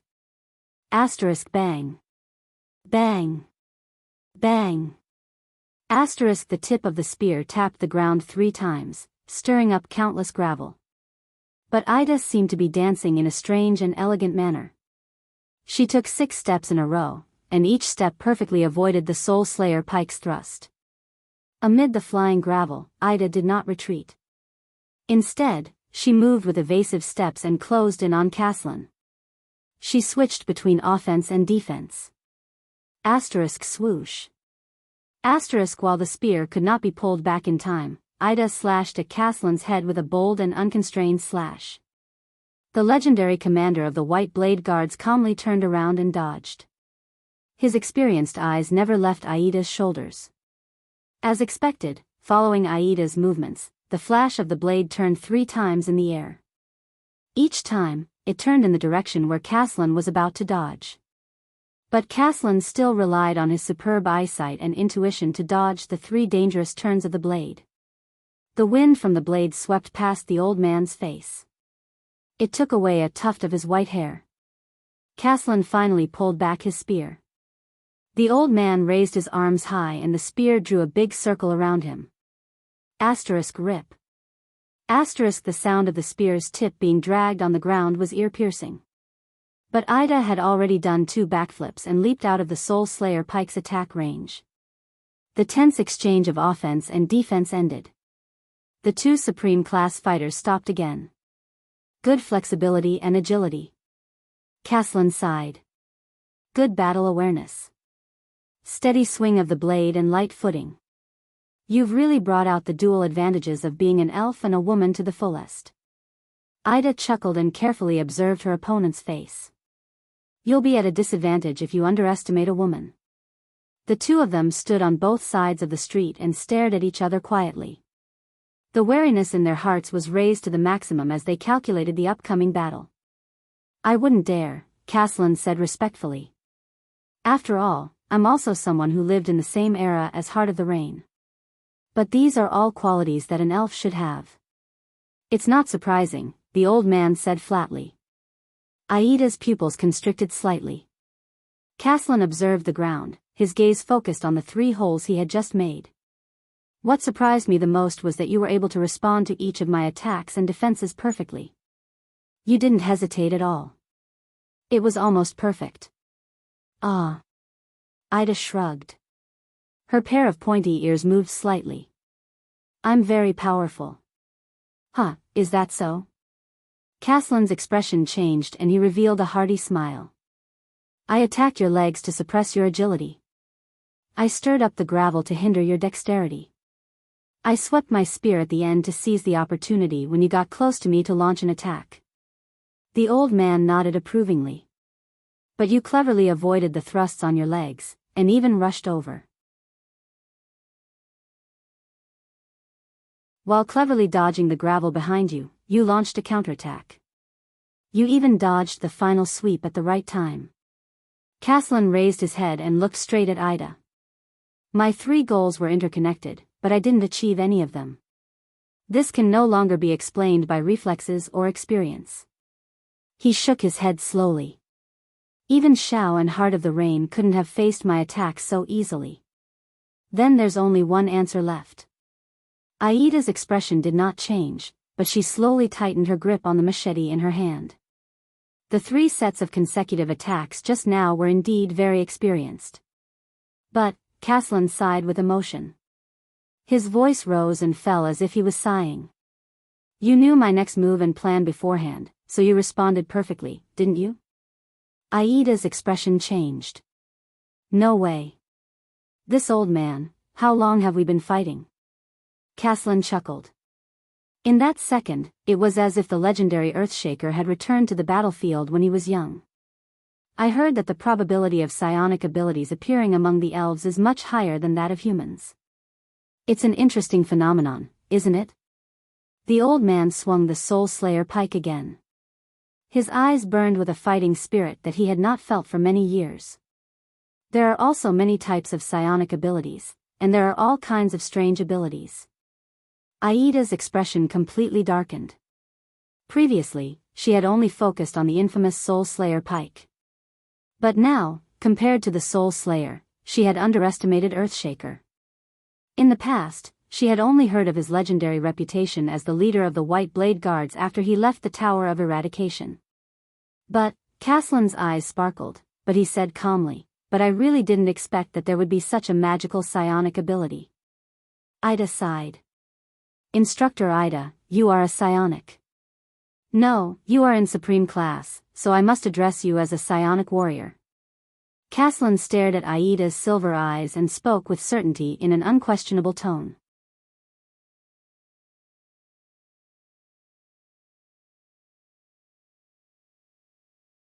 Chapter 195. Asterisk thud. Asterisk Goose slammed 2 big bowls of steaming meat soup on the table. Thales and Little Rascal, who were washing their faces in cold water, raised their heads in a daze and stared at the expressionless Goo. The hunger that was previously suppressed by panic and fear suddenly returned to the second prince's stomach. I used eternal oil to heat it up. The smoke will disperse indoors, no one will notice us, Goo said flatly. He sat opposite the 2, his thick right eyebrow slightly raised, as if there was a hidden meaning behind it. Of course, it's not cheap. I'll put it on the tab. Little Rascal's stomach growled at the perfect time. The girl glanced at the boy beside her timidly. Thales gulped. What's wrong? Goo looked at the 2 dazed children, frowned, and said impatiently, Are you waiting for me to respectfully offer napkins and wine, my esteemed young master and young lady?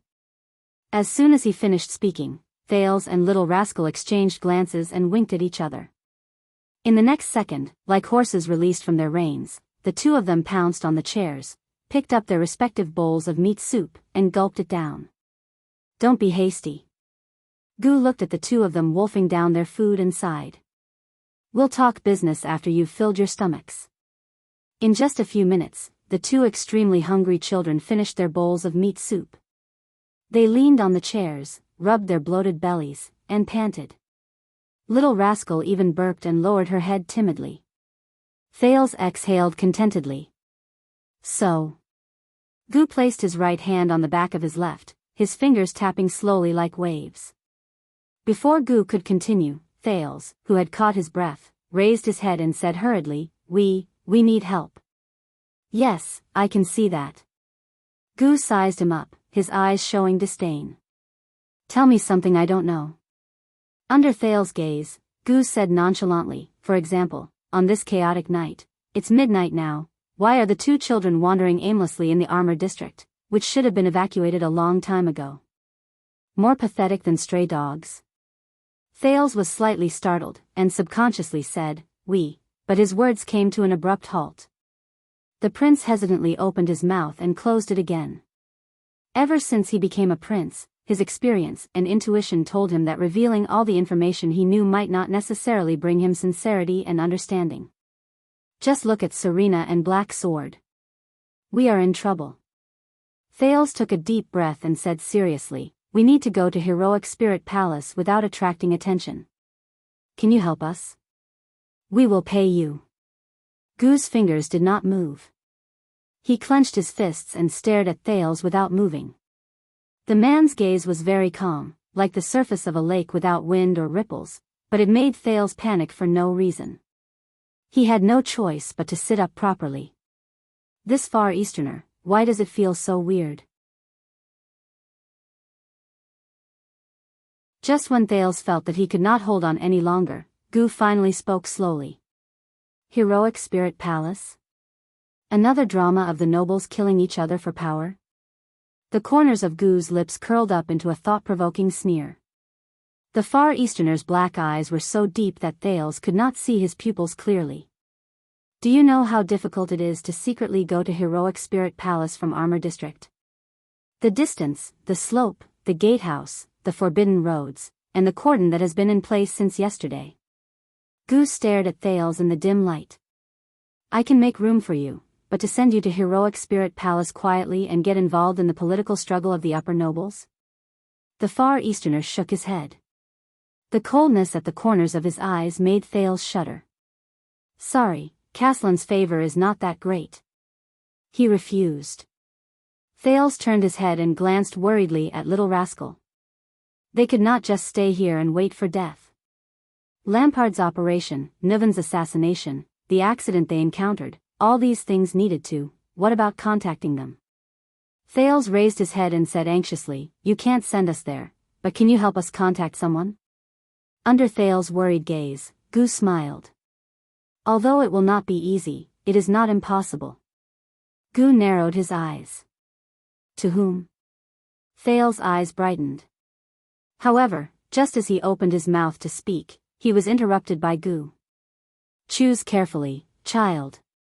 Don't choose those whom I have to stand at the entrance of Heroic Spirit Palace and shout to reach. Also, Gu lowered his head slightly. Due to the light, his eyes were shrouded in darkness. He spoke with a profound tone. He said meaningfully, if your situation is really dangerous, then it is best to find someone trustworthy and inconspicuous. After all, I don't want to get into trouble. Hearing Gu's words, Thales was stunned. The first person he thought of just now was Putre.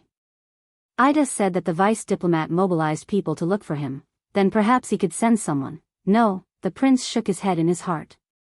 Thales did not know how strict Lampard's control in Dragon Cloud City was, but if the situation was as bad as he expected, then the Constellation Diplomat Group, led by Putre, would definitely become Lampard's main focus. Especially after the calamity wreaked havoc and now that all districts were under martial law, they would be very conspicuous. Even if they found this place, there was a high chance that they would be intercepted by the enemy halfway. Similarly, the people loyal to King Nuven, such as Nicholas, were the same. He needed another candidate. Thales frowned. A person I can trust, a suitable candidate who has a secret agreement with me and King Nuven, but is neutral on the surface, so he will not attract attention.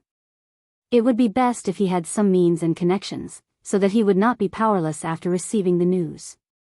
Thales' pupils gradually focused.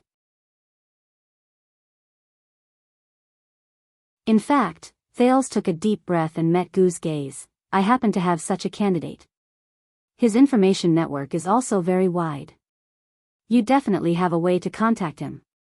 Gu's gaze stopped on him. After a full 5 seconds, the Far Easterner nodded slowly. Thales breathed a sigh of relief. A few minutes later, Gu changed into a cloak and stood at the door. I don't know how long I will be gone. After all, it takes time to find a way, maybe tens of minutes, maybe even longer, the Far Easterner said sternly. Before that, stay here and don't touch anything in my shop. Thales could only nod to show that he understood. Gu observed for a few minutes by the wooden window. After confirming the situation, he held the doorknob. Mr. Gu. Light flooded into the butcher's shop. Just as he was about to leave, Thales suddenly said, "Thank you." Gu revealed a strange expression and turned to look at him. The Far Easterner nodded with a faint smile. But Gu's last words before he left made Thales pale with fright. "Please wait patiently." Gu turned around and said faintly, "Your Royal Highness." As soon as he finished speaking, Gu closed the small door, leaving the butcher's shop in darkness again. Thales was the only one left, stunned on the spot. The prince turned his head and looked at Little Rascal, who was sitting by the table. "So, he knew my identity long ago? That's why I didn't ask." As he watched Gu disappear through the small door, Thales held his forehead and sighed in pain. Is it very eye-catching to see an unkempt kid running around the street? Asda, Black Sword, Gu. Why do I feel like everyone knows me at first sight? Thales turned around and looked at the chopping board and boning knife around him. He shrugged helplessly and dejectedly. He climbed onto the chair by the dining table with difficulty, picked up his wooden cup and drank a mouthful of water. He caught a glimpse of Little Rascal from the corner of his eye. The girl was staring blankly at the table, her face expressionless. Thales sighed silently in his heart. Sleep for a while. Thales put down the cup and said, You should be very tired. Huh? Little Rascal snapped out of her daze and stared at Thales blankly, as if she had suddenly woken up. Thales pursed his lips and shook his head helplessly. You need to rest. We may have to hurry on with our journey later. Thales tried his best to speak in the most gentle tone when he saw the absent-minded girl. However, Little Rascal only stared at him blankly. Thales, the little girl said dejectedly, I feel like I'm dreaming. Little Rascal lowered her head. A nightmare, a never-ending nightmare. Thales held his breath for a moment. Little Rascal's voice was a little shaky. First it was Lady Alex, then the monster in Dragon Cloud City, and now King Nuven. The girl's eyes behind her glasses were suddenly filled with tears. All of this. When will it end? Thales closed his eyes. There was an indescribable gloominess and sadness in his heart. She was just a child. Only a few years older than Korea, Ryan, and Cindy. She was forced to witness everything. Soon. Thales heard himself say faintly, soon, all of this will end. Everything will get better. However, in his heart, a dark voice spoke another sentence for him. No, from the moment you become a Walton, all of this will never end. He heard himself saying against his will, when we return to the Walton family and those loyal to the Waltons, we will be safe. Regardless of their motives, they will definitely protect the bloodline of the Dragon Spear family. Little Rascal trembled when she heard that. Her sobbing became more obvious. Thales, I don't want to become Saroma. I'm not a Walton. I can't do what King Nuven said. Thales did not speak. He only clenched his fists and stared at the ground. Really? Little Rascal sniffled. Her eyes were red. I'm just a little servant girl picked up from a pile of orphans. I'm not Lady Walton. Thales still did not say a word. Also, I'm a girl. This is Northland. Never in history. Neither the nobles nor the commoners will allow me, a girl, to become an archduchess. Little Rascal took off her glasses and shook her head in pain. Let me go. I can't do what His Majesty said. With you. I'll mess it up.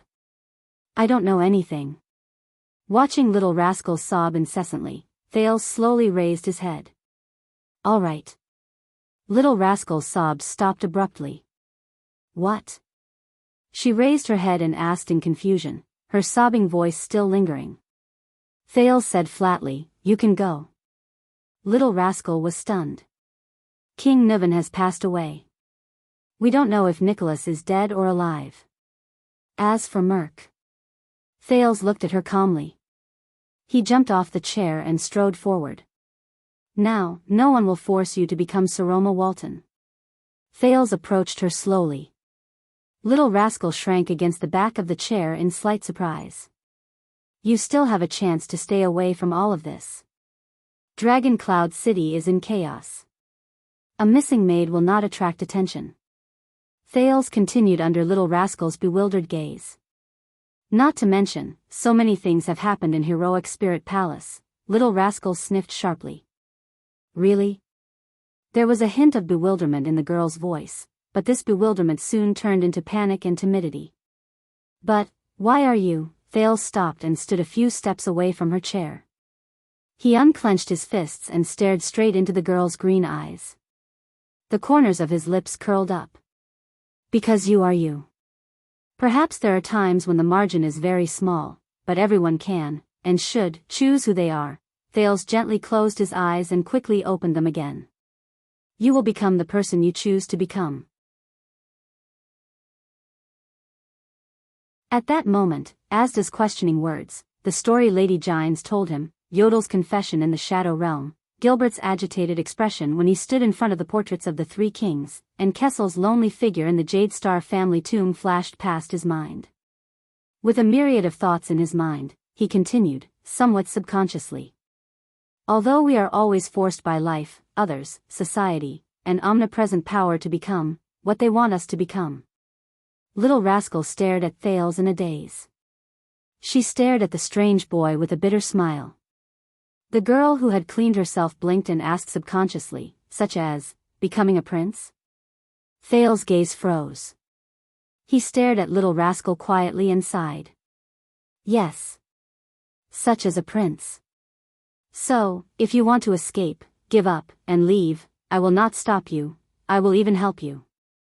Little Rascal seemed to be scared out of her wits. She stared at Thales without moving. The second prince sighed. Kessel's words rang in his ears. From the moment you were crowned with the Jade Star name, you fought for Constellation, died for Constellation, and lived for Constellation.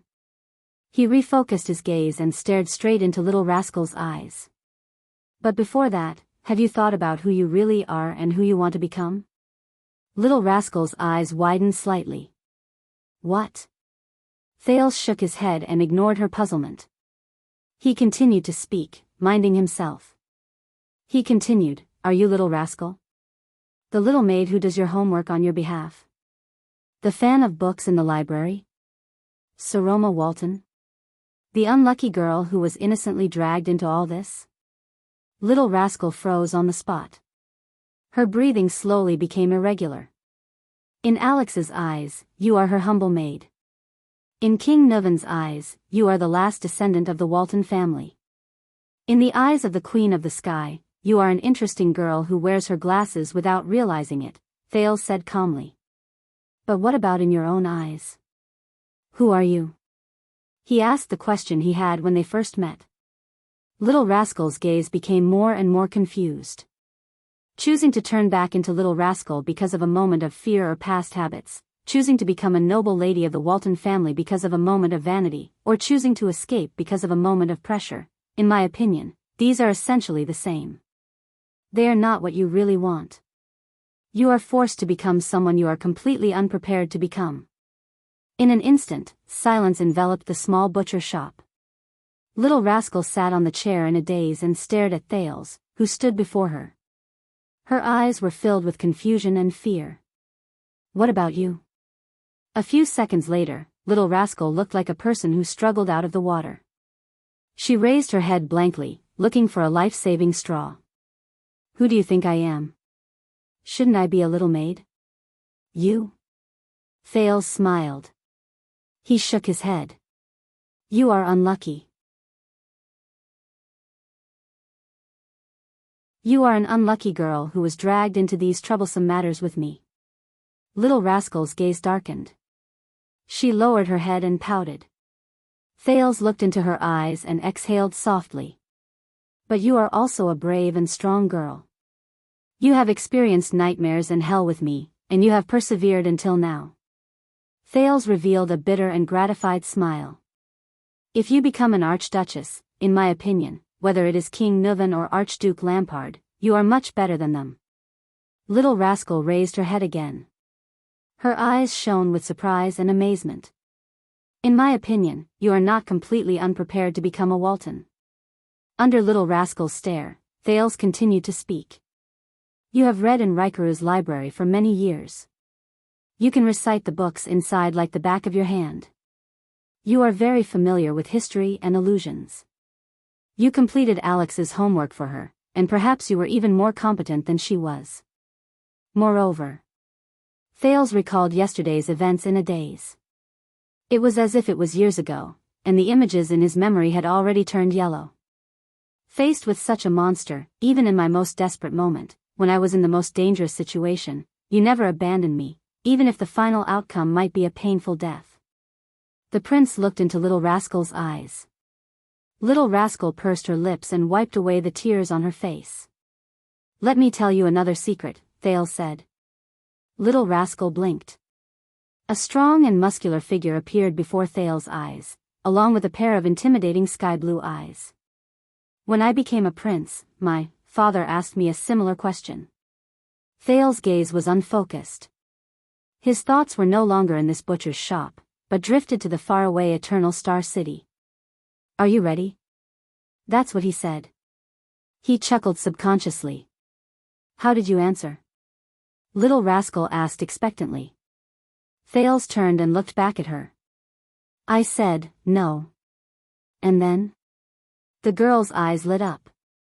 "What was your father's reaction?" Thales stared into Little Rascal's eyes quietly and did not move. Then, the latter turned her head away in embarrassment. A few seconds later, Thales sighed. He said, "It's okay. Because, fate will prepare you." That's what he told me. Little Rascal was stunned. Thales exhaled through his nose, as if he had just removed the biggest shackle. The prince flashed what he believed to be his most confident smile. "So, don't be anxious, don't panic. You have many choices." Thales held Little Rascal's hand gently and said sincerely, "When we escape this place, you can choose wisely who you are and who you want to be.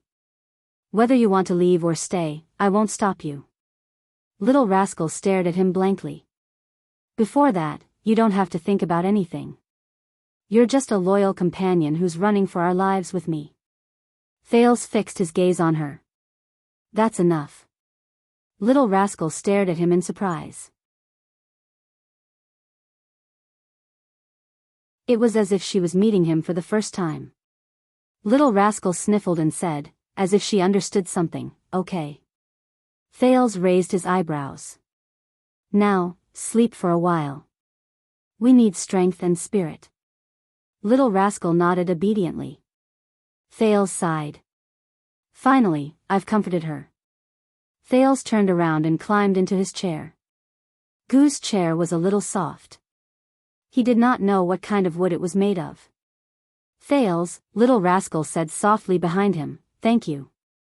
Thales paused. "No." He lowered his head, a little disappointed.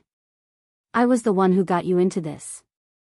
Otherwise, she would still be a little maid who only had to worry about Alex in the library, reading books. Isn't that right?" The two children lay back in their respective chairs and temporarily closed their eyes in peace. Thales. In the darkness with his eyes closed, Little Rascal's timid voice rang again. "Are you really only 7 years old? Why do you know so much?" Thales, who was adjusting his lying position, burst into laughter when he heard her. He opened his eyes and saw Little Rascal lying sideways on the chair with her eyes closed. This reminded Thales of the time she was sound asleep on his bed in his room. Who knows? He slid down the chair gently and walked to the corner of the wall. "Maybe I'm already 37 years old." As usual, Thales lay against the wall in the corner with his hands as a pillow. Feeling the double protection of the floor and the wall, he felt much more at ease. "I just don't look old." Little Rascal's laughter rang beside him. Thales laughed too. "Choose yourself. Choose who you want to be," he repeated to himself in his heart. At the same time, he recalled what he said to the mystic before Asda left. "Yes. I will get through this disaster. I will live. And then choose who I want to be. No one can force me. No one can stop me." He closed his eyes gently.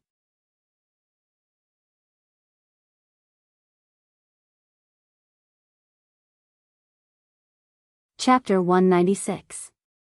In his long-awaited dream, he felt as if he had returned to that strange and dazzling world. There, the girl with a blurry face but a gentle voice hugged him from behind, which was a rare sight. She whispered, "Why? Are you sad?" He closed the laptop and smiled bitterly. "No, this result was expected. Maybe I'm not good enough." He lowered his head, feeling a little dejected. "You know, they have high expectations, it's okay." The gentle voice breathed into his ear. I have a way to make this less sad. He raised his eyebrows and shrugged. Oh. Because there's something even sadder waiting for you. He blinked, feeling a little confused. She said gently, let's break up. He shuddered. The girl behind him did not say anything. He turned his head stiffly. What? Yes, you heard me right.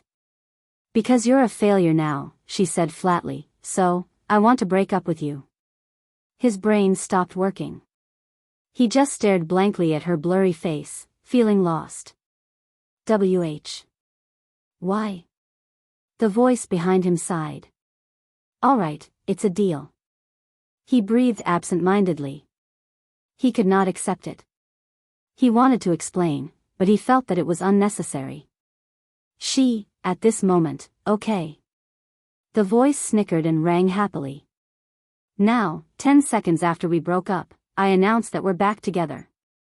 Tada. Let me introduce you to my new boyfriend, Wuxia. He could not think straight. What? But a few seconds later, his heart started beating again. He panted and looked at her in surprise. You, how is it? Compared to the pain of being dumped just now, is it less sad now? When you encounter a setback, you have to cherish your crotch. The voice giggled and blew into his ear, making him feel a little itchy. My name is Lei Feng. You don't have to thank me. He was a little speechless. The voice said happily, very good. If you're a tragedy again in the future, I'll continue to comfort you like this.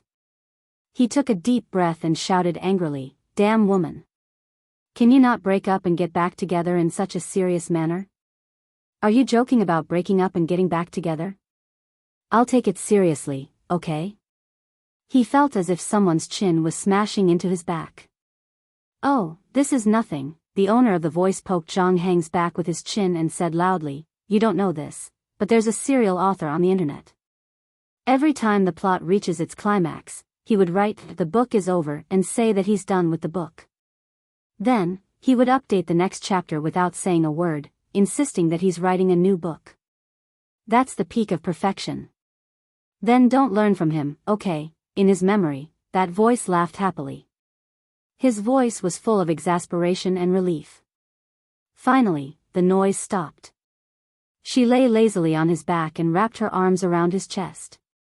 Hey, Chiron, don't be afraid, she said in a low voice, no matter what happens. I'm here for you. He bowed his head and closed his eyes. Ah, I know. I have you to protect me. The voice did not speak, but the arms around him tightened. But in the next second, everything in the dream was shattered by a sudden wave, like a reflection on the water's surface. The girl disappeared before his eyes. While he was puzzled, he heard a cold and unhappy female voice. The tone was low and contained an inexplicable emotion, making his hair stand on end. I'm watching you. I warned you. The next moment, Thales woke up with a start. He gasped for air. That voice. That voice. At this moment, a hand was placed on his shoulder. Thales turned his head, still in shock. It was Gu. The man who had just shaken him up from his sleep. The Far Easterner squatted beside him and looked at him with a displeased expression. Little Rascal stood beside him with a sleepy face. Wake up, Prince of Constellation, the butcher said flatly, the person you're looking for is here. So fast? Thales forced himself to stay awake and temporarily suppressed the scenes in his dream. He rubbed his eyes and got up from the cold ground. He has a lot of connections, so it didn't take much time. Gu stood up and shook his head. Besides, he's here to pick you up. Thales was stunned. He shook his head and woke up from his sleepiness. He's here to pick me up. Thales and Little Rascal followed Gu out of the butcher's shop after he gestured. A two-wheeled carriage with a carriage was parked on the empty street. The carriage was made of cheap transparent glass. The coachman on the carriage bowed respectfully. Beside the carriage stood a middle-aged noble with a golden ponytail. The latter exhaled. Your Highness, thank God. Thank you for your help. Thales nodded. Time is of the essence. Please get on the carriage immediately. The middle-aged noble was obviously relieved when he saw Thales. He took off his hat and bowed to Thales. After we entered Armor District, we were interrogated by a patrol team. Although they acted very well, I can swear that they were definitely not from the city. They were not even locals. Thales nodded with a solemn expression. Of course, they are from Black Sand region. Lampard has been planning this for a long time. While the middle-aged noble was stunned, Thales looked at the carriage. It's too conspicuous. Thales frowned. A carriage? Transparent glass? Can we get out? And we have to return to Heroic Spirit Palace. The middle-aged noble digested Thales' information and then raised his head to answer the prince's question. I used the name of Good Flow City's caravan to urgently unload important goods from Armor District. In addition, His Majesty gave me a special permit. The nobleman raised his cane and knocked on the wheel of the carriage. And I happen to know a disciplinary officer who takes bribes. I've got some connections. He'll turn a blind eye if you leave through the blockade line he's in charge of. No news will get out. As for the glass, please don't worry. This is a custom-made carriage. You can only see me from the glass outside. You can hide in the dark compartment if necessary. Thales looked at the carriage and exhaled. Then let's go. He raised his head and looked at the blonde noble from Camus Union. Marquis Shiles Bamra. Shiles nodded. He opened the carriage door and his gaze lingered on Little Rascal who was hiding behind Thales. And this is? He narrowed his eyes. Little Rascal shrank back in fear. My maid. She saved my life on the way. I can't leave her behind, Thales said calmly. Very well, then let's talk on the way. Shiles did not ask any more questions. I also need to hear your explanation of what happened. Thales and Little Rascal boarded Shiles' carriage. Shiles sat in front while they hid in the space behind him. They could not be seen from outside the carriage at all. Just as the carriage door closed, Thales poked his head out. No matter what, thank you, Mr. Gu. The Far Easterner tilted his head and looked at him with a strange expression. He flashed an inexplicable smile. No need to thank me. Gu rubbed his hands and smiled mysteriously. Go thank Caslin. Thank him for the 6.5 loaves of bread he gave me back then, that's enough. Gu turned around and walked to his butcher shop. 6.5 loaves. I see. Thales smiled. The carriage door closed and started moving. Shiles watched Gu's figure disappear behind the door. He frowned and said, How did you get involved with the famous intelligence peddler in Dragon Cloud City? An accident. Thales said briefly, a lucky accident. Now, it's time to get down to business. The carriage drove through a stretch of streets. He raised his head and looked at Marquis Shiles in front of him. Please tell me, are Heroic Spirit Palace and the other districts still in Dragon Cloud City and under the control of the Walton family? Marquis Shiles frowned. Before I entered Armor District, the White Blade Guards, the Palace Guards, the patrols, and even the officials were all normal.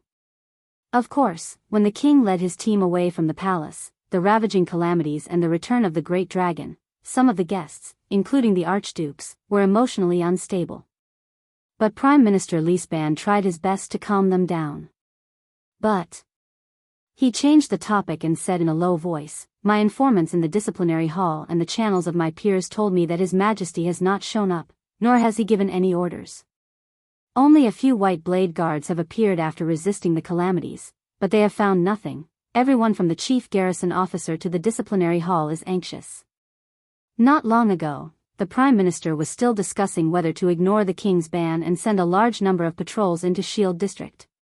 Thales breathed a sigh of relief. So, Heroic Spirit Palace and Dragon Cloud City are generally safe? Safe? After we met the patrols who interrogated us, I expressed my doubts about this. Shiles shook his head and said worriedly, "First of all, you have to tell me, what happened to Shield District after the calamities ravaged it? What about His Majesty? And how did you appear here?" Thales took a deep breath. He looked at Marquis Shiles, who had turned his head around, and enunciated each word clearly. King Nuvan was assassinated. He died. Shiles froze on the spot. His expression changed subtly, rising and falling along with the bumpy carriage. "The murderer is a man with the surname Charlton, and the person who hired him is Lampard." Thales finished his sentence quietly. Little Rascal looked at them timidly. "So, it seems that this is true." After a while, Shiles came back to his senses. He caressed his gloves and staff and said subconsciously, "The king is dead. Extet is going to be in chaos. The crystal drop mine contract." Marquis Shiles stared at his staff in a daze, as if he was urgently calculating the gains and losses. Thales remained silent and did not speak. Soon, the carriage drove out of the boundaries of Armor District. In the winding streets of Dragon Cloud City, they entered a roadblock formed by soldiers from the patrols and barricades. They had arrived at the cordon of martial law.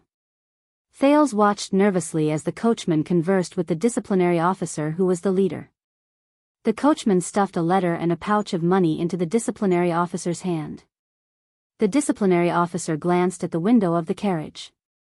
Marquis Shiles waved at him in a friendly manner. The carriage was let through without a hitch. Thales, who was lying flat on the ground with Little Rascal, heaved a sigh of relief. "Don't worry." Shiles smiled stiffly. "The merchants have a lot of connections, and they are very useful. It's not a problem to deal with these people at the bottom of the hierarchy." The people around the carriage began to increase. Everywhere were the citizens of the capital who were whispering to each other. They were either disheveled or dressed in rags as they stayed on the streets. Quite a number of kind-hearted people brought out food supplies and gave them to these pitiful people living on the streets. These are the evacuated citizens. They have been homeless for a few hours, at least not before the king's ban expires. Marquis Shiles looked outside the window and shook his head. "Of course, I heard that compared to the people in Shield District." But at this moment, a loud noise suddenly came from outside the window.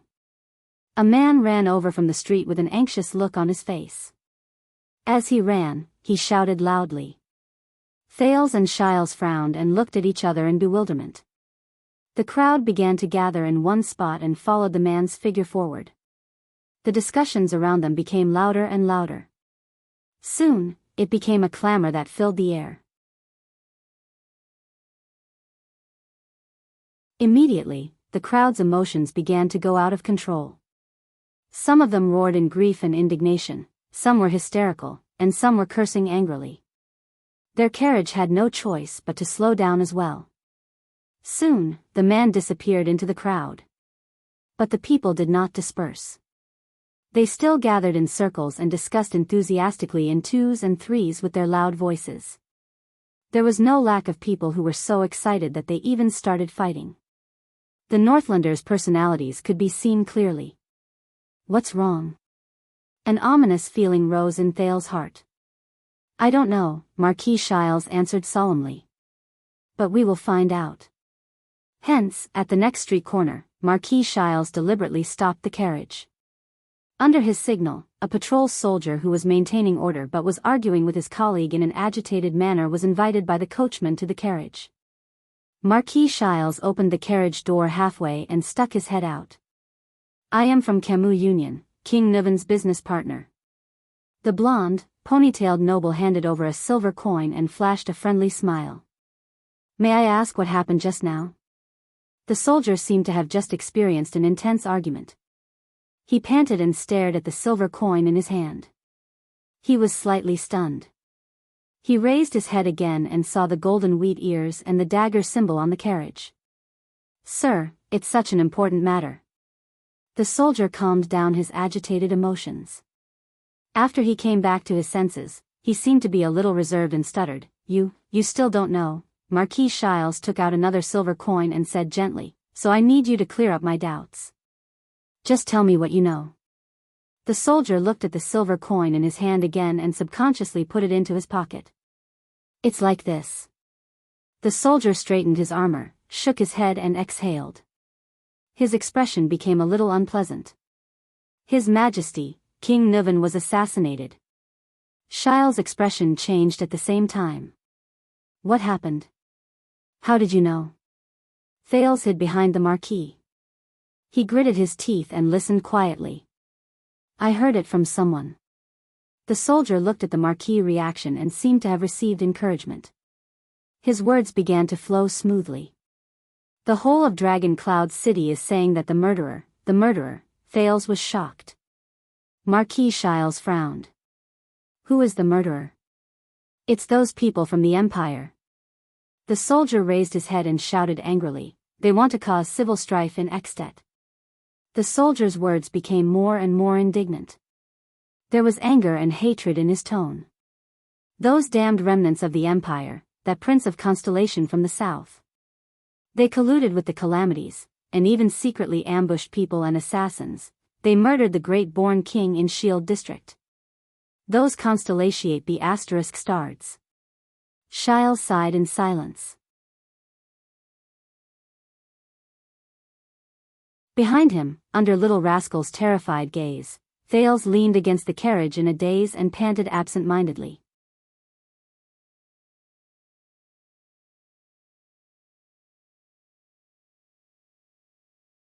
Chapter 197. Early in the morning in Dragon Cloud City, a two-wheeled carriage drove along the messy streets, shuttling back and forth skillfully. As the carriage moved forward, the indignant shouts outside the window gradually lessened.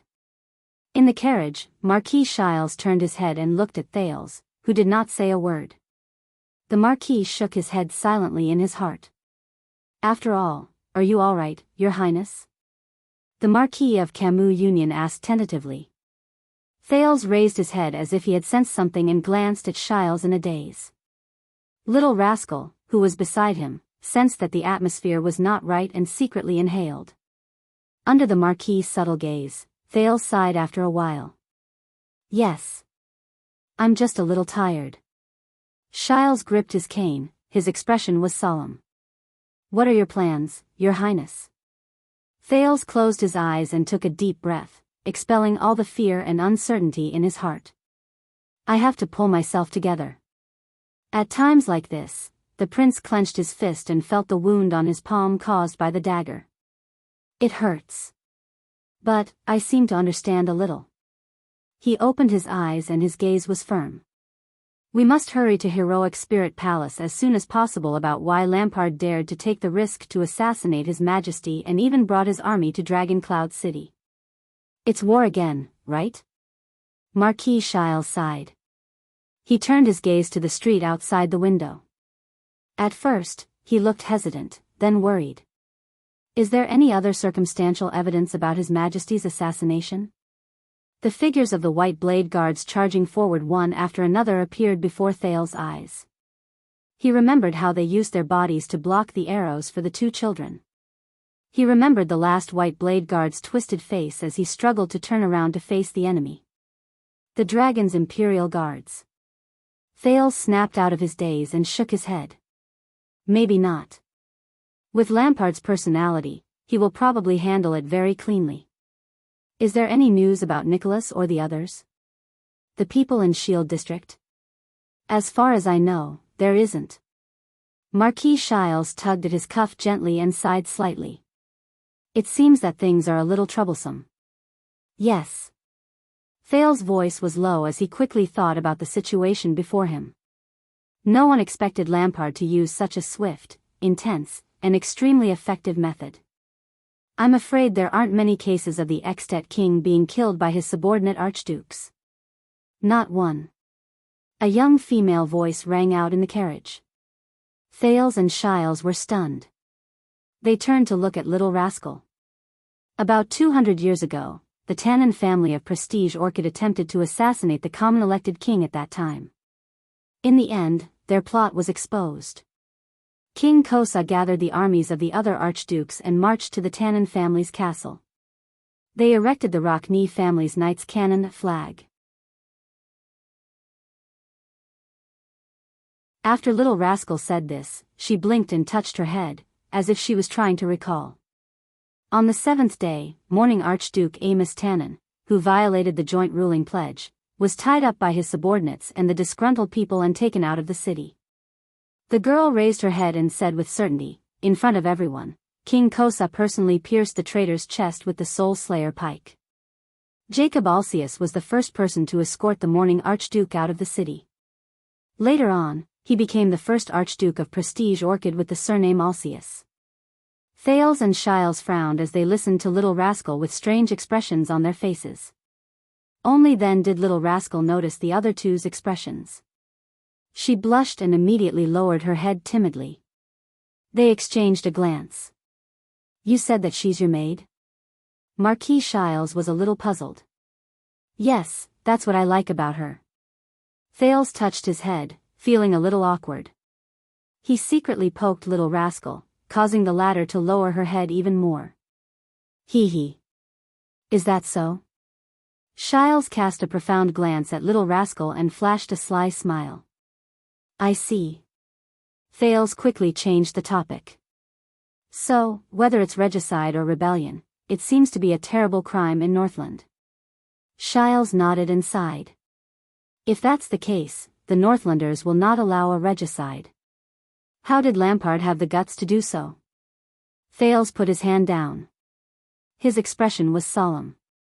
He thought of Viscount Kenvita of Black Sand Region and the Fire Knight, one of the 5 war generals. "I'm afraid we've all underestimated Lampard," he said quietly. Thales suddenly raised his head. "But Lampard still has a barrier that he cannot bypass." The prince narrowed his eyes. "If his intentions are indeed what I think they are." Shiles' gaze rested on his staff. "Such as?" "Too many things are still shrouded in mystery. There's a need to reorganize the clues." Thales shook his head. His expression became more and more solemn, and his brain worked frantically. When did Lampard start planning, and how did he carry out all of this?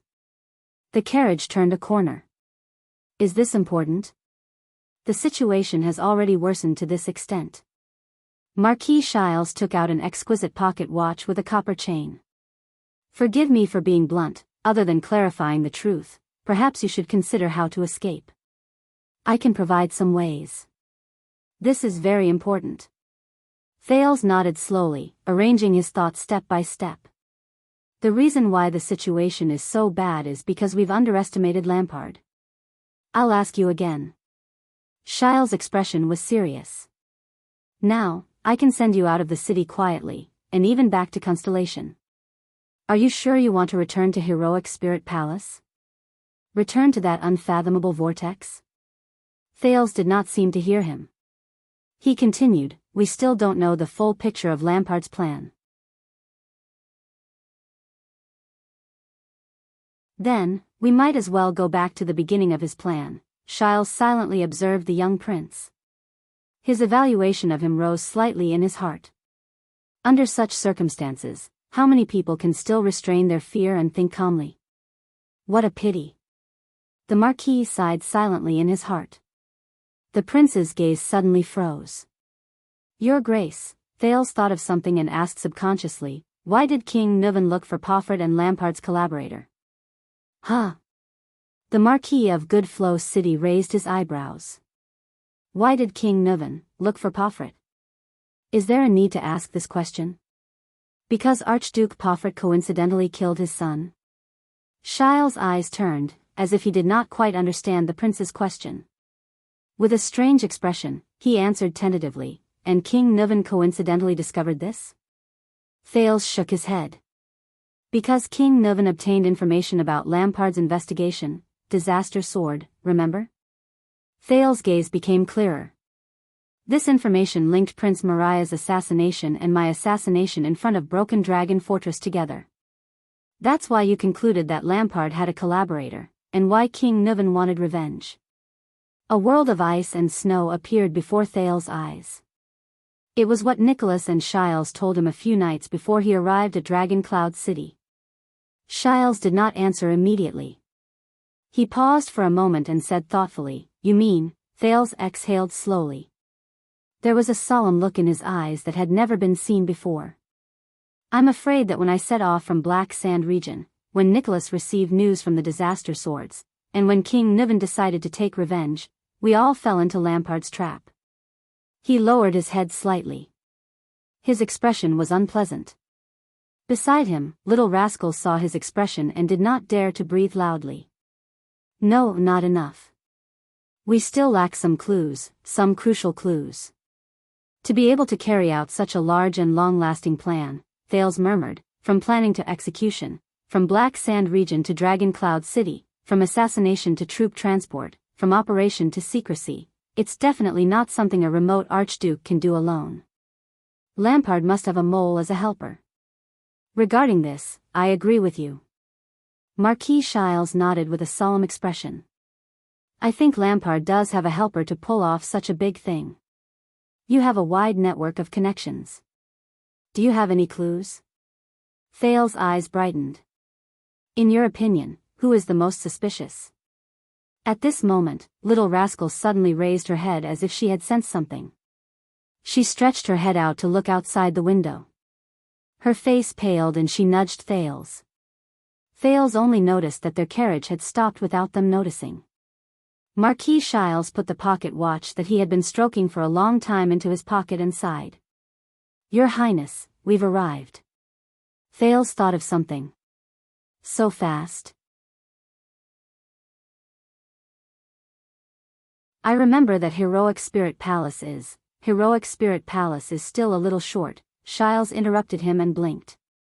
"For the rest of the journey, another lord will escort you."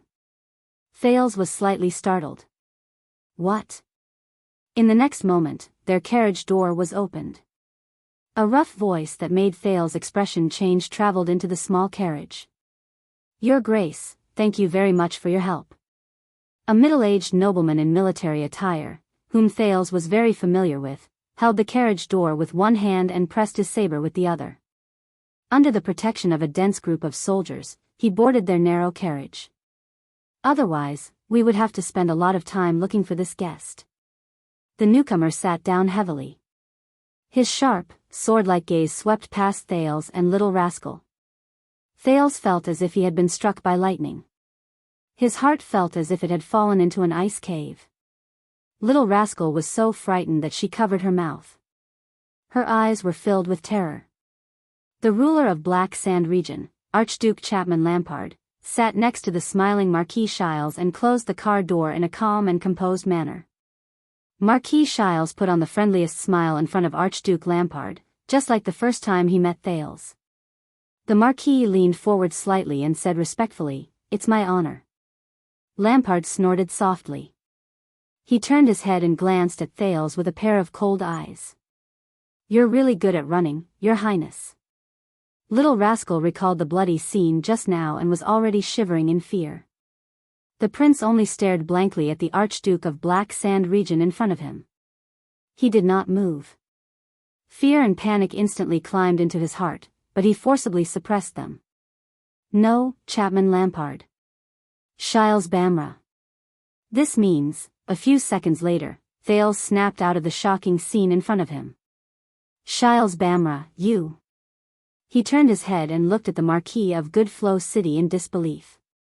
"You betrayed us." Lampard did not say a word. His expression was as cold and stern as ever. "Don't be so surprised, Your Highness." Marquis Shiles sighed regretfully and shook his head slowly. "This does not match your usual genius image. Besides, I did not betray you." "You did not betray me?" Thales was so angry that he laughed. "Don't tell me that from the beginning, you." Thales paused, and his expression changed. "It can't be."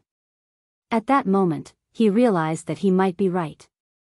"You are the helper." Thales looked at the smiling Marquis Shiles and said in disbelief, "From the beginning, you were in cahoots with Lampard?" "You came to your senses very quickly, Your Highness," Lampard said sarcastically. A second later, Thales bellowed in shock and anger. Shiles, you betrayed King Nuvan. Little rascal trembled slightly. Lampard chuckled disdainfully. Marquis Shiles frowned. Thales clenched his trembling fists and stared angrily at the soldiers of Black Sand region who were dressed in patrol uniforms outside the window. They fell into Lampard's hands again. This time, it was more hopeless and worse than the last time. Tisk, tisk. The Marquis of Camus Union shook his head as if he disliked Thales' words. Don't say that. I hate betrayers and despicable people the most. I have never betrayed King Nuvan. Thales desperately suppressed his impulse and anger. I thought you had an agreement with King Nuvan. Of course, he needs to take revenge on the culprit who betrayed Maria. Shiles shrugged as if he did not care. For this, he needs a third-party candidate like me, who can move freely among the archdukes without arousing suspicion. The Marquis blinked. Using the crystal drop mine contract in exchange for revenge, this is very fair. Thales panted and glanced at the unsmiling Lampard. But you betrayed Nuvan. No, no, no, Your Highness. Shiles sighed, raised a finger and shook it gently. You misunderstood. Shiles opened his eyes. His eyes were filled with shrewdness, but there was a hint of indisputable sincerity in them. I am a man of integrity and I keep my promises. The spirit of a contract is my first creed. The spirit of a contract? Thales clenched his fists and gritted his teeth in anger. Yes. Shiles nodded and spread his left hand. I faithfully fulfilled the agreement with King Nuvan and helped him find and kill his enemy. He was very satisfied, and I was also very happy. Shiles raised a finger, raised his eyebrows and shook his head, as if he was blaming Thales for doubting him. The spirit of a contract. The Marquis' gaze was very clear. There was not even a hint of guilt or awkwardness. It was as if this was his true nature. Thales took a deep breath. The sin of Hell's river surged into his head at the right time. Finally, Thales slowly slowed down his breathing and his brain began to calm down. Marquis Shiles continued to smile amiably and winked. As for now, I am only fulfilling another contract with Sir Lampard. As always, I keep my promise. Look, it's still the spirit of a contract. Thales unclenched his fists and looked at Lampard's hand, which was placed on his saber. He gave up on the idea of touching his dagger. How much have you done for Lampard? Thales said coldly. Help him prepare resources? Or directly kill the king? Shiles exhaled and met Lampard's gaze. The latter's eyes were filled with coldness. Let me think, it's actually not much. The Marquis drew out his staff and smiled faintly. Provide the Archduke with some news from Heroic Spirit Palace, regarding the king's whereabouts and the progress of his plans. Mobilize some of Camion's business connections, use conventional channels to deliver information and items, and cover up some news. Prepare some weapons and send some manpower into the city with His Majesty's special pass, of course. As for disguising and replacing them with the patrol team, that's Mr. Vlad's task. As he listened to Shiles spew out one chilling news after another, Thales raised his head abruptly. Since when? When Nicholas came looking for me? When I entered Dragon Cloud City? The prince said indignantly, or were you Lampard's spy from the very beginning? Marquis Shiles smiled and said nothing. Enough, Lampard said from the side. His tone was cold as he glanced at Shiles mercilessly. Our time is tight. But Thales did not have the slightest intention to pay attention to his enemy. What did he give you to make you risk the greatest taboo to work with a king slayer? The prince said angrily. Contract? Money? Power? After deducting the price you paid, could it be more than what King Nuvan gave you? Shiles shook his head. No, the problem is not what Sir Lampard gave me. The Marquis smiled apologetically at Archduke Lampard, then turned to Thales and said, you can't just look at profits and numbers when doing business. Sometimes, you have to build up some reputation and connections. King Nuvan is a good collaborator, but even if it's the most surefire business deal, you have to leave a backup plan. Thales was stunned when he heard that, then he sneered. So, Lampard and Black Sand region are the backup plan you prepared outside of King Nuven and Dragon Cloud City? Marquis Shiles turned his head. He pushed open the carriage door and tapped his cane on the pedal. You're wrong again. A backup plan is not a prepared person or thing, it's a concept. Shiles turned around and smiled faintly. He gestured at Lampard with his palm. The Archduke has proven his value and potential. So, when he appeared in front of me, even if we didn't agree on it beforehand, he would naturally become my backup plan. Thales sneered disdainfully. Shiles Bamra. His gaze moved back and forth between Lampard and Shiles. He gritted his teeth and said, what about after Lampard? Have you prepared a backup plan for him? Lampard raised his head slightly and cast a chilling gaze at Thales. It was as if he was looking at a dead man. Thales' heart tensed up.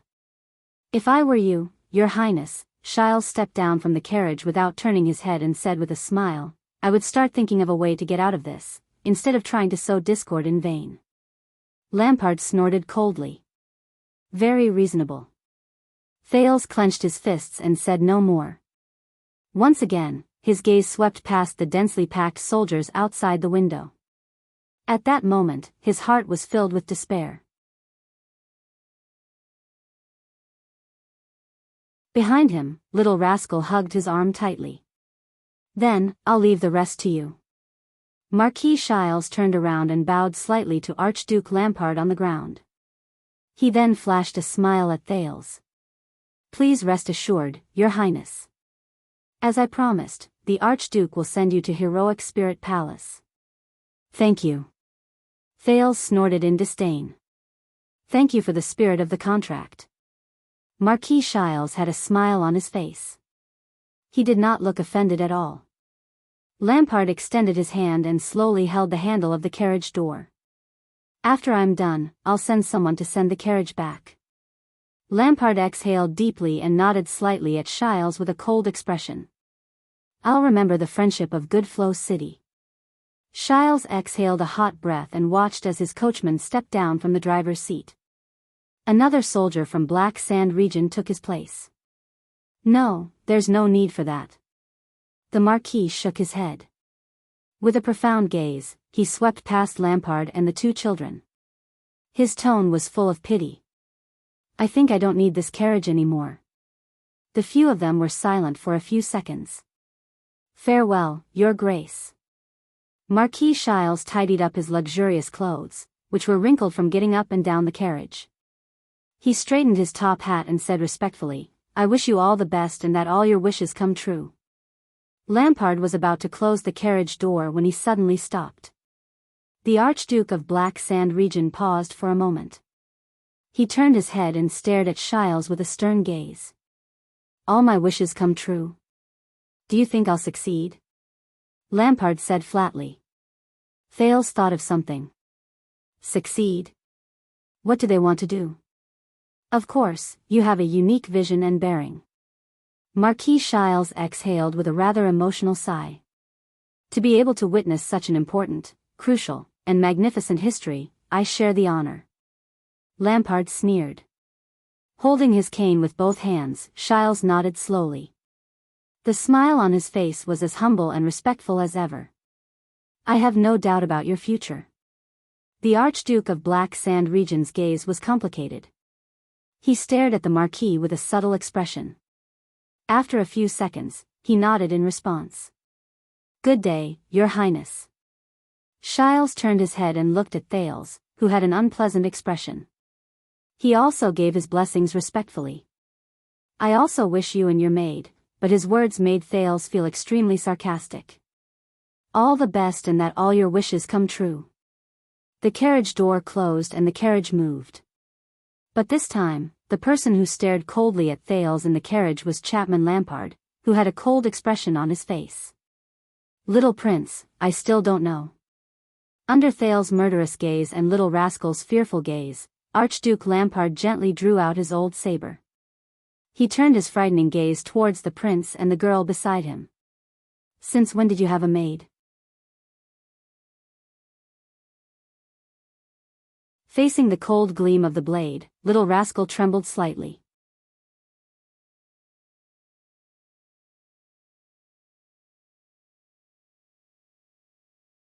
Chapter 198.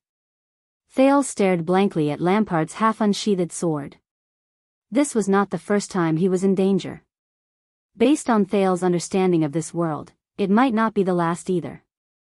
However, he really did not know what he could do when he was in the same carriage as the murderous Archduke Lampard, and there were countless soldiers outside the carriage. Could he use his so-called mystic energy again? Thales reached out and held little rascal's hand tightly. You're Nuven's granddaughter, aren't you, little girl? Lampard flipped his sword over and said flatly. Both of them froze. Thales' palm was ice cold.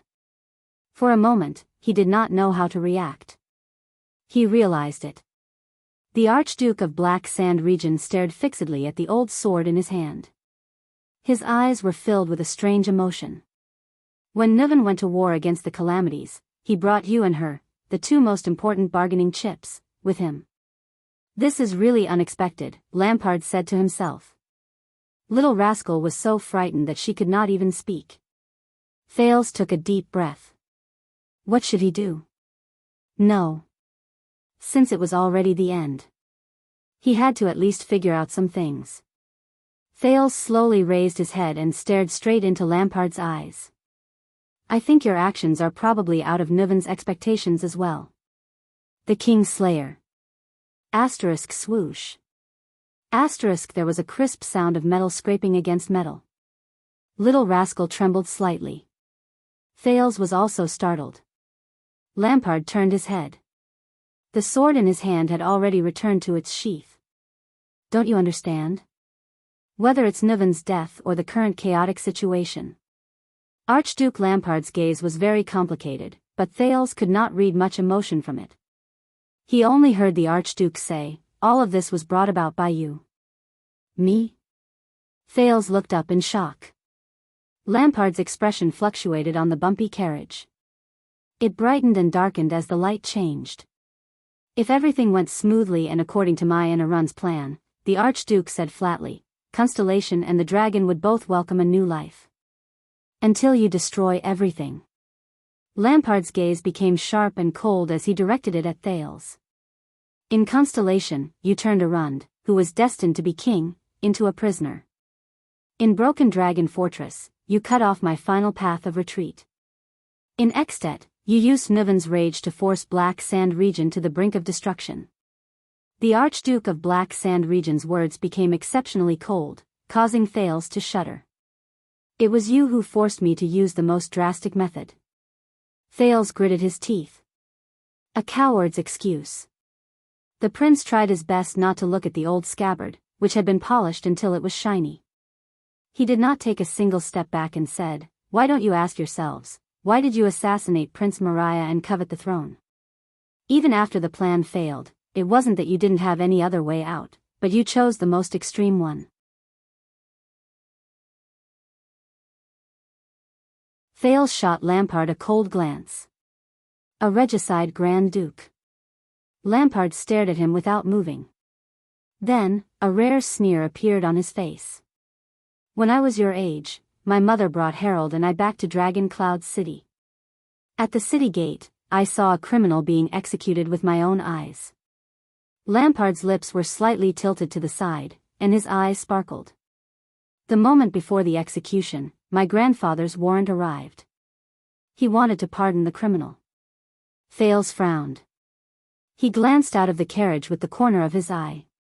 No, there's still no chance.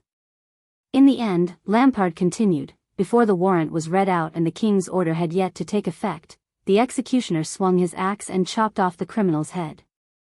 Little rascal was still terrified, but as she listened to Lampard's story, she subconsciously put on an attentive expression. The executioner was a valiant warrior. His methods were clean and efficient, without any hesitation. Even now, I still remember the head that was raised high and the blood that spilled. I also remember the scene of him casually receiving the king's warrant with his bloodied hands. The Archduke paused for a moment. He lowered his head and looked at the sword in his hand.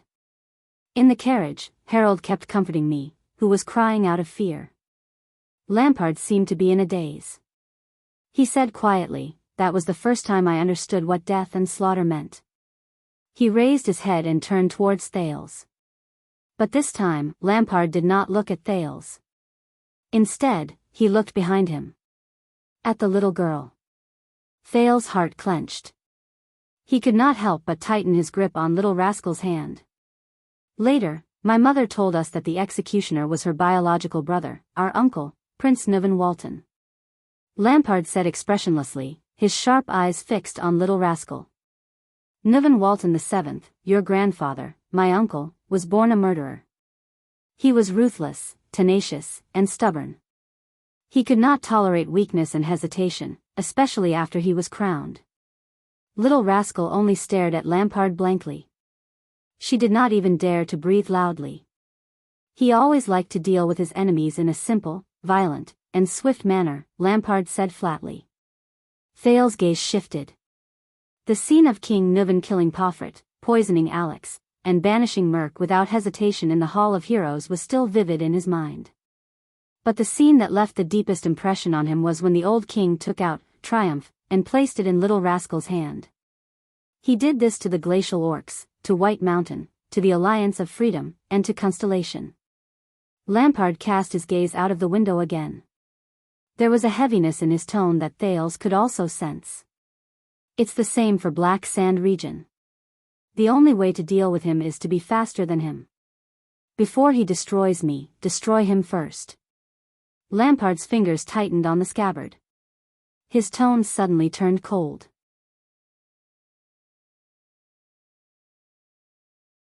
At the same time, Thales sighed. I understand, the prince suddenly said. His words were filled with exhaustion and emptiness. Start with the fortress. Lampard looked at him and raised his eyebrows slightly. What? Your plot. Thales leaned against the carriage, feeling a little down. It started when I was assassinated in front of the fortress and then entered your military camp, right? At that time, you knew very well that if you couldn't take down Broken Dragon Fortress, what awaited you would be King Nuvan's terrifying, storm-like vengeance. Thales raised his head and met Lampard's eyes. He said with certainty, from then on, you made up your mind to destroy Nuvan completely, before he destroyed you. Lampard's eyes narrowed slightly. He seemed a little surprised. Tell me about your plan. Thales raised his eyebrows and exhaled through his nose. You've schemed and schemed to complete an unprecedented feat, but you have no one to talk to. It must be very boring. Tell me, how did you accomplish all of this? Lampard's gaze was still fixed on him. He did not move.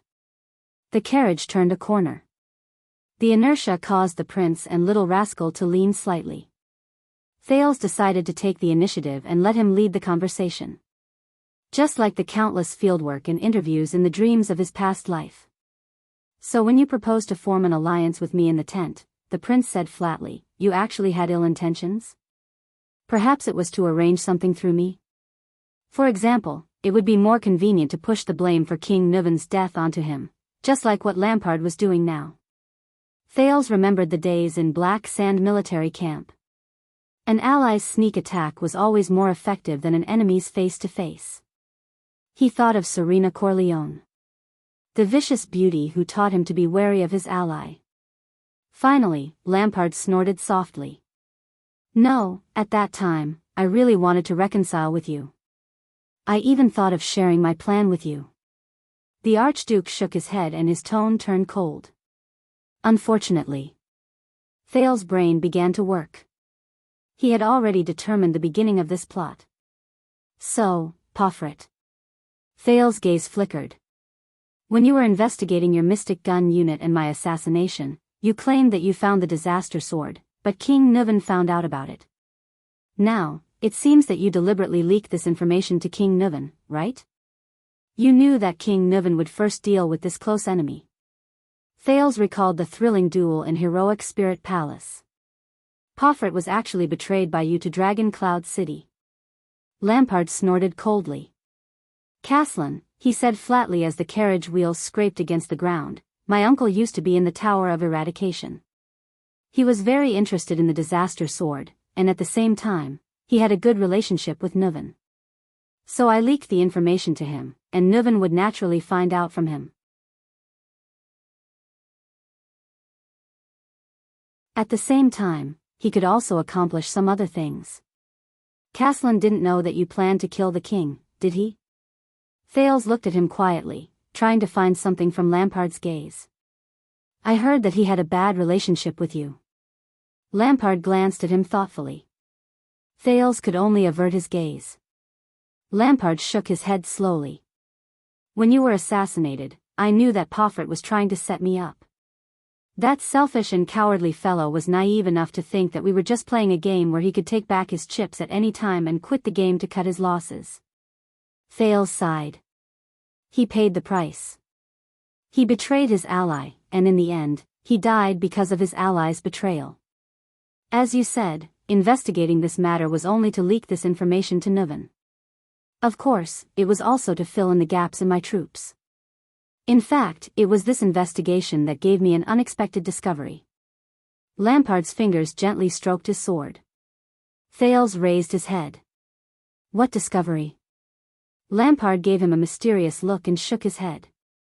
Thales looked at him quietly, but the other party had no intention of explaining at all. The prince could only sigh in his heart. So, you used Pomfret as a sacrificial pawn to attract King Nuven's attention. Based on his experience in the interview, Thales chose to skip this point and continued the topic. And you were busy preparing your conspiracy. For example, you used my assassination as an excuse to brazenly send troops to the north to escort me. You even contacted an ally like Shiles, right? Lampard stared at his saber. His gaze was cold. This was the last use that coward from Beacon Illumination City could play, the Archduke said slowly. To divert some attention and buy some time, the meeting, the banquet, the duel. I heard that Nuven had a great time in Heroic Spirit Palace. Thales' tone became low. At the same time, he lost his vigilance against you. Lampard nodded. His eyes were filled with a piercing glint. In the half a day given to me by Pomfret's death, I had to secure victory. Betraying an ally, diverting the enemy, seeking an ally, seizing the opportunity to dispatch troops, preparing a plan, and the final thunderous strike. Thales sighed. Unfortunately, it happened to be a chaotic night caused by the calamity. You really are a lunatic. He raised his head and stared at Lampard in disbelief. Do you know that no matter which part of this goes wrong, you will be consigned to eternal damnation? Lampard paused for a moment. The carriage drove over an uneven ground, and the carriage shook violently. Little rascal, who was already nervous, could not help but scream. Lampard suddenly raised his head. Consigned to eternal damnation? The Archduke of Black Sand region raised his voice. Lampard's sharp gaze was chilling. Child, you don't know anything. I don't know anything. Thales furrowed his brows.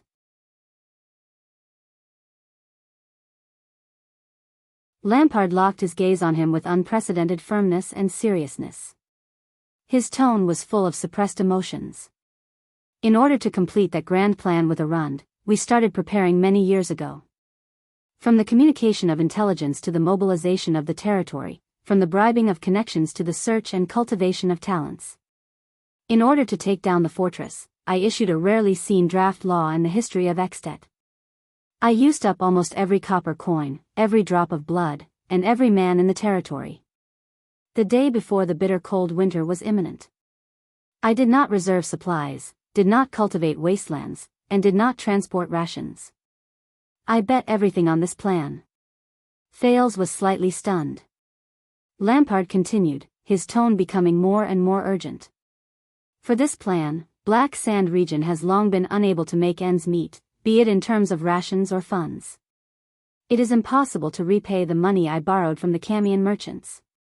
Our finances are about to collapse, and the coming year will only become more and more difficult.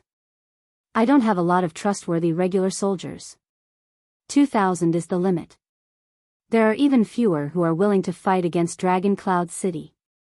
After the Great Dragon appeared last night, I secretly executed a group of waivers. Even so, I can't directly order them to surround and kill the king. I can only use vague orders to let them fight against Extet's enemies. And in Dragon Cloud City, the counts in the suburbs can recruit an army that is several times larger than ours.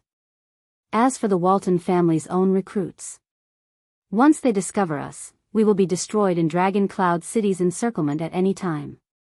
We won't even be able to cause a splash. For last night, I braved the impending day before the bitter cold winter, gnawed on dry rations, and brought the meticulously trained army all the way here. Their gazes when they looked at me were filled with fatigue, dejection, and confusion. They only relied on the instincts left behind from past training to maintain the most basic combat power. My people, from Levant to Kenvita, from Tolja to Bits, all bet their lives and heads to restrain the army to follow me into this bottomless abyss. And we didn't even think about the supplies and warmth on the way back. Lampard tightened his grip on the scabbard in his hand. His expression was terrifying and fierce. Because I know that it is very likely that we won't even have a way back. This is an expedition with no way out. Thales stared at Lampard in a daze. The Archduke of Black Sand Region, who was unsmiling and ate venison in the tent, whose face flickered with the light from the fire, who pushed a wine glass towards Thales, only to be rejected by him in mockery, began to become three-dimensional in front of Thales' eyes. Do you understand now, young prince?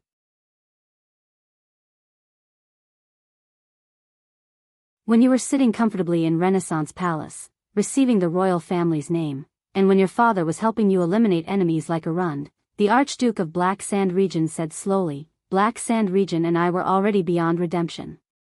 What I did was to seize the last chance of survival in a hopeless situation that was already beyond redemption. I racked my brains to manipulate the situation and atmosphere, mobilized all possible and impossible manpower and connections, made countless promises, from the Marquis of Good Flow City to the gang leaders, from Camus Union's merchant group to the Armor District's information peddlers, from Shadow Shield to the Charlton family. I even asked Shiles to urge and intensify the conflict between you and Pofford at the fastest possible speed, and Lampard stopped talking. He took a deep breath and adjusted his emotions. All so that I could rush forward and deliver the final, lightning-fast, fatal blow before Nuven realized it. The Archduke's eyes flashed.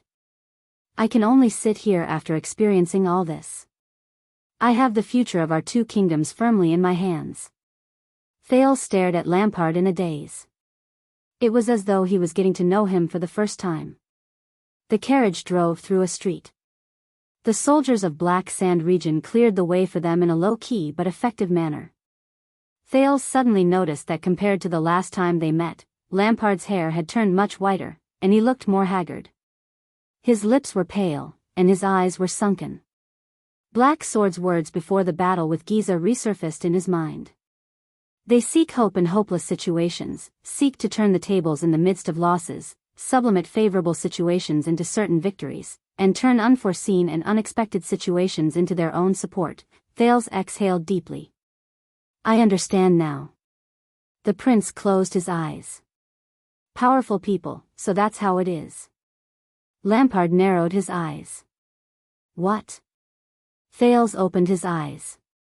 Under Little Rascal's curious gaze, he said flatly, in your game, in the confrontation between Dragon Cloud City and Black Sand Region, you are undoubtedly the weaker party. You are at a complete disadvantage and in imminent danger. The prince sneered softly. Do you know, after Nuven killed Poffret, he even threatened to send troops to Black Sand Region at the beginning of spring in exchange for a satisfactory Archduke of Black Sand Region? Lampard lowered his head and snorted. As I expected, my dear uncle. You know your uncle, your king, and your opponent very well. But he doesn't know you, doesn't know his nephew. Thales heaved a long sigh. You gambled everything, not even leaving a way out for yourself. You schemed, plotted, and did everything you could to gather chips. For the sake of survival, you risked your life. Lampard did not speak. Thales chuckled softly. His voice was full of sorrow. In comparison, Nuvan Walton was the common elected king.